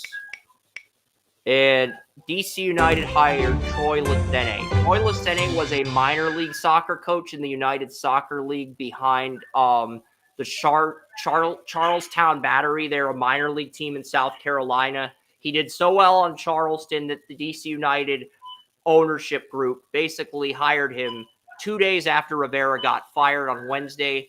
And he's been impressed with the progress. Matthew Doyle, the MLS draft expert, released the projected depth charts of the 29 MLS teams. Tyrese Spicer, the number 1 pick, the number 3 pick, Logan Farrington out of Oregon State, and Jacob Fowler. He's 19, but they have a 33-year-old striker, Taxi Foutis, no longer going to be with the team at striker, but they're attacking mid, 13 goals, 33 years old. He's moving to striker, and he'll be mentoring the 19-year-old Jacob Murrell. So I think DC United may have gotten a steal with Murrell at 7, kind of like with Orlando with Duncan McGuire last year. But picks 1, 3, and 7 look like the biggest steals in the 2024 Super Draft. And Listene has been impressed with Mueller and Espinosa, the veteran, so far in the offseason in his short, brief time with the team. And some of the training camp auditions leading up to training camp themselves. So DC United could be an interesting team to watch. I mean, they hired Wayne Rooney in the summer of 2021, and they got rid of Wayne Rooney after the 2023 season. Now, instead of having a former veteran player like Wayne Rooney, they're replacing him with a minor league soccer coach, which could end up turning the team around if this guy actually comes in like Mike McDaniel, because he does kind of remind me of Mike McDaniel from a soccer standpoint, but I also could see him being Listene's basically a Caleb Porter MLS Mike McDaniel hybrid. So I could see this hire working out, even though it's a minor league coach getting promoted to the MLS. I could also see this hire being a disaster and DC United being one of these teams that continues to stay in purgatory due to the wrong coaching hires. So it really could go either way. Joey was not going to have any information on this topic. I've got 2 topics left. Joey's got 6. We are down to the final 8. Hopefully we get something Joey's familiar with here. I think there's about 6 or 7 topics Joey's familiar with, but the one he's unfamiliar with comes up. Jesper Wallsted's NHL debut. He is the Minnesota Wild's 2021 first-round pick. Why is he up in the NHL making his debut 2.5 years after getting drafted? He dominated in Sweden. He dominated with the Iowa Wild in the American Hockey League, Minnesota's minor league team. He dominated both of those places. Marc-Andre Fleury was having a rest night, and the backup goalie, Philippe Gustafsson, was injured. So Minnesota said, Jesper Wallsted's our first-round pick. He's dominated everywhere he's went. He's dominated against kids his own age in the draft year. He dominated against men in Sweden. He dominated in Iowa the last 2 years. He's 20, turns 21 later in the year. Let's bring him up for a 1-game audition because our backup goalie is injured, and since he's our first-round pick, we got to see what the return on investment is. I mean, he looked good early in the game, but he was making his NHL debut on the road against the Dallas Stars, and as far as management goes, if you're a bottom 10 team and you're putting your 2021 first-round pick with 0 NHL experience in a road contest against the Dallas Stars, it kind of feels like you're setting him up for failure. Dallas won the game 7-2. Minnesota did not pull the goalie in any of the goals they gave up. He had Dallas had 34 shots on goal and he only had 27 saves. He gave up 7 goals in his debut, and the Wild didn't pull him because they didn't want to break his confidence. I mean, after Dallas took a 2-0 lead, Marc-Andre Fleury was telling the famous TNT hockey reporter that you've seen, Jackie Edmond or whatever, the redhead that looks like Grace, he was telling her that the goalie's feet were moving too quickly and that he looked nervous on the bench. That should have been a telltale sign to maybe this wasn't such a good idea to rush him up to the NHL. I mean, I do get it. Minnesota has an easier part of their schedule after Dallas, but I would not have put this kid in a situation against Dallas, an angry, pissed off Dallas team that's blown some big leads throughout the season, that's historically had Minnesota's number. Ottinger was injured. Miro Heiskanen, their best defender, was injured. So I guess the Wild's thought process was, with Dallas's best defender and goalie out with injuries, we got a chance to steal this game. Even if we play the rookie, let's roll the dice. And it backfired about as badly as Ryan Leaf against the Chiefs in Arrowhead in his rookie year. It backfired that badly. So did Minnesota fuck up here by rushing this guy up to the NHL because their backup goalie was injured? Kind of, if you want to comment on it, if you can. If you don't, I'll comment on it. That really does leave me with 2 topics left and you with 6 as we're down to 7. So that would leave me with 1 topic and you with 6. So what do you want to add to this? Because this was the consensus number 1 goalie in the 2021 draft. Casa was the first goalie. Yeah. See, Yzerman looks smart now because he took Casa ahead of Wallstead. Look, the top 2 goalies in 2021 were Wallstead and Sebastian Casa. Wallstead was the consensus number 1 goalie in mock drafts, but Yzerman traded up with Dallas and took Casa at 14 because he was also a former center in middle school football in Canada. And that decision looks brilliant now because he didn't rush him up to the NHL. And even though Wallstead was seen as the player with the higher ceiling, the fact that the Wild rushed him up and he gave up 7 goals in his NHL debut. I don't remember a goalie drafted in the first round that did that poorly in their NHL debut, Joey. I think you have to go back to like the Rick DiPietro days in 2002. And even though he gave up 4 or 5 goals in his debut, I don't think he gave up 7 in one game. That is just bad, like woefully bad. I'm sorry, it just is. It's not as bad as my goalie debut.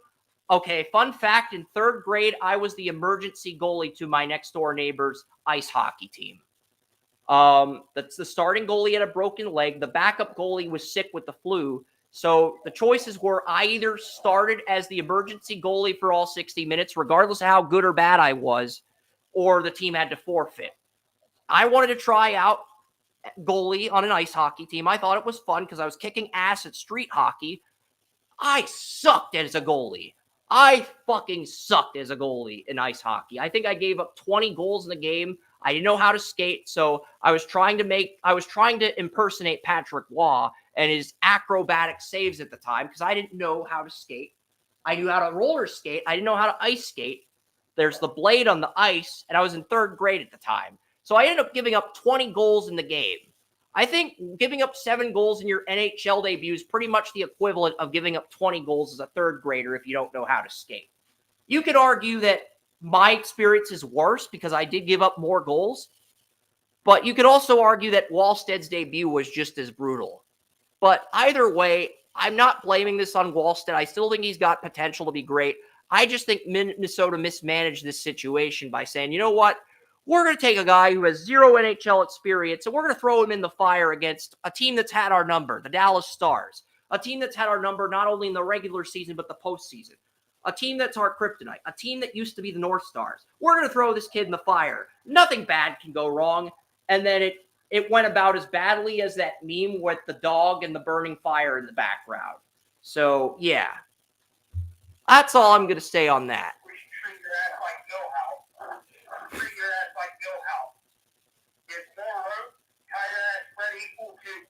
Equal to the goalpost, and then you sit there and hope that they don't decide to just slide it in, gently on the ice, I'm just curious, Joey. Did the Simpsons steal that from the Mighty Ducks with Goldberg, or did the Mighty Ducks steal that from the Simpsons? Because I know one of those happened before the other. Well, the episode was, in a way, based on the Mighty Ducks, so I would say Mighty Ducks. Okay. Fair enough. And since you did comment on that, even though it was brief, that does count as one of your comments. So you have, I think I have 2 topics left. I have 2 topics left. You have 5 left. And I think the only topic you'd be unfamiliar with is an MLS topic. The rest of the topics are either football, NBA, or MLB. There's no more hockey or soccer topics. So I think I'll probably get the FC Cincinnati topic, and then you'll get your pick of the remaining football, basketball. Get Caleb DeBoer heading to Alabama, the Washington head coach. He took the Alabama job last night. That is a much bigger story. If we're ranking these stories 32-1, this would probably come in at 5 or 6, but it is the 7th last category on the board, and now it's off the board. Caleb DeBoer replaces Nick Saban at Alabama. I get it because the Big Ten was about to get a lot tougher, but it's still a lose-lose scenario for DeBoer either way. You can't replace the living legend that's Nick Saban, and if you stay in the Big Ten after all the players Washington's losing in this year's NFL draft, you are going to be number 5 or 6 in the Big Ten at best. 7-5, 8-4, 5th best team in the Big Ten.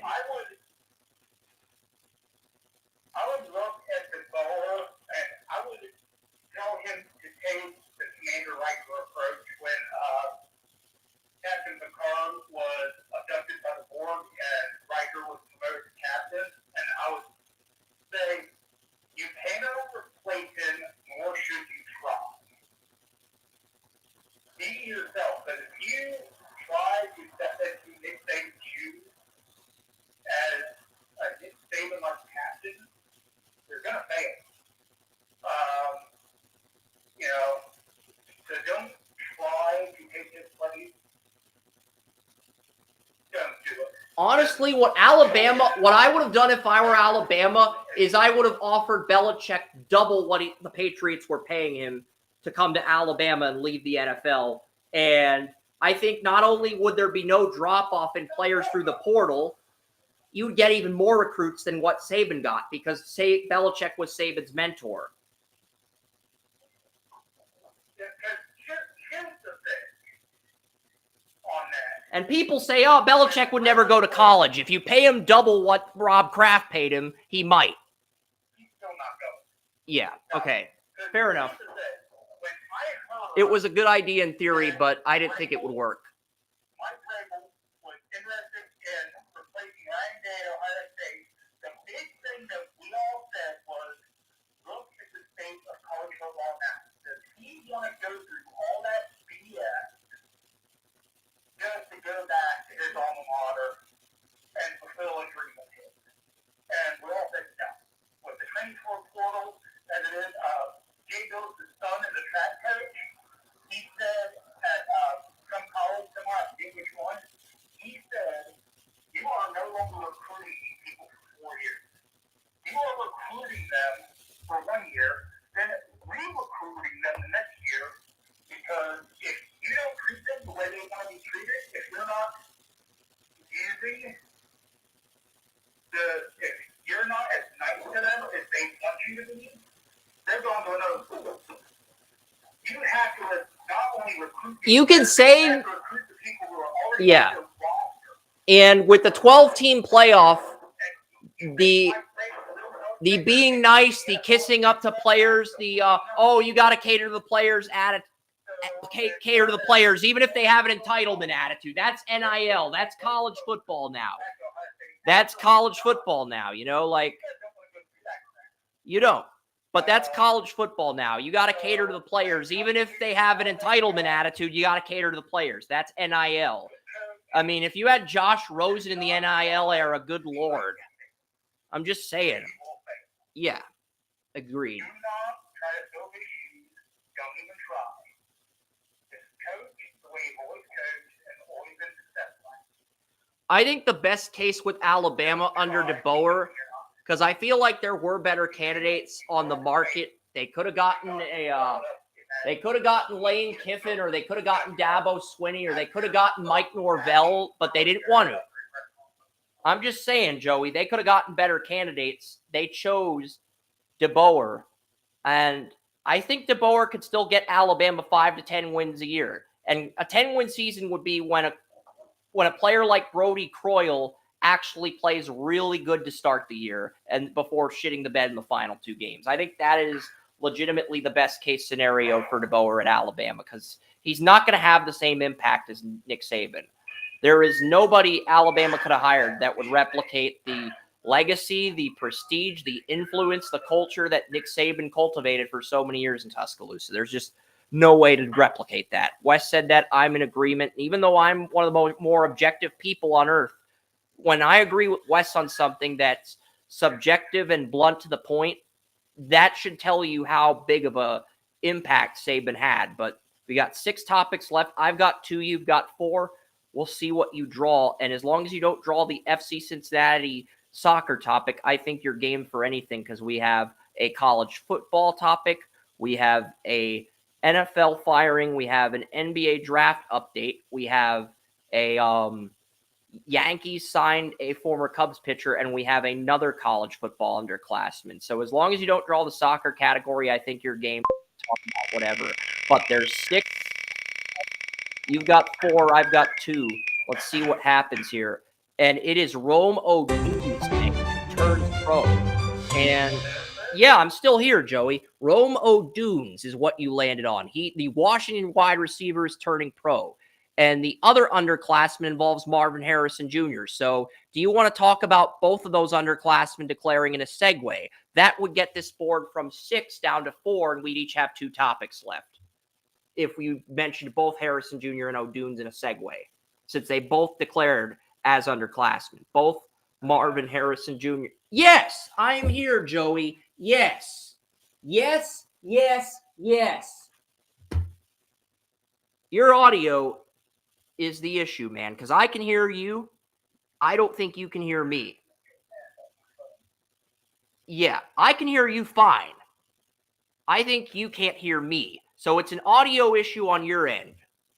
So, yes, you got Rome Odunze, but you also got Marvin Harrison Jr. So I need to talk about those guys when your audio on your phone works. In fact, I'll text you what to talk about to save us even more time. Because if these audio issues on your phone keep happening, Joey, it's going to be until like 1 or 2 before we talk about the Browns. But if you talk about Ozune and Marvin Harrison Jr., we're down to 2 topics or each, 4 topics left. And then I can announce the final 4 topics, and then we can pivot into the NFL games. So please, Joey, Rome Odunze, Marvin Harrison Jr., I know you've watched both receivers. Why don't you give us your thoughts on both of them declaring?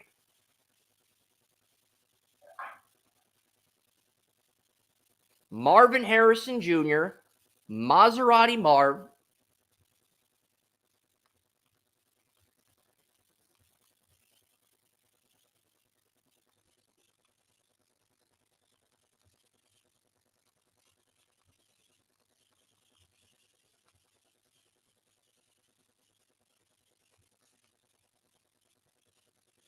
All right, fine. I'm going to talk about them. But yeah, that was Joey. He did a good job. I do appreciate his contributions. I wish we could have finished the board before we pivoted into the NFL games, but it's noon. We've got Marvin Harrison Jr. declaring, Rome Odunze declaring. Marvin Harrison Jr. is going to be a top 5 pick. He's the top receiver of the draft. Some people think Rome Odunze is wide receiver 3. I haven't seen enough of that traits-wise on film. I still think Keon Coleman's wide receiver 3, but those 2 are probably going to be 3 and 4 off the board. I think Troy Franklin is deserving of wide receiver 4. Can you hear me now, Joey? Can you hear me? Can you hear me? Let me try this. Can you hear me, Joey? Can you hear me? Can you hear me, Joey?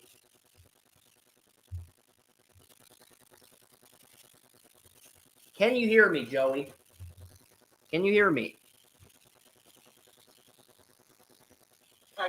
All right, good. The topics you drew were the two receivers, Romo Dunes declaring, and since Marvin Harrison Jr. was the other topic, I figured you want to talk about both of them in a segue to save us time. So what are your thoughts on those two declaring, if you have any? Because I already broke down where they are draft status-wise, and I know those are two big losses for the college football world, but two big gains for the 2024 NFL Draft. We knew they were going to declare. It's not really a secret. It's not really news, but it's a story because they've officially filed their paperwork. It's a story. All right, so here we got the final four. Yeah, we got four topics left. Yeah, there's four topics that made it to the final four, Joey. FC Cincinnati loses their star striker, Brandon Vasquez. They did bring in a replacement for him. Arthur Smith fired, NBA draft 2-day event, and the Yankees getting Marcus Stroman. So we are down to four. Each of us has two topics left, but that's the final four. Who's going to be the sole survivor? We'll find out. It's my turn once again, and I get Arthur Smith fired. Arthur Smith fired. I have 7 minutes and 10 seconds to talk about this because Arthur Smith had 3 straight 7-10 seasons. And it felt like this board had about as much interest in Arthur Smith as the offensive players in the Falcons offense who are underutilized, like Bijan Robinson or Kyle Pitts. So, Arthur Smith, he just wasn't cut out to be a head coach. Will be interesting to see if he gets an offensive coordinator job somewhere. But I would think if a team hires Mike Vrabel, they could have also bring in Arthur Smith as an OC, kind of like a package deal with both guys in the market. So just thought I'd throw that scenario out there before we get to your last two topics. Do you want to chime in on that scenario before we get down to the final three and your last two topics? Because it is an interesting scenario, but I get it if you don't want to chime in it due to the fact that it's already noon and we're already a little bit pressed on time. Not overtly, but slightly pressed on time. So it's Arthur Smith. If you don't want to say anything about it, we've got 3 topics left, and I'll just spin the damn wheel for you then. All right. You want to say something about Arthur Smith? I'm going to take that silence as a no. Arthur Smith is a horrific head coach that doesn't know how to use power. They have plenty of power in performance this year, and he failed miserably. You drafted Bijan Robinson in the first freaking round, one of the most talented running backs in the last couple of years, and you didn't sit on the bench for most of the year. That's stupid. Yeah, it is. It's literally the equivalent of this wheel of news ignoring Arthur Smith until the very end, even though you could argue it's a top 8, top 10 story among the 32 stories. You could argue it's one of the 8 or 10 biggest stories. But the board, the wheel, just like the Falcons locker room, ignored Arthur Smith. And the topic you drew is Marcus Stroman signing with the Yankees. He was a Cubs pitcher last year. He actually did a good job in the MLB International Series, which debuted in London, I believe, against the Cardinals. And Stroman, it looked like he was going to pitch a no-hitter against the Cardinals in that International Series. And he had some other good moments in the year for the Cubs. So the Yankees get him. He's on a 2-year deal with the Yankees, and he's the number 2 starter to Garrett Cole, who won the AL Cy Young. And then the other 2 pitchers you had who were number 2 and 3 to Cole are Carlos Rodon, a player who was a good number 3 starter with the White Sox. Then he does well as the number 1 on Toronto. And then he goes to the Yankees as a number 2 to Cole, and the Yankees think they're going to make the leap, and he has an ERA of 6. And then really bad first year with the Yankees for Rodon. And you also have Clark Schmidt, the Yankees' 2017 first-round pick, who was the number 3 starter. ERA of 4.37 will now move down to the number 4 starter role, which I think suits him better. And you look at the AL East right now, the Blue Jays have 4 pitchers with ERAs of under 4, and Manoah has an ERA of above 5, but he had a 2.27 ERA in 2022, making the AL All-Star team. So if Manoah can revert to his 2022 form, I think the Blue Jays have the best rotation in the AL East. But the Yankees and Orioles both have the best batters. I think the Yankees bullpen and Orioles bullpen are equally as good. So really right now, the Orioles have 3 decent starters. The Yankees had 3 decent starters. They now have number 4. So this move by acquiring Stroman, who the Cubs replaced with the Japanese pitcher, that move ends up allowing the Yankees to potentially distance themselves from the Orioles, who had the league's best record. And it's not a bad move for the Yankees as a short-term play. Like, it's not a long-term gain, but it's a nice short-term play for the Yankees, a team that has had some ALCS appearances with Aaron Judge in this core, but they just keep running into the Astros, who've been their kryptonite. And I think if they're going to beat the Astros in the playoffs, now that Dusty Baker's retired, I think they got to get home field for that series, whether it's ALDS or ALCS, because, the Astros do have a new manager, but Jose Altuve, Alex Bregman, they are both UFAs next offseason, so they are going to be pissed off like hell, motivated as fuck to get big-ass paydays with whoever signs them away from Houston. So that could be the calling card for one more World Series run for this Astros team. But if they don't pull it off this year, I think the Astros end it with 2 World Series wins, 4 or 5 appearances, and 8 consecutive ALCSs within that 8-year span from 2017 to 2024, which is a heck of a span, especially with 3 different managers. But just looking at the Yankees right now, this is a nice move with Stroman. You have anything you want to add to this before we get to our last 2 topics?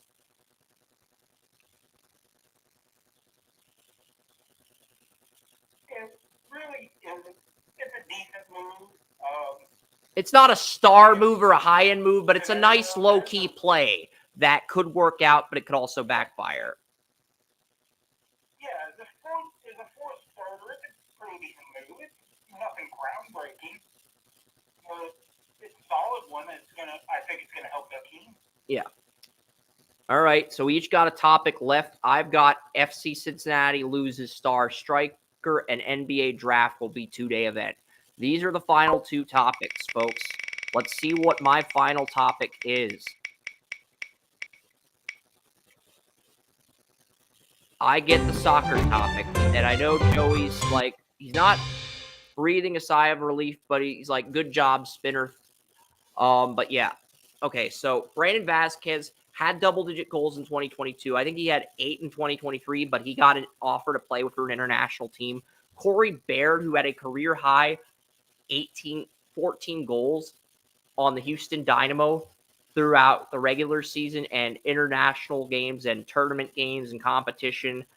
Corey Baird, striker for the Dynamo, 27 years old. He's around the same age as Vasquez. Comes to Cincinnati through free agency because they had the league's best record. And essentially, Vasquez, one of the leaders in the locker room, is being replaced by another guy who has just as much talent, but maybe not as much leadership traits. Could work out, could also backfire if Corey Baird, the new guy, doesn't have the same team chemistry that the veterans have. And that's my final topic. Your final topic and the winner of our 32 topic Wheel of News is the NBA Draft 2-day event. Now, what's going to happen here, Joey, is the first day of the draft is going to be round 1. Second day of the draft is going to be round 2. If you're just going to keep the draft at 2 rounds, I don't see the fucking point in what you just done. But if you're going to add like a 3rd round of the NBA draft or maybe even a G League draft for fun with the Greensboro Hornets and some of these G League affiliates following the NBA draft, then that would be a fun and terrific idea that you could do it after or before the 2nd round of the NBA draft if you know the player doesn't want to get picked.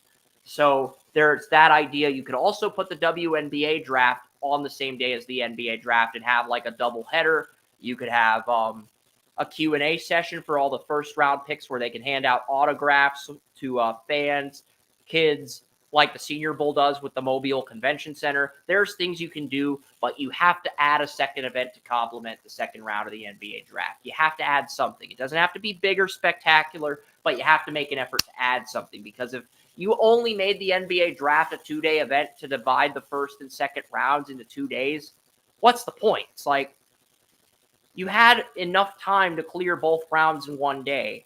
And the second round is much shorter. It's like 1 to 2 minute picks versus 5 minutes.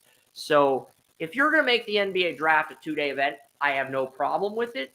But you need to add something to complement the second round of the NBA draft. That would be my only thought. It could be anything from the G League to the WNBA to a third round of the NBA draft to an autograph event with first round picks.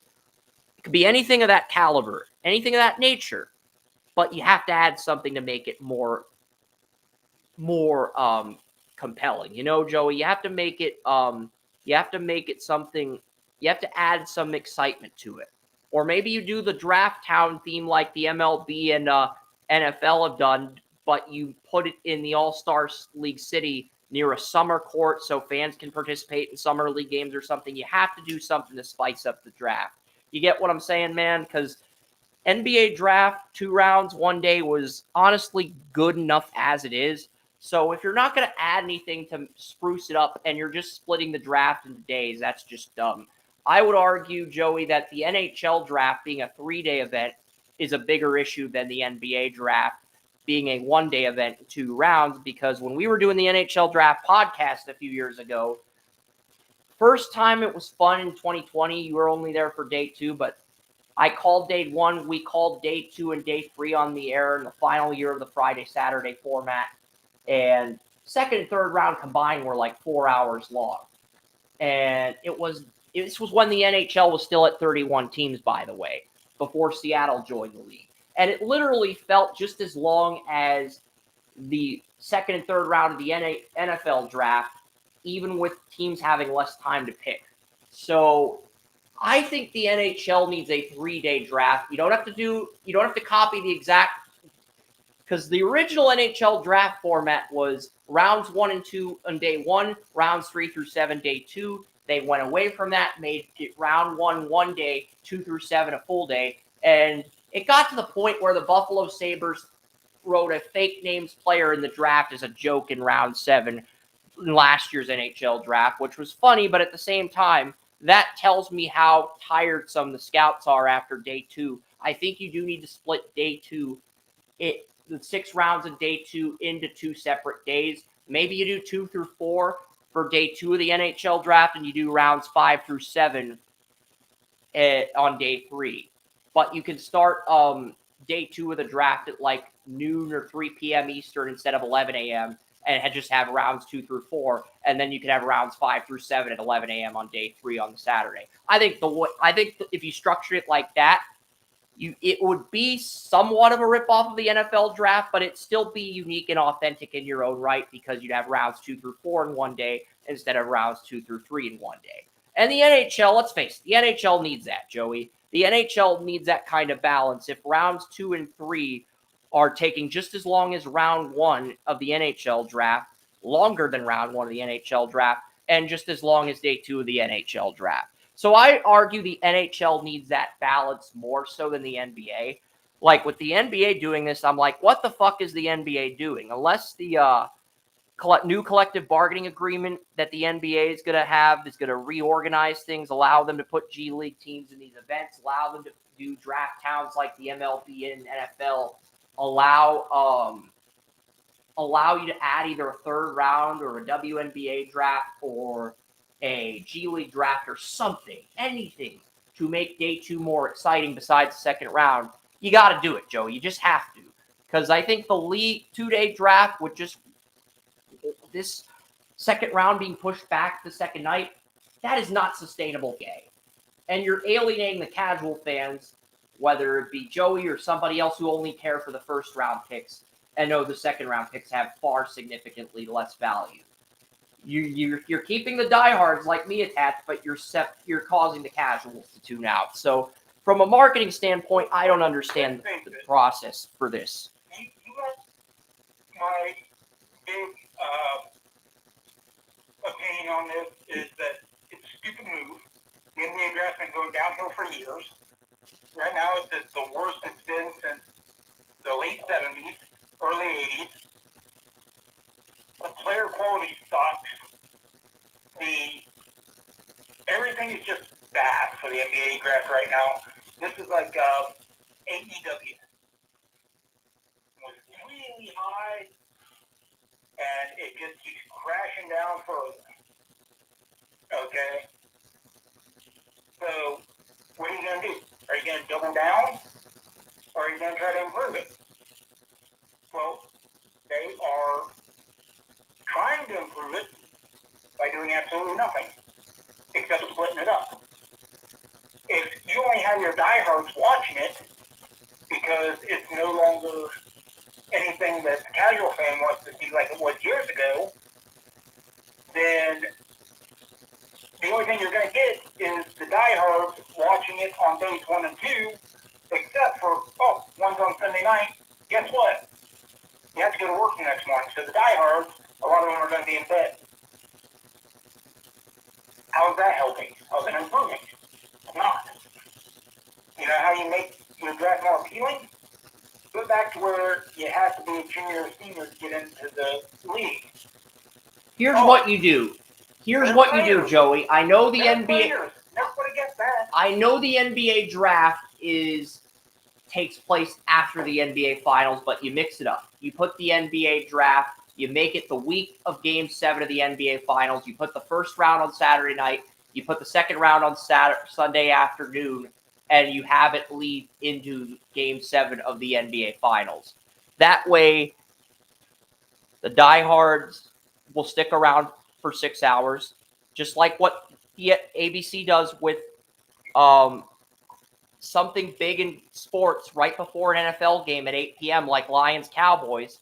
You take a page from that and you actually put the NBA draft before the end of the NBA Finals. Because if you're going off of regular season record and not playoff record, there's no point in having the draft after the NBA Finals. Really, there really isn't, because you know who the lottery teams are going to be before the NBA Finals by the divisional round. So it's like, and if you did that, you get more people to tune in, because you'd have day 2 and then you have Game 7 of the NBA Finals. And that is a win for the league. Well, Chris, you know what the worst thing is? Is that you remember the old Maurice Claret trial, where he said it was against labor laws not to let him, and it was discrimination and everything, to not let him into the NFL because he was trying to be a freshman and running back in the NFL. Well, the problem was the court ruled against him, because the NFL is a business and they can let whoever in they want at whatever age they want. This is what the NBA has to do, because the big thing is, this is a domino effect.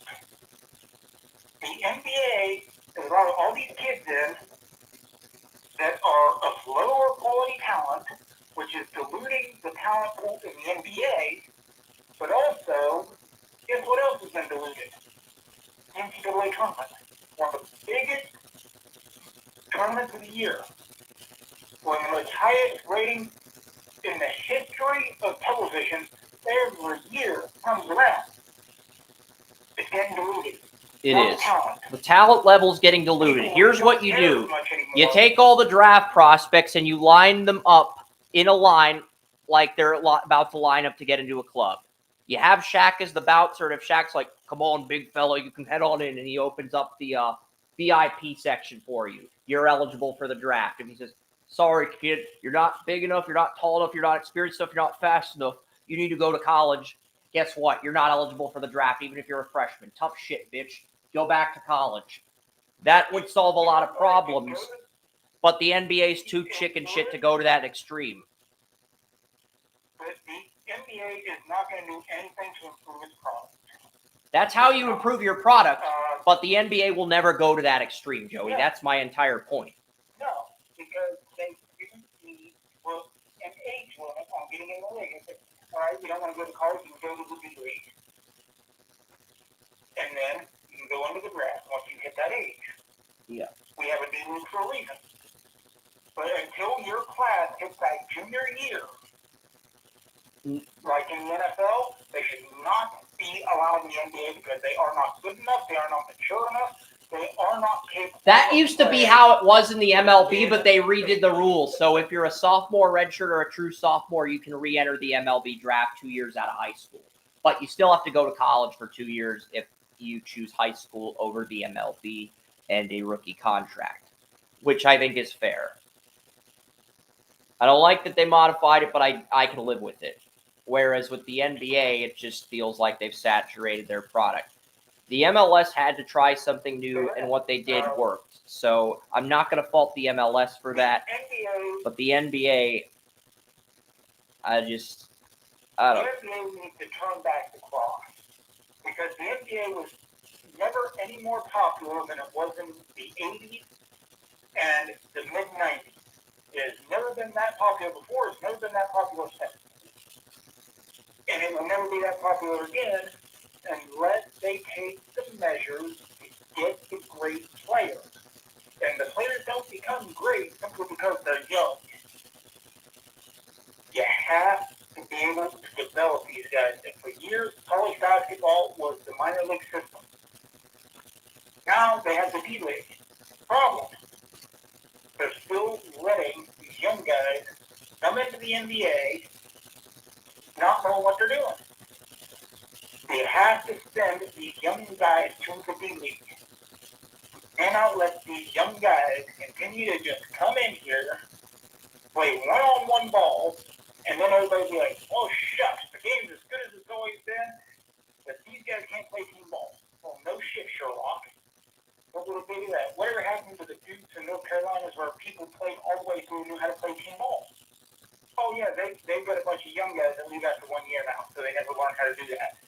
It's like, whatever happened to the triangle? No, because they were going to push when renegotiating the NBA collective bargaining agreement last year, they were going to push the age limit back from 19, 1 year removed to high school, to 18. So a high school senior could just go straight to the NBA. They were going to make that a thing when renegotiating the collective bargaining agreement, but the league ultimately decided against it.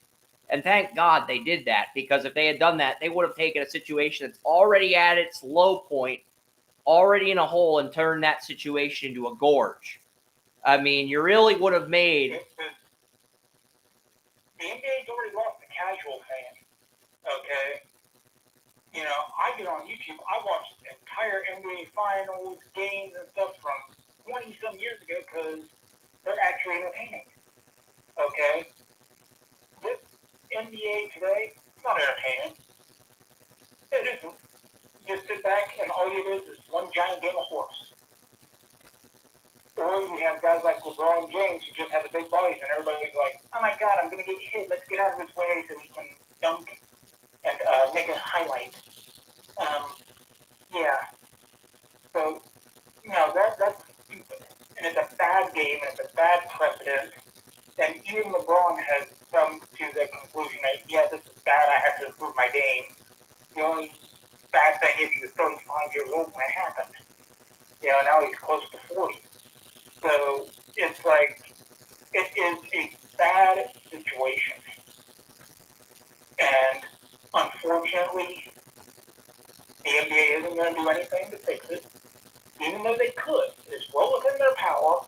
They're able to do so, but they refuse to do so. And if the NBA Players Association strikes, fine. No, because what I would have done when renegotiating the NBA deal is I would have said, look, you can choose either the G League or college when you're 18, but whichever path you choose, that's the path you're committed to and invested in until you're 21, and then you get to turn professionally if the team that drafts you promotes you. That's how it works. So if you get drafted by the Pistons #1 and you're a high school player 18 and you don't want to go to college, fine. You can turn pro, but you're on the Pistons G League team until you're 21. And then you're promoted. But it's never going to happen because they are not going to do that. People don't remember. Larry Bird got drafted 6th overall by the Celtics in 1978, not 1979. The NBA, that was the last year where players who were drafted could go Because that's what the MLS is doing now. The MLS, there's guys like Josh Jones. I had him going in my top 5. He fell to the second round. He's only a sophomore. He was only a junior at Louisville, but he can go back to Louisville for his senior year, and he can retain in Real Salt Lake, the team that took him in round 2, retains his rights. That's how the new rules with the Super Draft work. If you get a sophomore in the 3rd round, you can keep that player's rights until December of 2025. So you draft a player in December of 2023 that's a sophomore, you can keep that player's rights until December of 2025. And I think that has MLS teams more open, more willing to gamble on some of these freshmen, sophomores that could be high-end players but could also be massive projects. Yeah. I hate to tell people, because especially the young ones that don't remember things like this, that don't care to do research, that's the NBA. The NBA would not be around today if the NBA didn't do things like... See, the MLS is doing what the NBA did in the 80s that made it great. And the NBA is doing the exact opposite. And with the 30th MLS team joining the league next year, I'm beginning to wonder how much time until soccer goes from being a top 5 most watched sport to being a top 4. They're never going to catch the NFL. Could they make things interesting with the NBA? They're not ready to compete with the NBA, but I could see them making a push to compete with the MLB and NHL for that number 4 spot. And if the MLS draft continues to have success under the new format, I could see them making a push down the road since soccer is the most popular sport in the world. So, yeah, there's that. I'm pretty much done on this topic. I'm going to X out the picker wheel because it's just yes, no, yes, no. So I'm gonna get out of the screen here, and yeah, we're gonna get to the NFL games now because really the only topics left are the 6 playoff games, maybe some divisional rounds, conference championship, Super Bowl picks. It's 12:28. We will get through the conference. We will get through the wild card games and see where we are at. Because if it's like 2 or 3 and we're still on the last wild card game, I'm probably not going to preview the divisional round in Super Bowl. It's just one of those things where time isn't an issue yet, but it's beginning to become an issue, if you know what I'm saying, Joey. Yeah.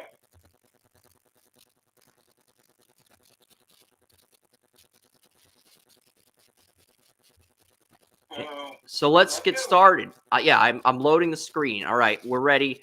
It is the first game on the list. It is the Browns-Texans. Stroud won the poll question this week, but the majority of our staff did pick the Browns. Flacco, he's been starting the rest of the year. With Wills, Conklin, DeJuan Jones all out for the year, it's not that Christian and Hudson can't be the guys. I just don't know if they can be the guys over a 3 to 4 game triathlon after playing as well as they do. I mean, Amari Cooper's amazing. So is Njoku. But more, David Bell's been the number. David Bell's had to play the slot because I think Goodwin has been dealing with some injuries. He'd still be a number 4. Cedric Tillman's out for the game. So you look at the Browns, they are number 2 in the NFL in drops behind the Chiefs.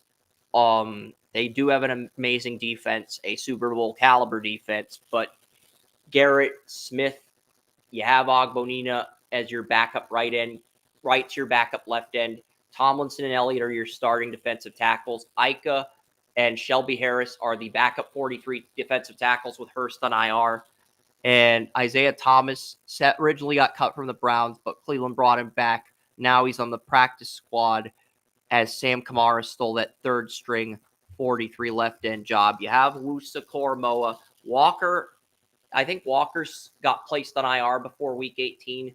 You have Taki and Sam Roll, but Tony Fields is listed as the starting middle linebacker for the Texans game, and he did get a pick 6 in the Browns 2022 win against the Texans when Deshaun Watson routed Houston in the pre-Stroud era. Browns did the same thing with Flacco. It really didn't matter. But I think I haven't seen Tony Fields play middle linebacker. I thought he was good in relief of Koromoa last year. I really haven't seen him play inside at Mike. So that's on me. I'll get a better feel for that when that game airs live in about 4 hours. You have Ward, Emerson, Newsome. You have your number 4 corners, Cameron Mitchell, and you do have a nice number 5 corner, but nothing really more than that in Mike Ford. Delpit and Thornhill were supposed to be back this week. Delpit is going to be out again. Thornhill could be out again. So you could be looking at the Browns' backup safeties, DeAnthony Bell and Ronnie Hickman. But I just look at the Browns. I feel like the Texans, even though they do have a lot of injuries at edge rusher and safety, they have enough talent to overcome that. And I could be wrong on this. You have Stroud. You have Tunsil, Scruggs. You got Dieter. Not everything he's been made out to be Fan. when it comes to a lot of different things. He is 28th in the NFL against man coverage and 23rd in the NFL when under pressure, but he is 3rd in the NFL with a clean pocket. So what do the Browns do all the time? They play the cover 1. They play the man. But here's the kicker. Myles Garrett only won 2.5% of his pass rush reps against Laramie Tunsil. That is the only tackle in the entire NFL that held Garrett to under a 5% pass rush win rate all season back in Week 16. So because Myles Garrett led he dominated Charlie Heck, but the thing is, Charlie Heck's not who did well for the Texans at right tackle is back. He is going to play against the other left end, whether that's Garrett or Zadarius Smith. He's going to play against the other guy this time around, so that does change things from the Texans' outlook. Now, if Heck was starting again, I'd be a little bit concerned about the Texans, but he's not. That really depends. If they decide to move Myles and Smith and everything around like they did against the Jets, then it won't matter as much because the matchups will be a little bit more even this time around. Whereas last time it was just pure domination on the Browns. Any of us want to go down the rabbit hole of looking at every single lineman for both teams and trying to figure out that matchup because that would just be excruciatingly painful. This is why you don't do the depth charts because it's just too complex for you. I can process all this information, but it's like it's just too much for you. You create the depth. You bring the depth chart in and look at it as a whole. Yeah. I'm talking going statistically in depth, looking at one player versus another.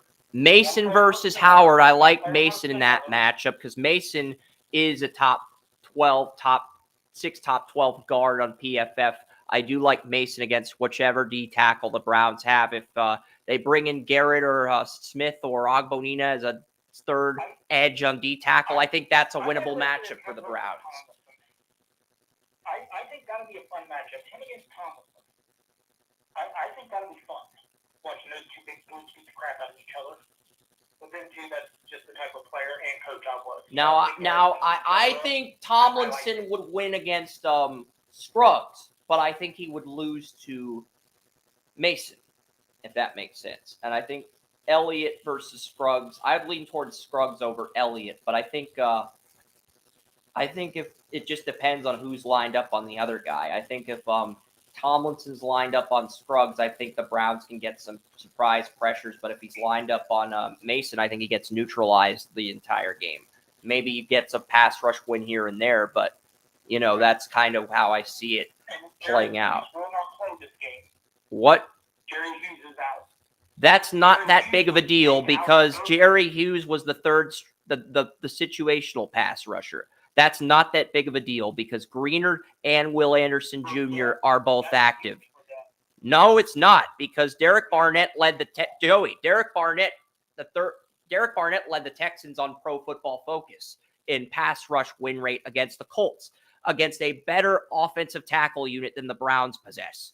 Bernard Raymond and Braden Smith are both more effective when fully healthy than either of the Browns starters at the moment. So the fact that Barnett dominated both of them gives me confidence he can continue that momentum against the Browns. But here's the thing. Barnett's filling in for Hughes. He's not having to start and play every down because with Greenard and Anderson cleared to play, he's only going to play situationally in relief of Hughes. and he had an 84.3 PFF grade against the Colts last week. So I'm not as concerned about Hughes' absence as you are. It is a loss, but I don't think it's as significant as a loss as you're making it out to be. It is far. It's a far. I've always liked Hughes, so maybe that's part of the fact that I've always looked at Hughes. I've always highly looked at Hughes. I do too, but at the same time, Barnett's playing with more momentum than I think. Honestly, I think Jerry Hughes isn't as big of a loss. It's like the Browns replacing Jack Conklin with DeJuan Jones. But Jones was a massive upgrade in every sense, whereas Barnett is, okay, he's not an upgrade in every sense, but he's a reliable for situational edge. Now, if Anderson and Greenard out, the Barnett and Majai Sanders, the two edges that started the second half, would have had to start the game. But Will Anderson came back from his injury in Week 18, his first game back. He didn't get injured. I figured he'd play. Greenard was the guy I was concerned about. He got injured against the Colts, and then Jerry Hughes got injured, and I figured, okay, here, if both those edges are out, the Texans might be in trouble. But Greenard, who's actually beat out Hughes for the edge in training camp next to Anderson when Hughes was projected to win, and leads the Texans in sacks. Okay, Greenard and Anderson are both playing. Great. That is definitely going to help. And then you look at the D tackles and the Texans. I think the Browns are going to have Collins and Rankin's number. Maybe Rankins, if he gets a one-on-one with Poke, maybe he gets lucky and he gets a tackle for a loss in a running play or something. But you also have Tierre Tart for depth, and you have Khalil Davis. I like Tart. I wasn't high on Davis, but he did sack Minshew as a backup in a situational pass rusher role last week. You have Harris, you have Perriman.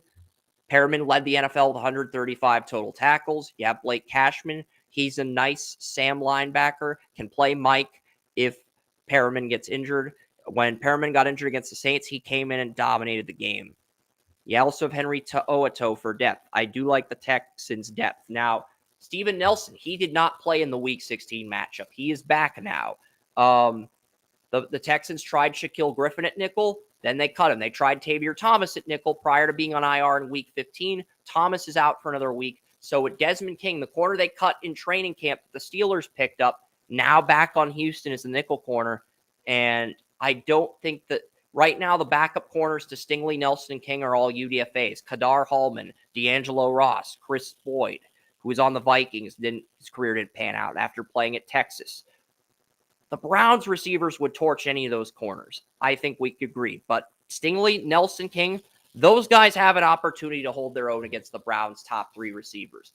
But if any of those three are injured and the backups come in, Flacco can just pick apart that matchup and have a field day.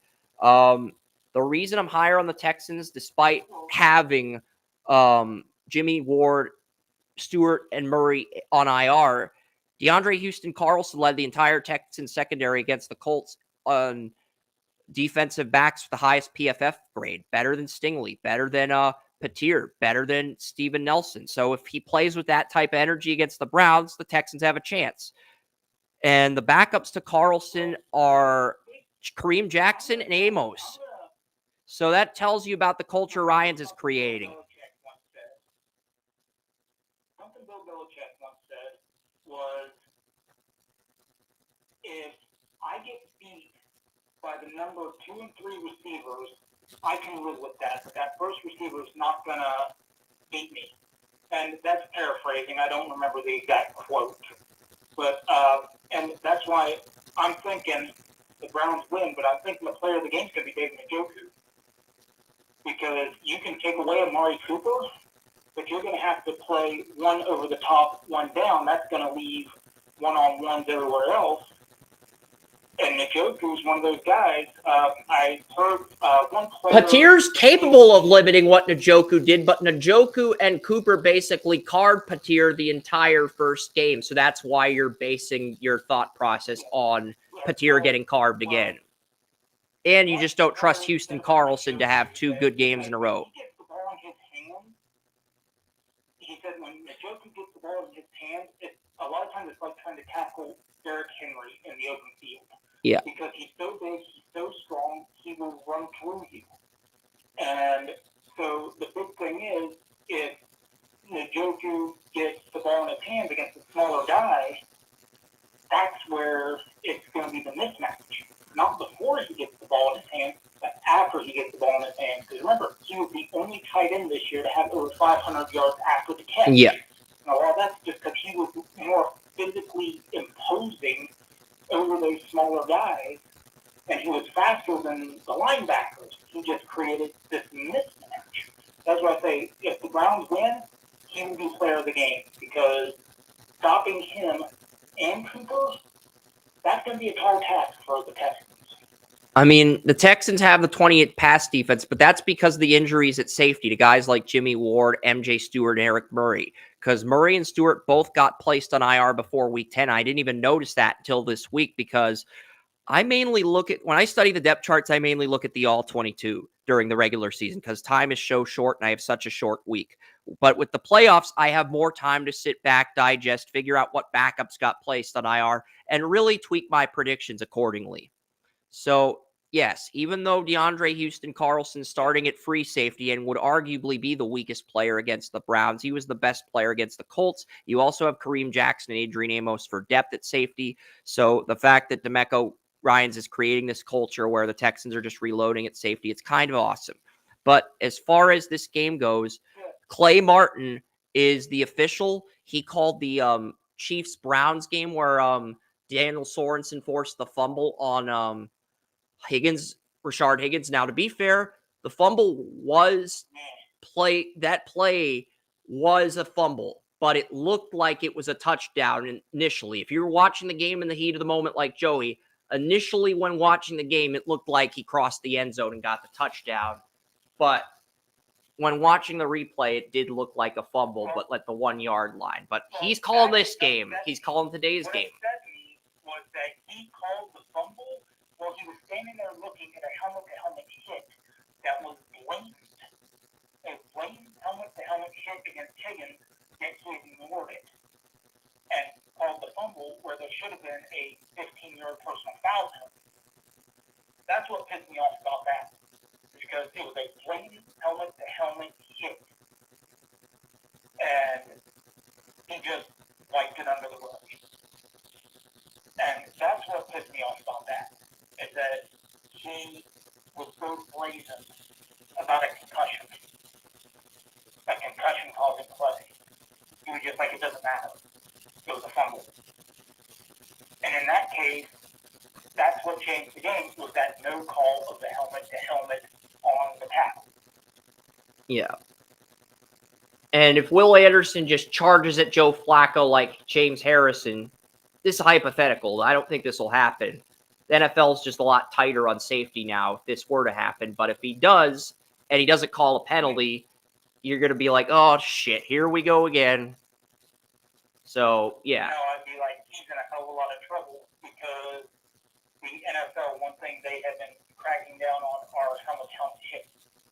So if that would happen again, he would be in a lot of trouble with the NFL if he didn't call it. The thing is, though, where C.J. Stroud has that big discrepancy between clean pocket and being rushed with his completion percentage, Joe Flacco's percentage was 73 and 67. He was almost identical in terms of whether he was rushed or has a clean pocket in his efficiency rate. So, and that one I believe is according to PFF. Yeah. So that is, I think that is what you're saying about Will Anderson. That's important to note, is that Flacco, this is where you go veteran to rookie, is that C.J. Stroud has a harder time versus a rush against man, where Flacco is just like, been there, done that, seen it, whatever. I'm going to do the same thing regardless of, whatever situation I'm in. So I think a lot of C.J. Stroud's issues that are going to come in this game are not because of his talent level. It's just because he hasn't seen it before. He is the previous best defense he faced was the Ravens, and they beat the tar out of it. Yeah, but I don't think the Browns' defense is like the Ravens. In fact, he's 2-1 against AFC North teams. He's 2-1 against AFC North teams. He played the Steelers without Hayward. Everybody else in the defense was healthy. He won 30-6. He played the Bengals defense at full health, 0 injuries, healthier than the Browns defense right now with the loss of Delpit and Walker Jr. He freaking carved beat Burrow. So I'm putting stock into those games because I think if Stroud can beat a healthy Bengals defense with 0 injuries, then my expectation is he can do the same with Cleveland without Delpit and Walker. Well, you're kind of putting down Anthony Bell, who has played as one of PFF's top safeties since he's been starting. I mean, how many good tight ends outside of Cole Met? The Rams didn't. I think Tyler Higbee was inactive when the Browns lost to the Rams. He played Cole Met, and Cole Met burned him in that game, but he had the game-winning interception at the end. So teams look past the fact that Met burned him for the majority of the first 3 quarters in that game, and then the last 3 games. No. It's like it is. So who are the last 3 teams the Browns played? They played the Texans, they played the Jets, and they played the Bengals. The Texans have Dalton Schultz at tight end, but I think he was out for one more game, and then he came back in Week 16. And then the Jets just don't have a steady hand at tight end, and neither do the Bengals. So, I mean, Dalton Schultz is not Cole Met, but at the same time, he is a top 10, top 15 tight end. I think Schultz, we're looking at 5 receptions, 65 yards, maybe a touchdown if he could get separation on him. But I don't see a 100-yard game from him like I do with Met. I don't see the same star power with Schultz that I do with Met. But I see a 5 receptions, 65 yards, a touchdown. Yeah, okay. We're in agreement on that. All right. Glad we got that ironed out. All right. But I have the Texans winning 34-31. I think this is going to be a shootout, Joey. And to be fair, even though I'm picking Houston to win, to be fair to your Browns, even though I'm picking Houston, I think this is going to be a game where the team who has the ball last at the end wins on a field goal. That's kind of how I see this game.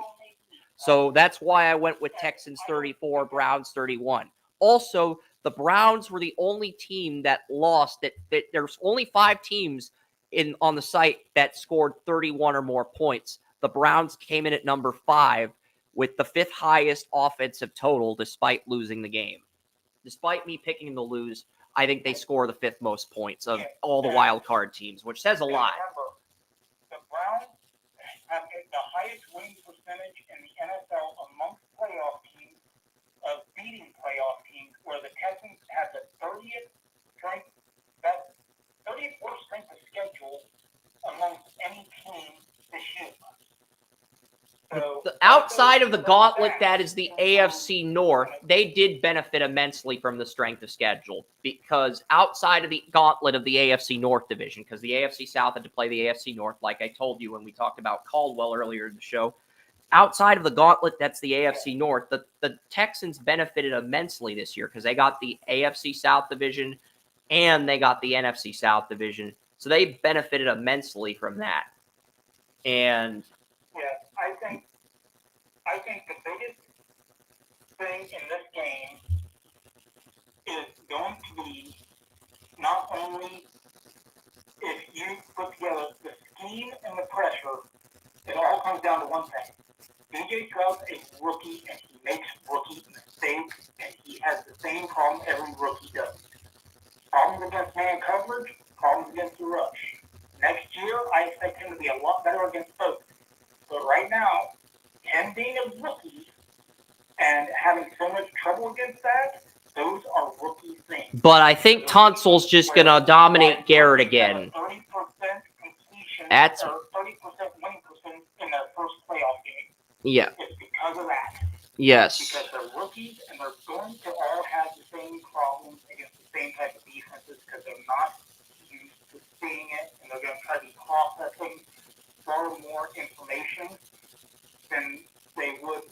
over, and they've been there and done that. That's what I think is going to be the difference. Yeah.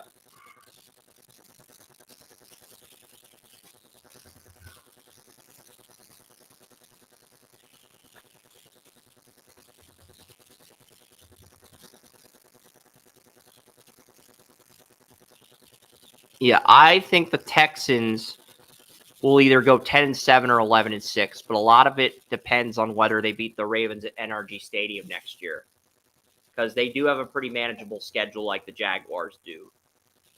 Just looking at their home games, because they next year I think the Texans will be a lot better. Because they can win 10 or 11 games next year too. They got a lot of young guys. They got a ton of cap space.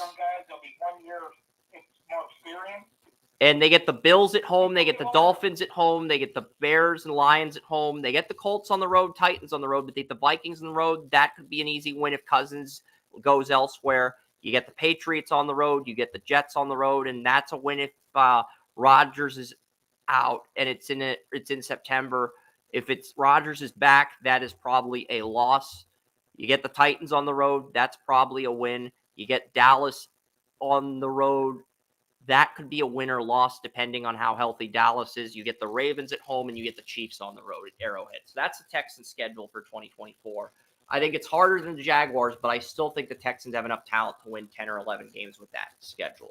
But looking at the Texans-Browns, 5 of our site members, Wes, Tracy, Ord, and Tanya, have taken the Texans. Brian, Lisa, you, Kerm, you, Banel, and Jesse all like the Browns. So I am going to look through and see. Lisa took the Browns. Yep. So, and that's the thing. That itself should make you pause, because Lisa's dominance this year cannot be understated. It is, I told you were underselling her dominance at the beginning of the show when I was texting you this morning. And it's like, She has been amazing. I mean. So, you should rethink all your choices in life if you pick against her. Well, I think the Texans can pull the upset, but it's a pick'em game for me. Dolphins and Chiefs. This game, I do have the Chiefs winning. There are too many factors that favor the Chiefs. We have to start with the injuries. Connor Williams and Wynn are out for the year at left guard and center. You have Waddle is questionable.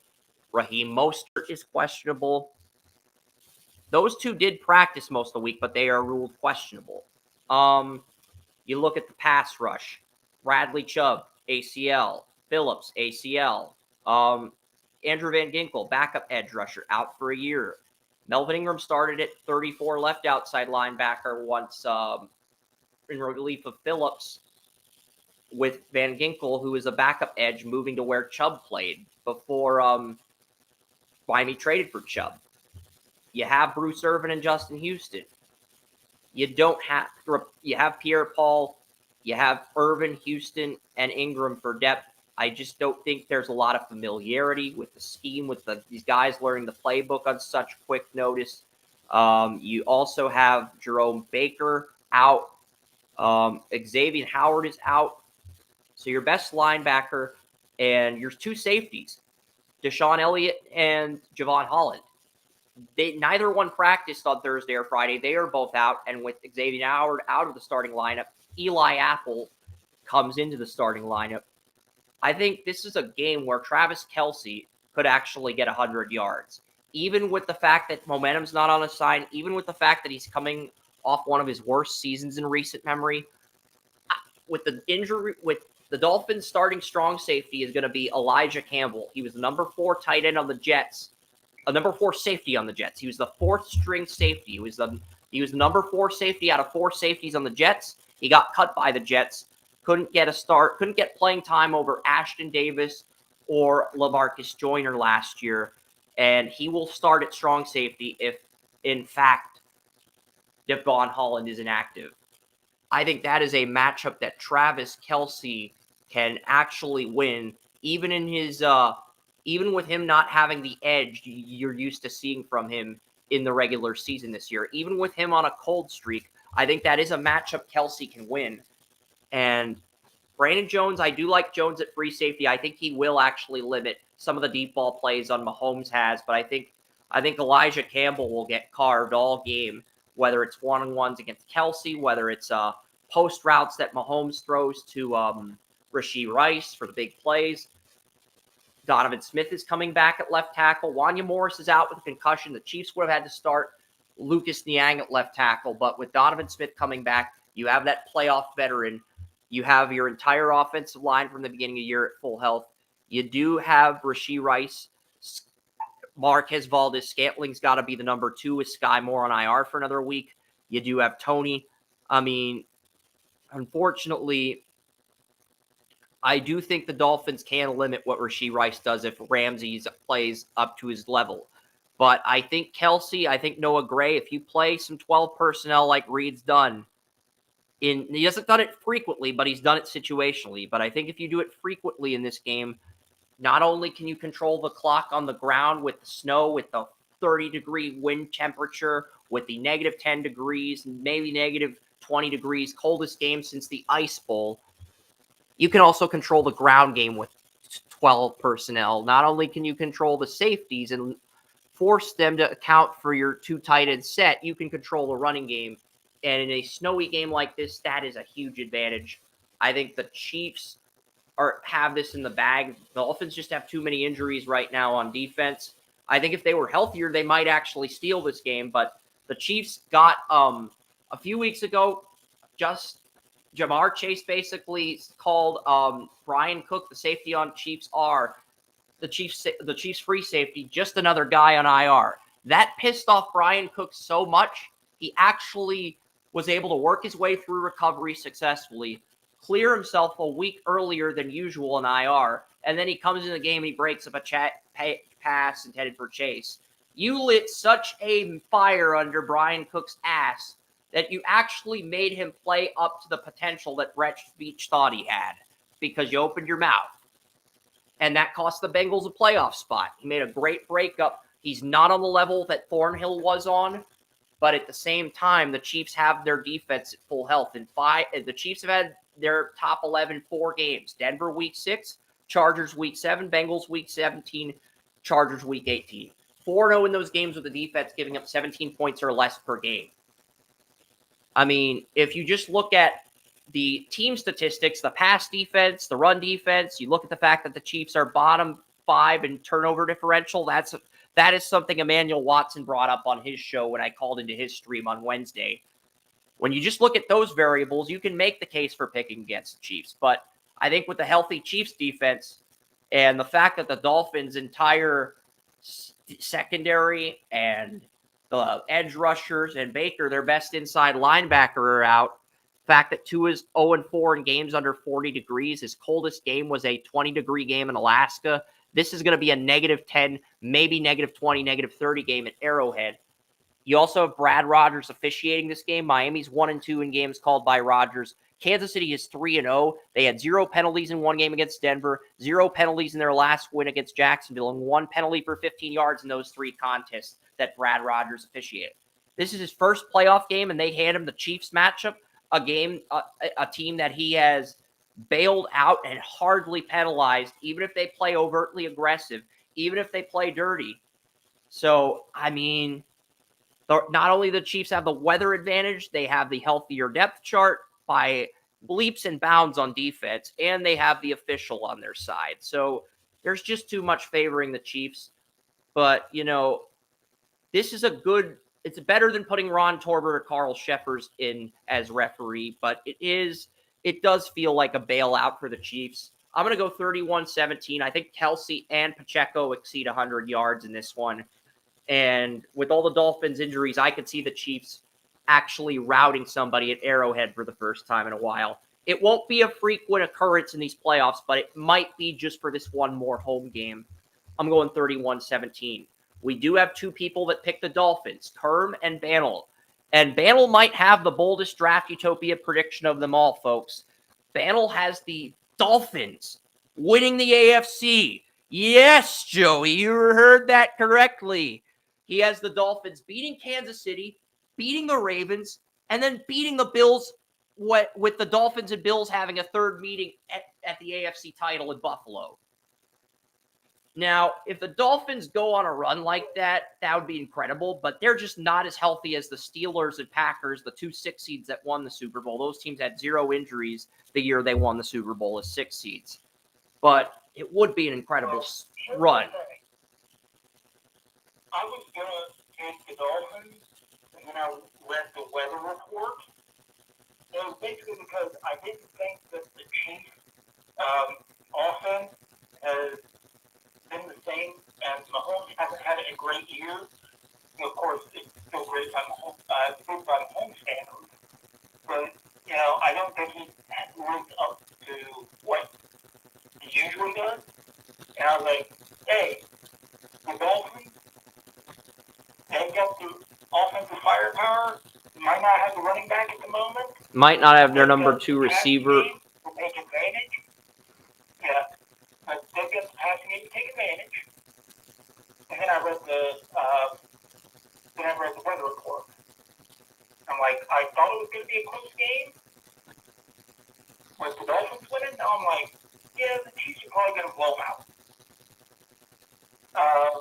I don't think the Dolphins, I don't think a track team can do well in the frozen environment that they're going to walk into.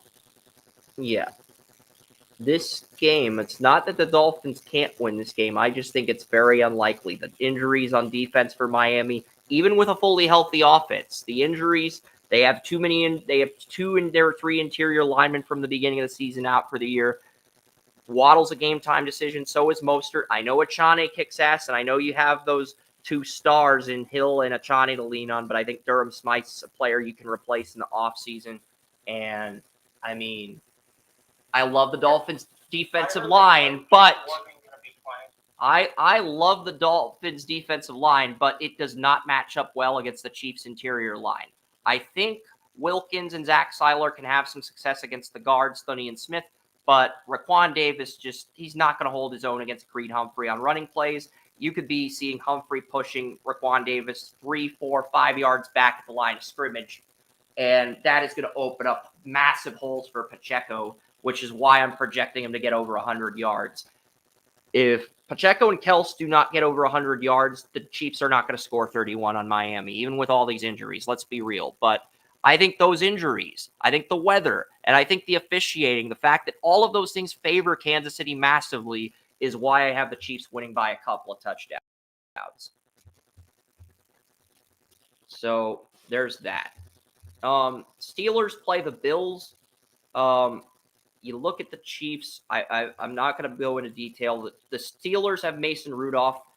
They have their offensive line, Dan Moore Jr., Sumalo's back. They have Cole Daniels and Broderick Jones. Good offensive line.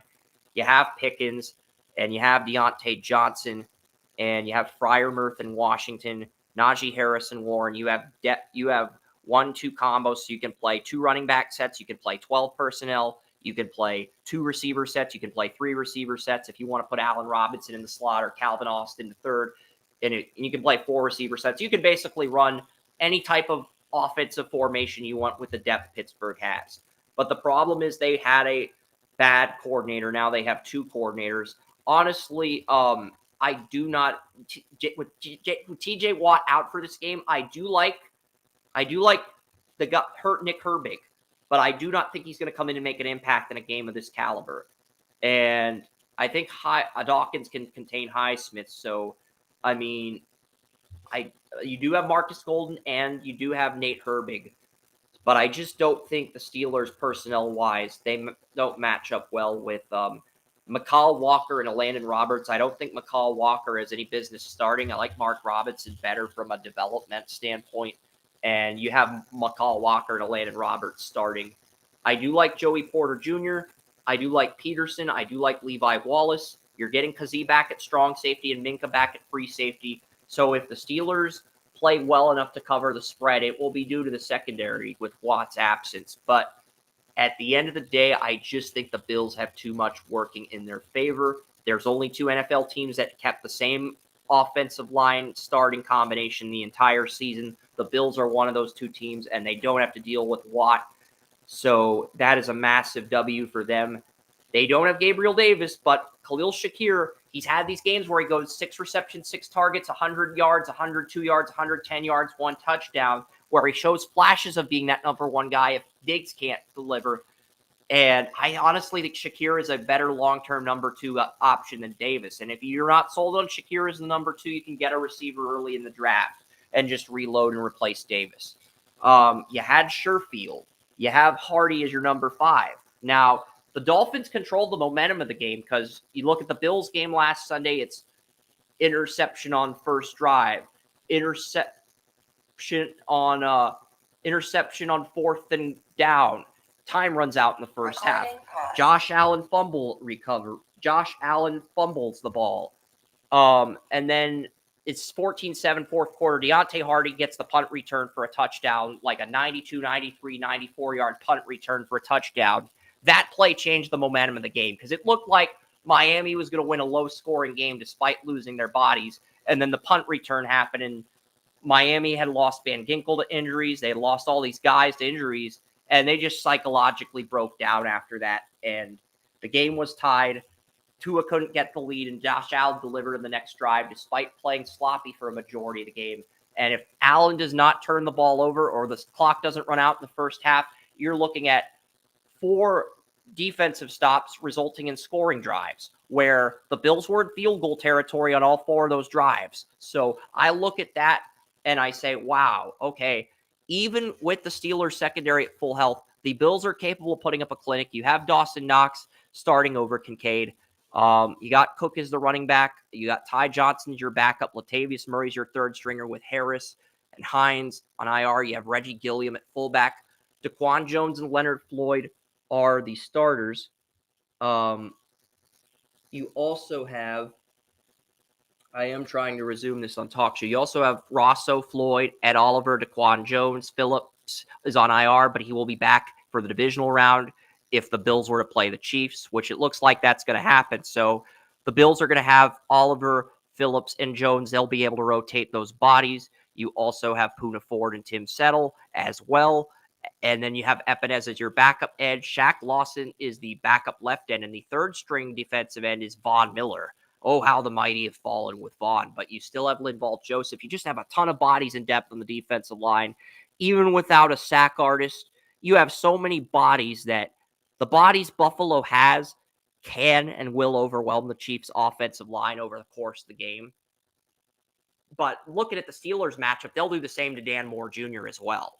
You have Tyrell Dodson, who's actually number 6 on Pro Football Focus, despite filling in for Matt Milano. Bernard is the middle linebacker. You have Dorian Williams for depth. And then Benford's been your number 1 corner with White out for the year. Rasul Douglas is going to be injured. And if he's ruled inactive, which I believe he's already been ruled, Dane Jackson would be the number 2 corner. He'd go from dime to boundary. Teron Johnson would remain in the nickel. And then you would have Kyer Elam would be the new number 4 corner. And then you'd have Cam Lewis as the number 5. And Saron Neal would be a number 6 for insurance. Poyer and Hyde are the starting safeties. Taylor Rapp's supposed to be the backup strong safety, but with Rapp getting injured on the interception week 18, and with DeMar Hamlin as the backup free safety, I think Hamlin would play that backup safety role like Rapp. And you got Tyler Bass, you got Deontay Hardy. Carl Sheffers is the referee this week. He was the referee in Buffalo's loss last year. I doubt that makes a difference, Joey, but I just want Carl Sheffers to get to this game safely in one piece because the backup referee, the alternate referee, should Carl Sheffers' car break down in the snow in Buffalo and he doesn't have a tire and he can't get to the game on time, the backup referee, the alternate referee, is Brad Allen. The same Brad Allen in the Bears-Browns game, the same Brad Allen in the Packers-Chiefs game, the same Brad Allen in the Lions-Cowboys ending that a lot of Lions fans thought was bullshit.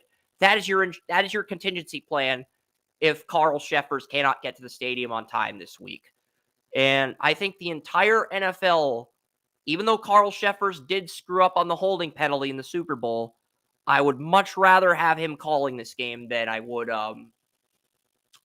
Brad Allen, because of just how Allen's handled things this year. Allen's been so bad this year, you can argue his body of work over this season has been worse than Shepard's at the end of the Super Bowl, even though it's basically a lesser of two evils. Neither guy's the diplomat or the good guy. It's a lesser of two evils thing with Shepard's. But, you know, the best case scenario for the Steelers is this. Mason Rudolph gets 300 yards, no turnovers. Allen has 2 to 5 turnovers.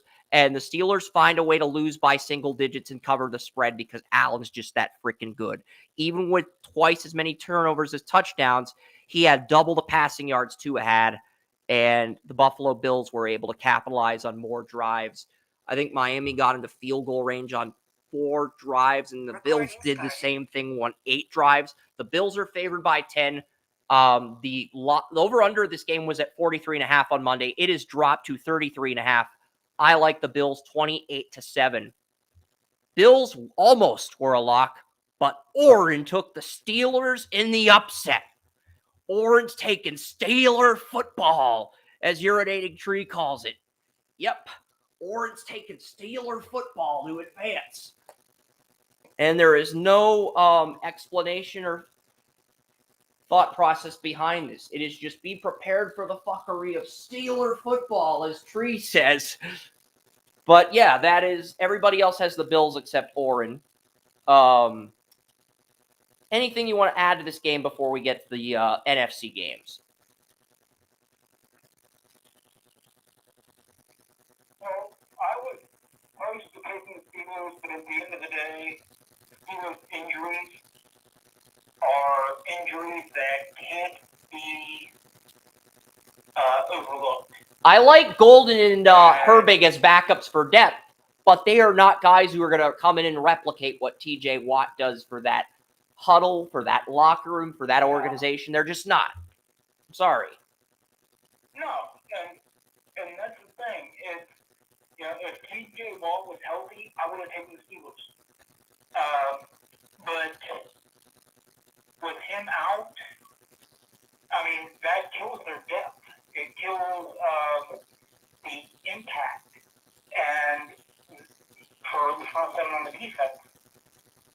So there is no room for error. There would be no room for error with Watt. Now they're playing from behind first thing they get in there. Because I feel that Mason Rudolph is a guy that he thought he was out of the way. He thought he was gone, and I see him the same light as I do Joe Flacco is in, this is their last shot. And the wounded animal, the one that nobody expected, play well. I mean, so I've been seeing the same thing out of Rudolph. It's been done in a different way, but he hasn't been making mistakes. He's been making plays. But now he's going to have to do something that he's never really been able to consistently. And that's carry a team. If you carry a team, this is where he and Flacco differ. Flacco has carried teams before on offense. Rudolph has not carried teams before on offense. And that's where Buffalo is going to take advantage. Yep. Their defense is when Rudolph is going to make a mistake. And I think one mistake, it's going to doom the whole team. But if Walt was playing, I'd be like, you know what? Rudolph can make a mistake. Let him go out there and play. Yeah. I think this Bills-Steelers game is going to be very one-sided in Buffalo's favor. I honestly think a fight between Ken Dorsey and Matt Canada in front of Bills Mafia where they slam the tables and right near the parking lot, I honestly think that would be more entertaining and competitive than this contest, and that's pretty sad. But at the same time, it's because of the injuries to Watt. Without Watt, there is no room for less than no room for error for the Steelers, and I don't see them ever coming at it. But if they do, man, them against the Ravens. Part 3, Ravens at full health. Ravens will probably win, but not.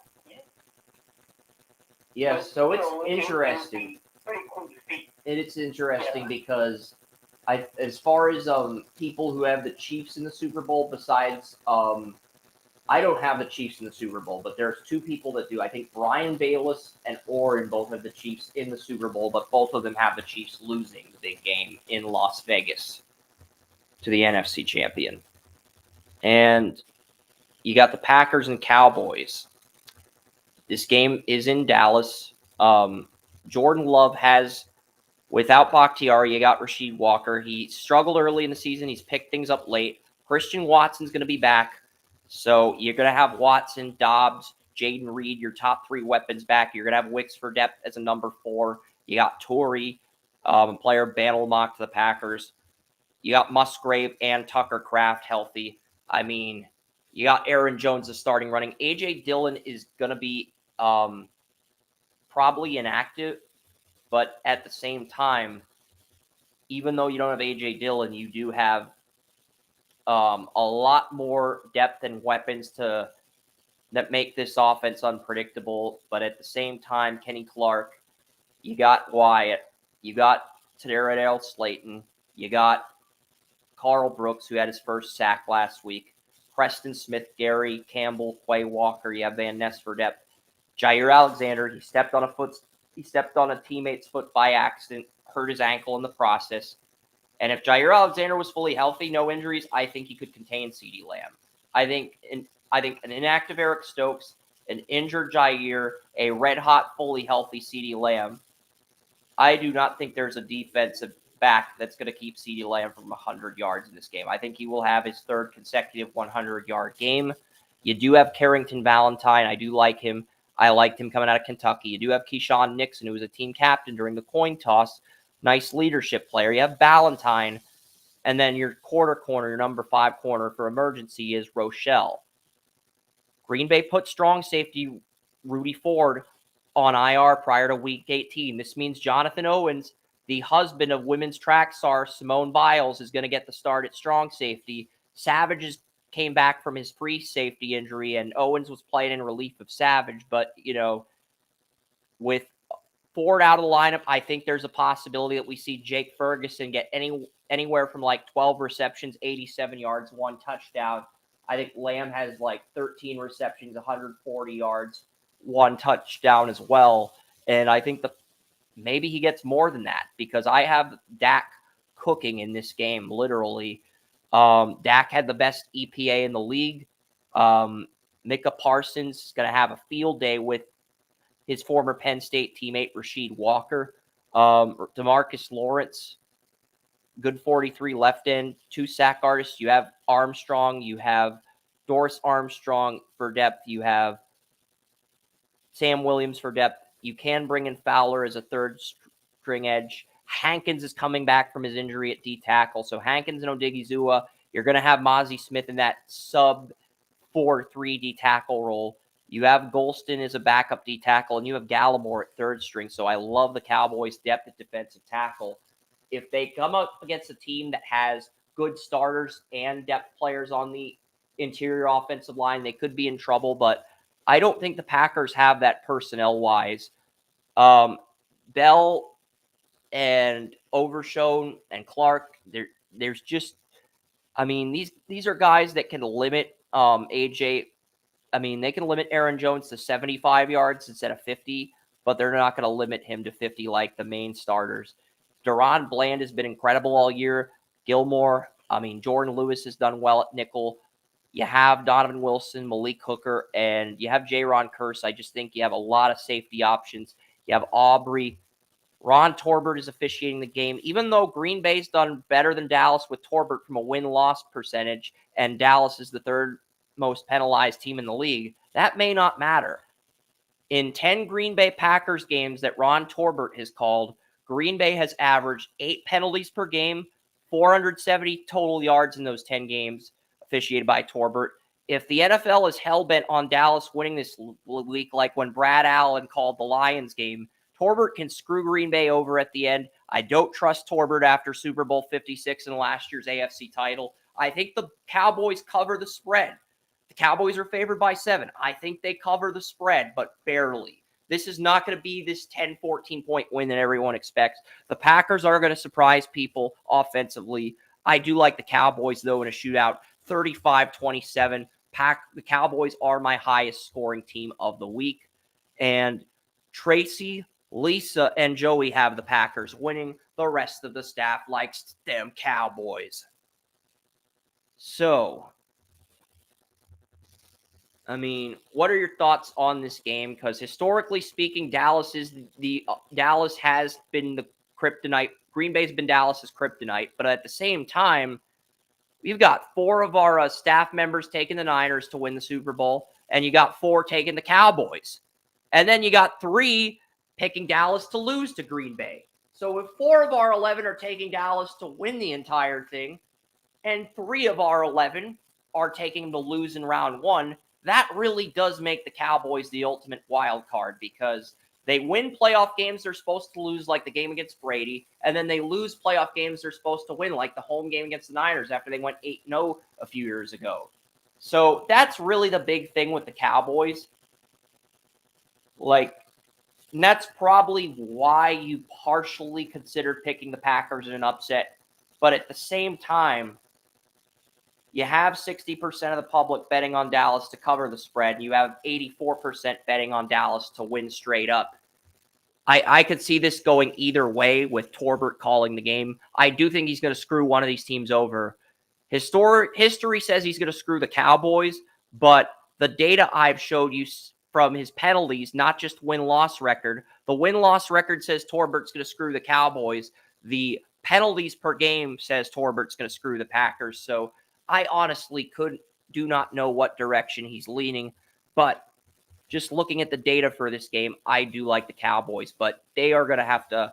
It's basically going to be a track meet between CeeDee Lamb and Christian Watson. That's how I see this game playing out.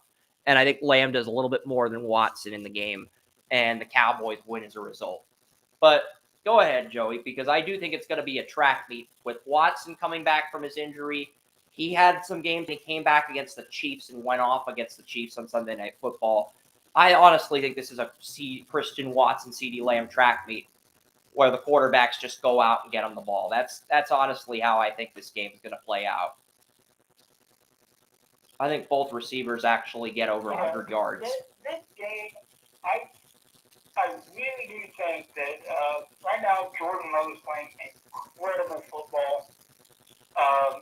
And I really think that this is his chance to show that, yes, he didn't just sit behind Aaron Rodgers just to.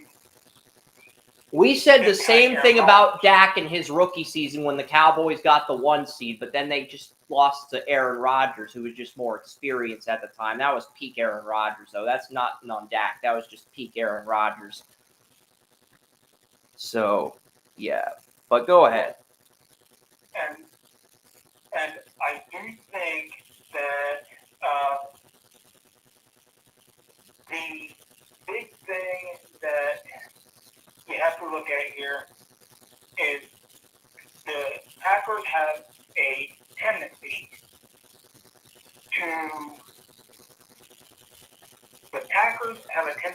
for big plays. You know, they will hit a big play at an opportune moment. And with Love playing as well as he's playing right now. And I also think the tight ends are going to be a matchup, because I told you with the Rudy Ford injury, I think 12 receptions, 87 yards, 1 TD for Jake Ferguson is realistic.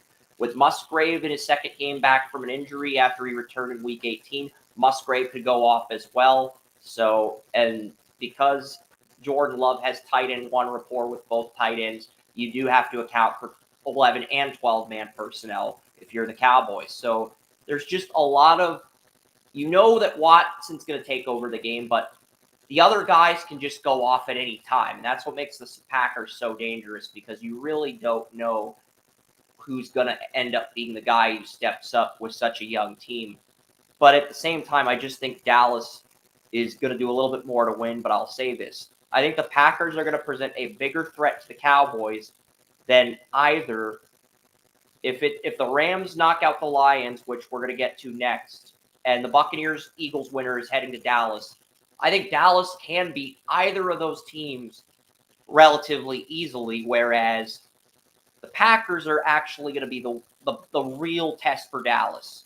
I think we're in agreement that, yeah, there's a chance Green Bay pulls the upset, but if they don't, Dallas is positioned perfectly to get to an NFC title. Or maybe Joey just decides to take everyone else over the Cowboys just for the hell of it next week. we'll see. But like, I honestly feel like if Dallas can get by Green Bay, they actually have a good chance of making it to their first NFC title under Dak Prescott. Doesn't necessarily mean they'll win, but I do think they would beat. I think either of these teams would beat the Eagles or Buccaneers. But if Green Bay wins this, they'll head to San Francisco, which would set up the Lions-Rams winner for a spot against the Niners in the NFC title if Green Bay knocked out Dallas. Whereas you look at Dallas, I think they would beat either of those teams right now because the Eagles are in shambles, and as great as Tampa Bay's defense has been, I just don't think Baker Mayfield's got a good arm, but I don't think he can sustain this. I don't think he can win a shootout against Dak. If it was in Tampa, I might consider the Buccaneers, but if it's in Dallas, I'm taking the Cowboys all day over Tampa. So, I mean, I've got the Cowboys winning this one 35-27, but you got the Packers, but I think it'll be a high-scoring game. I have both teams. I have the over on this one. The over-under is 50.5. I think this game easily goes over. If the over-under was at 60, I'd bet the over. That's how confident I am in both of these offenses. But anyway, you got something you want to add to that before we get to Lions-Rams? Yeah, Baker is, I think he's got the team playing well. He's got everybody behind him, but he does not play well when he's hurt. And he's been hurt the last few weeks. He guts it out, but does it really help the team at this point in his career? Because we got to do the Lions-Rams. Don't give your take on Eagles-Buccaneers yet. We're on Lions-Rams. Or can you say? Yeah, well, I didn't get my last one, so I'm just coming in behind. Okay, because we're still talking about Cowboys-Packers unless you want to pivot to Rams-Lions. So if you had closing thoughts on Cowboys-Packers, now is the time to express those closing thoughts. All right, so then we're on Lions-Rams, and then we'll get to the Monday night game. I know you want to talk about Baker. I know. But at the same time, the Lions-Rams game is just a far more exciting game. You talking about that one, so I talked about it, but I didn't break it down in depth. Now, I mean, Alaric Jackson kept Myles Garrett in check, kept him from having any tackles for the first time in his career. And I think at that moment, you knew he was going to take the starting left tackle job from Noteboom. You still have Brian Allen. You have Avila. He's been a monster this year at left guard. Dotson, Havenstein. That line's been good. You have Kupp. You have Puka Nacua. If Jerry Jacobs were playing, the Lions might win this, but Jerry Jacobs is going to miss the second week in a row. The Lions brought in Kindle Vildor to replace Jerry Jacobs, and Kindle Vildor could not beat out Terrell Smith or Tyreek Stevenson, the second and fifth round corners the Bears drafted for a nickel job. So if he couldn't beat those guys out, he didn't belong on the Bears roster. You could have kept him as a number 5 corner, but with 1 year left in the contract, is it really worth it to keep him when you can reload another spot if you think you have a better number 5 corner or a cheaper number 5 corner? The answer is no. Okay, and the Lions, I think Kupp or Nacua, whoever is lined up on Kindle Vildor is just going to carve that secondary. You have Higbee, you have Hopkins, you do have some depth at tight end, you have some depth at running back, a lot more than advertised. You have Donald, you have Bobby Brown III, you have Kobe Turner, but LA switched things up a few weeks ago. Kobe Turner was the 34 left end. He's now the nose tackle. You have Jonah Williams at 34 left end. You have Murchison as the 34 right end, but Bobby Brown, who is the starting nose tackle, is now the backup nose tackle. You have Turner and Brown, 1-2, rotating bodies going up in the zero technique in the one-on-ones and Ragno. And ultimately, I think that will wear Ragno down as the game progresses. The Rams have hot Byron Young at edge. Their backup edges are Nick Hampton and O'Shawn Mathis. Ernest Jones and Christian Roseboom are at Mike linebacker. You have Durant, Witherspoon, Darian Kendrick. They moved Quentin Lake from backup safety to dime corner and Duke Shelley. I think as long as the Rams' top 3 corners are healthy, I think they can shut down Detroit's passing game. And Hodges Tomlinson is a number 6 corner for depth. You have John Johnson III, and you have Fuller, but Fuller is been ruled questionable rather than inactive despite not practicing. You also have Russ Yeast, who had a good promising preseason, and then you have Jason Taylor the second, and Maher is back with the Rams, and Ethan Evans, the Rams 7th round punter out of Wingate's the punter. But the Lions, I think the Lions do have talent, but the problem is they have too many bodies injured. Here's the thing. Offensive line, they do have their 5 best starters, but Vaitai is on IR. Matt Nelson's on IR. So basically you have Dan Skipper filling in it for Nelson at swing tackle. You can't put Matt Nelson at backup left tackle and Skipper at backup right tackle. You have Sorsdahl, a backup. He was a right tackle at William Mary, but he's a backup right guard in the NFL as the swing guard. So the Lions have a good starting 5 on the offensive line, but I also feel like the Rams have more bodies and more depth on the front 7. And that may not matter in the first half, but that will matter down the stretch. You have Amon-Ra, St. Brown, and Williams. Everybody's saying Josh Reynolds is the slot receiver. You have Peoples, Jones, and Raymond. They're all kind of pushing each other for playing time. And a lot of people are saying Raymond's injury is not a big deal. It actually kind of is. Why? Raymond's the punt return. Raymond's the return specialist. Raymond is the Lions' return specialist. That is why that injury is a big deal. And I'll explain a little bit later. But you look at Laporta. He is a game-time decision after the knee injury in Week 18. James Mitchell, the third-string tight end, got ruled out already, according to Schefter yesterday. So if Laporta's out, that means the Lions will only have 1 tight end on the active roster. They will not be able to run 12 personnel. And why does that matter? Well, Detroit, in these first and goal situations, they like to run 2-3 tight ends, maybe 12, 13 personnel, and then jam it down your throat with the running game. Dan Campbell won't be able to do that. Neither will Ben Johnson if 2 of the Lions' 3 tight ends are out. And that hampers this offense to a degree. It doesn't deplete it, but it does hamper it. And then you got Montgomery and Gibbs splitting carries. Hutchinson and Pascal are starting. You got Okwara and Comiskey as your backup edges. Ali McNeil's back from injury, but you did cut Isaiah Buggs. The Chiefs picked him up on their practice squad. Benito Jones, who's starting relief of McNeil, is now the permanent starter next to McNeil. And then Onzawerke, Broderick Martin. You do have bodies. Derek Barnes has moved to Mike linebacker. Jack Campbell's moved to Sam. Just a few minor details. You still have Reeves Maben, Malcolm Rodriguez for depth. I do think there's some good players, but I just don't trust Kendall Vildor against. If Vildor was playing a weaker number 2 receiver, maybe he'd break out. Like last week, he was playing the Vikings, and he actually played respectable with Osborne and Addison playing through an injury. Osborne out, and I believe Hawkinson was out. He played well in that Week 18 game. I don't expect him to play well again because I'm pretty sure the game plan for the Rams and McVay is, okay, whoever's lining up against Vildor, Kupp, or Nakua, we're going to burn that motherfucker to the ground. I'm pretty sure that's McVay's game plan. You have Branch, you have Sutton, you have Vildor. I'm pretty sure they're going to go after Vildor in this one. And I know you got Will Harris, Stephen Gilmore, the younger brother of Stephon, and you got Chase Lucas, who's now on the practice squad. You also brought Gardner Johnson back from the injury report after he got injured in Week 2.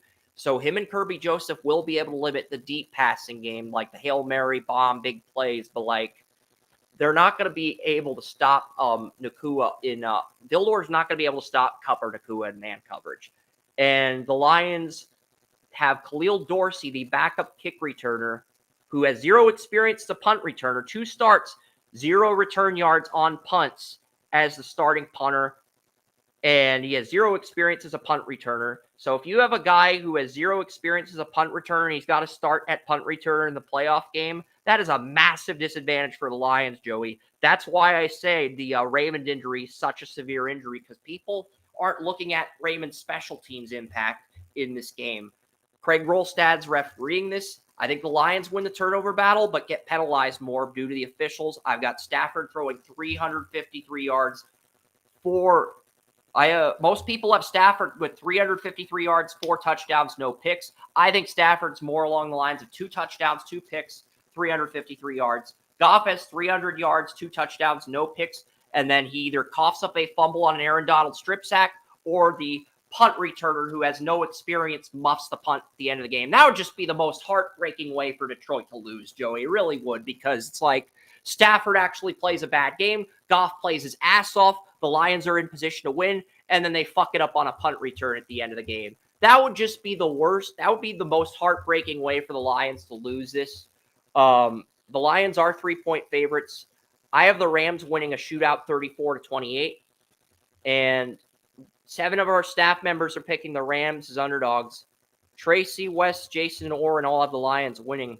What are your thoughts on all the breakdowns, all the matchups? I know it's a lot to process, but there are some big details there and some stuff that stands out. So what stands out to you?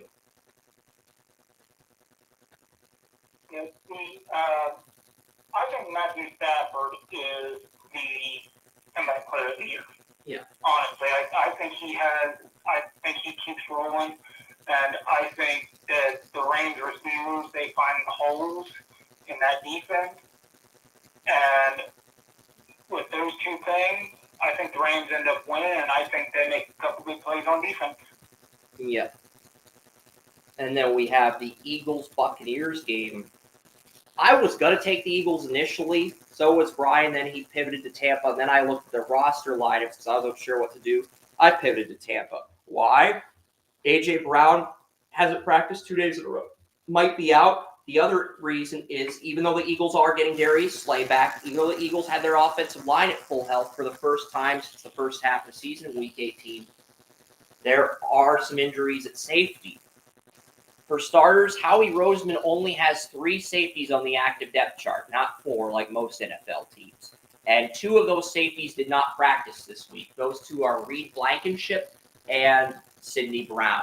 That means Kevin Byard will start at free strong safety, and both the starting and backup free safeties are going to be inactive.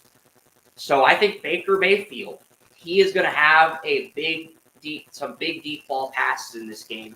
And while most would speculate those are picks due to his injury, Hurts has a middle finger and it's like disconjointed. Mayfield has a rib injury. Last week he had a foot injury against Carolina while also dealing with the rib injury, and he made the rib injury worse against Carolina. You could tell he was wheezing, he was panting, but he played through it. And it looked like he was in more pain in that game than he was when he was playing injured during his time with the Browns. So but he got upgraded from no practice to limited practice. So I think he's going to play. And I think the Eagles' injuries at safety are the reason they lose. Yeah, I think the Eagles' injuries at safety are the sole reason they lose, Joey. And the Buccaneers, they are the other team besides the Bills to have 0 offensive line turnover all season. Yeah, they did lose Ryan Jensen to an injury in the preseason, but they've had the same offensive line, even in weeks where Wirfs missed a day or 2 of practice due to injury, still played on Sunday, even when questionable. Same with some of the other guys in this offensive line. The defensive line is fully healthy. The secondary, Tampa Bay is a team that doesn't have a lot of depth in the secondary, not a lot of depth in the offensive line, but like the Vikings last year, they've been blessed with no injuries. And even though Baker Mayfield's playing through an injury, none of the 22 best starters are injured. I think the Buccaneers, the Rams, are the only 2 teams in the NFC with all of their best offensive and defensive talent at full health entering the playoffs. And the Niners. So, the Niners did lose Hufanga to an IR injury, but, the Buccaneers and the Rams are the 2 healthiest teams entering the playoffs. I think it's going to be a defensive game. This is the only under I have. The official for this game is Adrian Hill, same guy who called the Week 3 game on ESPN. But I'll say this about Adrian Hill. He is probably the fairest referee of all the guys I've mentioned, between Rolstad, between Ron Torbert, Carl Sheffers, between the Saturday refs like Clay Martin and Brad Rogers. I know Brad Rogers is a first-time ref, but the fact that he's 3-0 with the Chiefs and the fact he only penalized him once in 3 games is shady as fuck. It's like a blip under the radar shady as fuck. And Adrian Hill's probably the fairest official of any of the wild card games. But he called this exact game back in Week 3 on the exact cable network. it just feels like ESPN. It just feels, I don't want to say anything bad about ESPN, but it just feels like the league or whoever's in charge of the officiating for the matchups half-assed this. I'm going Buccaneers 23, Eagles 19, but I expect it to be a close game. I don't think either team's going to beat Dallas. And if the Packers win, I think the winner of this game would probably lose to the Rams-Lions winner as well, if I'm being honest. So, I mean, that's where I stand with these two teams, but I'm going to take the Buccaneers 23-19. Joey does have the Eagles winning. You want to mention why? Because you, Warren, and Tanya were the only three to take the Eagles. I think this was the biggest surprise. You look at the wild card matchups: 6-5 Browns, 9-2 Chiefs, 10-1 Bills. I was expecting 11-0 Steelers, slightly surprised, but not drastically surprised by that. And then you look at the late games: 8-3 Cowboys, 7-4 Rams, with most of the staff taking the Rams as the underdog, and 8-3 Buccaneers. I think 8-3 Buccaneers with only 3 out of 11 taking the Eagles as favorites. I think that is the biggest surprise of the 6 wild card games when you look at the final results on paper. Yeah, Baker's injury. That's the big thing. He's got a rib injury, has had for a couple weeks. But we've seen the effect it's had on his play. Baker's Hurts has got like a middle finger injury where the middle finger's disconjointed like Herbert's injury earlier in the year. That's what Hurts has. So you're saying Hurts can play through that, but Baker won't have the same success playing through his injuries, whether it's the foot or rib injury he suffered in Week 18. Just clarifying, not judging, just clarifying. We each have our own unique thought processes. Yeah, so that's basically it. If Baker's 100% healthy, I take the Bucs, but he's not. So. All right. Okay, I'll give you my divisional round winners. I'm not going to go through an in-depth breakdown like I did because A, I don't have the write-ups up for next week yet, and B, looking at the divisional round games, I've got the Ravens beating the Texans. I think whoever comes out of that Browns-Ravens game is going to be roadkill for Lamar Jackson. Lamar's 0-2 in M&T Bank games in the playoffs. He's due for a home win. He has to get at least one. I'm not saying the Ravens are going to make the Super Bowl like a lot of the media, but I think he's at least going to get one playoff win at home, and we're going to see the Ravens hosting the AFC title this year. I mean, and there's a possibility. A lot of the injured guys, Kyle Hamilton, Marlon Humphrey, Tyus Bowser, Mark Andrews, there is an outside possibility all 4 of those guys play. And if all 4 of them play, I would say it's a 1 to 5% chance, but it's still a possibility. And if all 4 of those guys play, whoever wins the Browns-Texans game is fucked with a capital F. If none of those guys play, the winner of that has a fighting chance if they dominate the turnover battle against Lamar Jackson and just will their team to victory. So I'm going to go with the Ravens. And then the other 3 games, I've got the 49ers beating the Rams in a divisional round game, but a very close, very tight, very competitive divisional round game. The Niners didn't play their starters against the Rams. That was the difference for me. Despite the Rams' momentum, and then you look at the Sunday game, I think the Cowboys would beat the Buccaneers or the Eagles right now if they were to advance against Green Bay. And I know your scenarios are a little bit different because you've got 3 different winners as I do, but then the Bills-Chiefs game, Allen versus Mahomes in Buffalo, I think the Bills win that. So I don't have Mahomes going to the AFC title, but I also believe the winner of this Chiefs-Bills game is the only team in the AFC that can knock out the Ravens. But it's interesting because, it's interesting how this is going to end. So, Joey, why don't you do your best to take us through? It is 1:45. I promise we'll be off the air by 3, but I feel like with the AFC, you're kind of 25% Ravens, 25% Bills, 25% Chiefs, 25% Browns. It's like a 4-way tie or a 4-square game, and you can't really decide who you like at this point. And then the NFC, I'm guessing, is going to be Niners-Rams, because your divisional round matchups for the NFC would be Packers versus Niners in San Francisco, and then you have the Rams playing the Eagles in Philly. And I'm guessing you got a Rams-Niners NFC Championship, just like Lisa. And I'll reveal the staff Super Bowl picks after this segment, but I'm guessing you've got the same NFC Championship matchup as Lisa with the Rams and Niners. Because you guys had the same NFC winners outside of Tampa and Philly. She took Tampa, you took Philly. So I'm guessing you have the same exact matchup. Niners, Rams, NFC title game.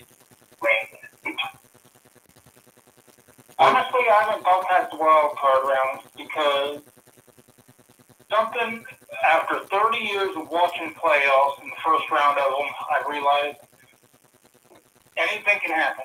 It can.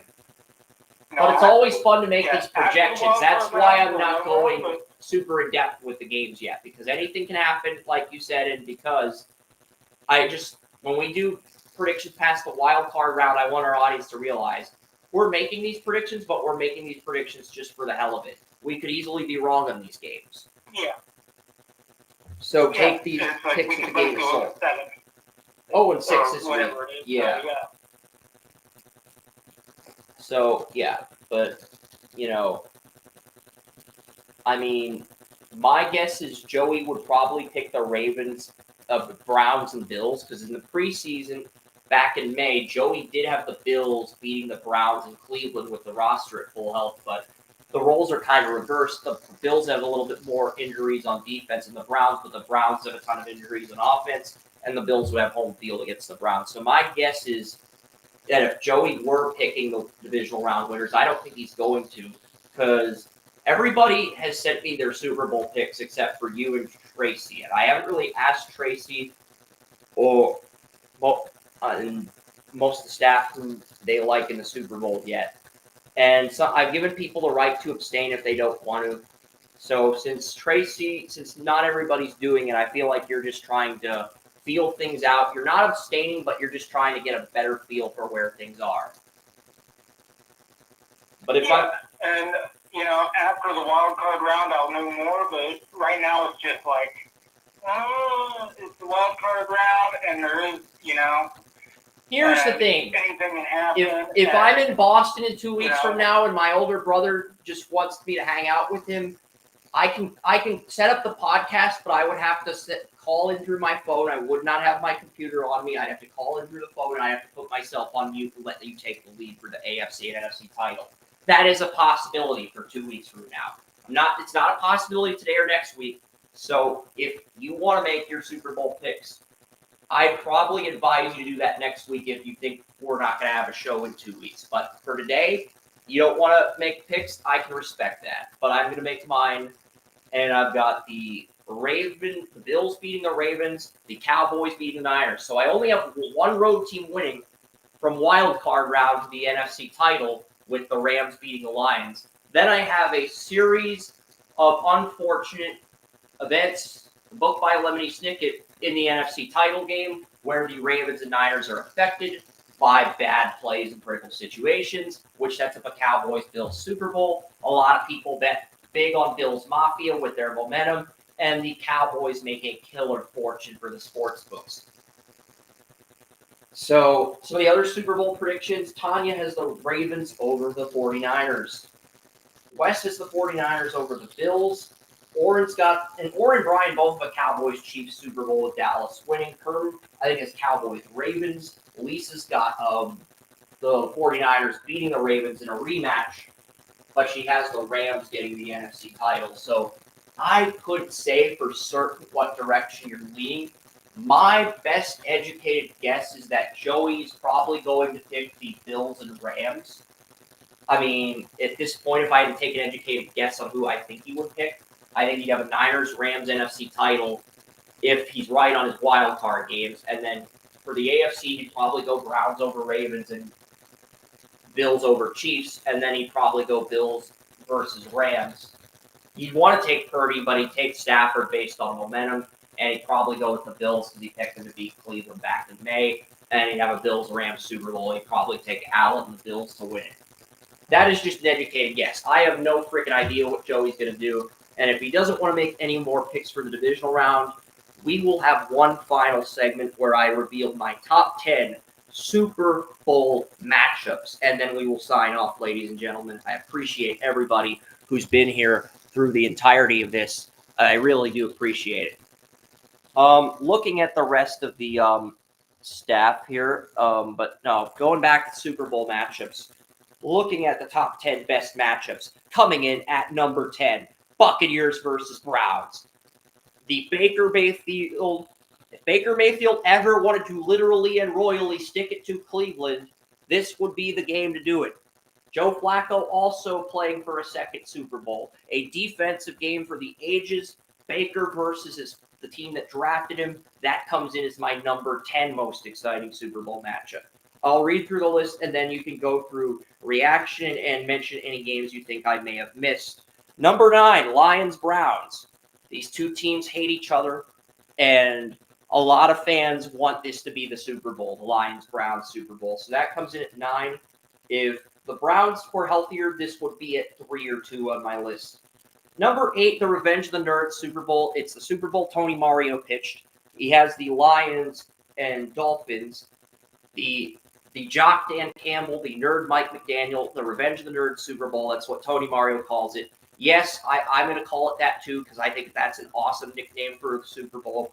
The Revenge of the Nerds Super Bowl. I love it as a great joke, a great storyline. And you got two coaches that fit that persona, but they're also humble, good men. They're also leaders. They're also gentlemen. They're also guys who teach their players chivalry, but are also hard asses when they need to be hard asses. So yes, that is the number 8 matchup. Number 7 would be Lisa's dream Super Bowl scenario. She called it a dream scenario because she doesn't think it's going to happen. Packers-Texans. Now, this would be a hell of a Super Bowl matchup, Joey. On one end, you'd have the first 7 seed in the Super Bowl. On the other end, you'd have a rookie head coach and a rookie quarterback in the Super Bowl for the first time ever in NFL history. Marino made the Super Bowl in his second year, not his rookie year. Big Ben got to the AFC title his rookie year. I think Marino did too. I don't think a quarterback's ever gone to the Super Bowl as a rookie. Kurt Warner was drafted in 94. So did he get to the Super Bowl as a walk-on rookie? Yes. Did he get to the Super Bowl as a rookie having out of college? No. So, yeah, Packers-Texans, that would be a dream Super Bowl matchup. And it would be a terrific Super Bowl for the NFL regardless of who won. Regardless of who won, both storylines. The Packers is a 7 seed getting into the Super Bowl, and the Texans is a 4 seed with a rookie quarterback and rookie head coach. Regardless of who wins that, the NFL wins either way. Both of those are fantastic storylines, Joey. Number 6, the Niners and Bills.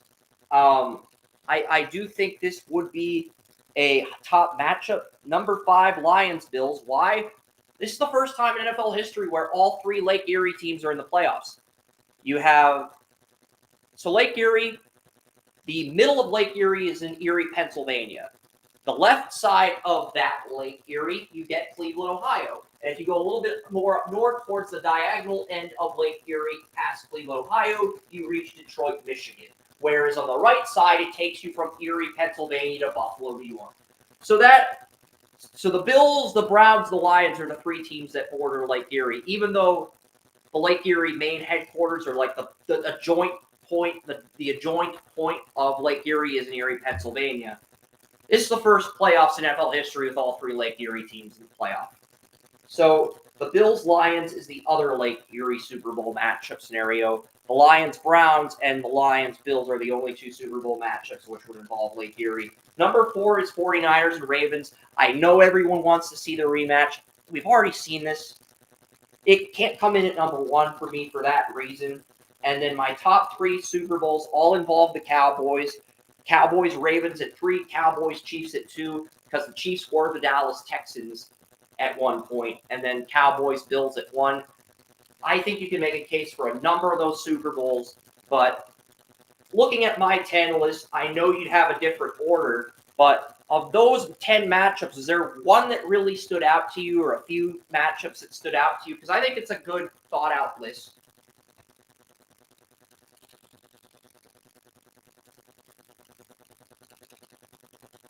You're telling me none of those 10 matchups stand out in any way? I mean, Baker versus former team would be a great storyline. You'd have the Revenge of the Nerds Super Bowl. Rodgers versus Jordan Love versus C.J. Stroud. It's like I started this list on such a bang, but then as I went through the list higher and higher, it went from the big bang to, okay, oh, that'd be great if these teams met, but whatever. That's kind of the impression I feel like I gave you when breaking down the list. But yeah, those are my top 10 Super Bowl matchups. And if any of them happen, I will be happy because I think all 10 of those matchups are great for the league. There's some honorable mentions like Dolphins Buccaneers or Texans Cowboys or Packers Bills if you want to get the food involved. I don't, but those are also scenarios as well, Joey. So yeah, we may do Wheel of News next week. I haven't decided. It just depends on A, how much news comes out, and B, they did announce Senior Bowl roster updates, but I'm not announcing them until A, the underclassmen deadline on Monday, and until things clear out a bit. Okay, we've been on the air since 9 a.m. It's almost 2. I feel like I'm getting an anxiety attack, and I know Joey wants to go do other fun stuff before the Browns game at 4. So I am going to sign off. I do want to thank all of our listeners at the Utopia of Sports for tuning in and listening. We will be back next week, I promise, and maybe we'll have a game preview on Boston College versus Boston University, the game I'm going with my brother to Boston to scout in 2 weeks. So we'll see you next week for that divisional round, some wild card reactions, and hopefully a minimal amount of news next week. Not as much news as we had this week. I'd prefer to have a less news, more fun storylines like at the end of the show, but we'll see what happens in the news cycle. Hopefully, I don't think can be as. I feel like this was the peak of news for the month of January. This entire week, I don't think we will. I still think we'll get a good amount of news, but not nearly the number of news or not nearly the influence or storylines in terms of news that we got this week. But yeah, that's Joseph Potter. I'm Chris Ransom. We're getting ready for the NFL playoffs. Enjoy your playoffs. So long.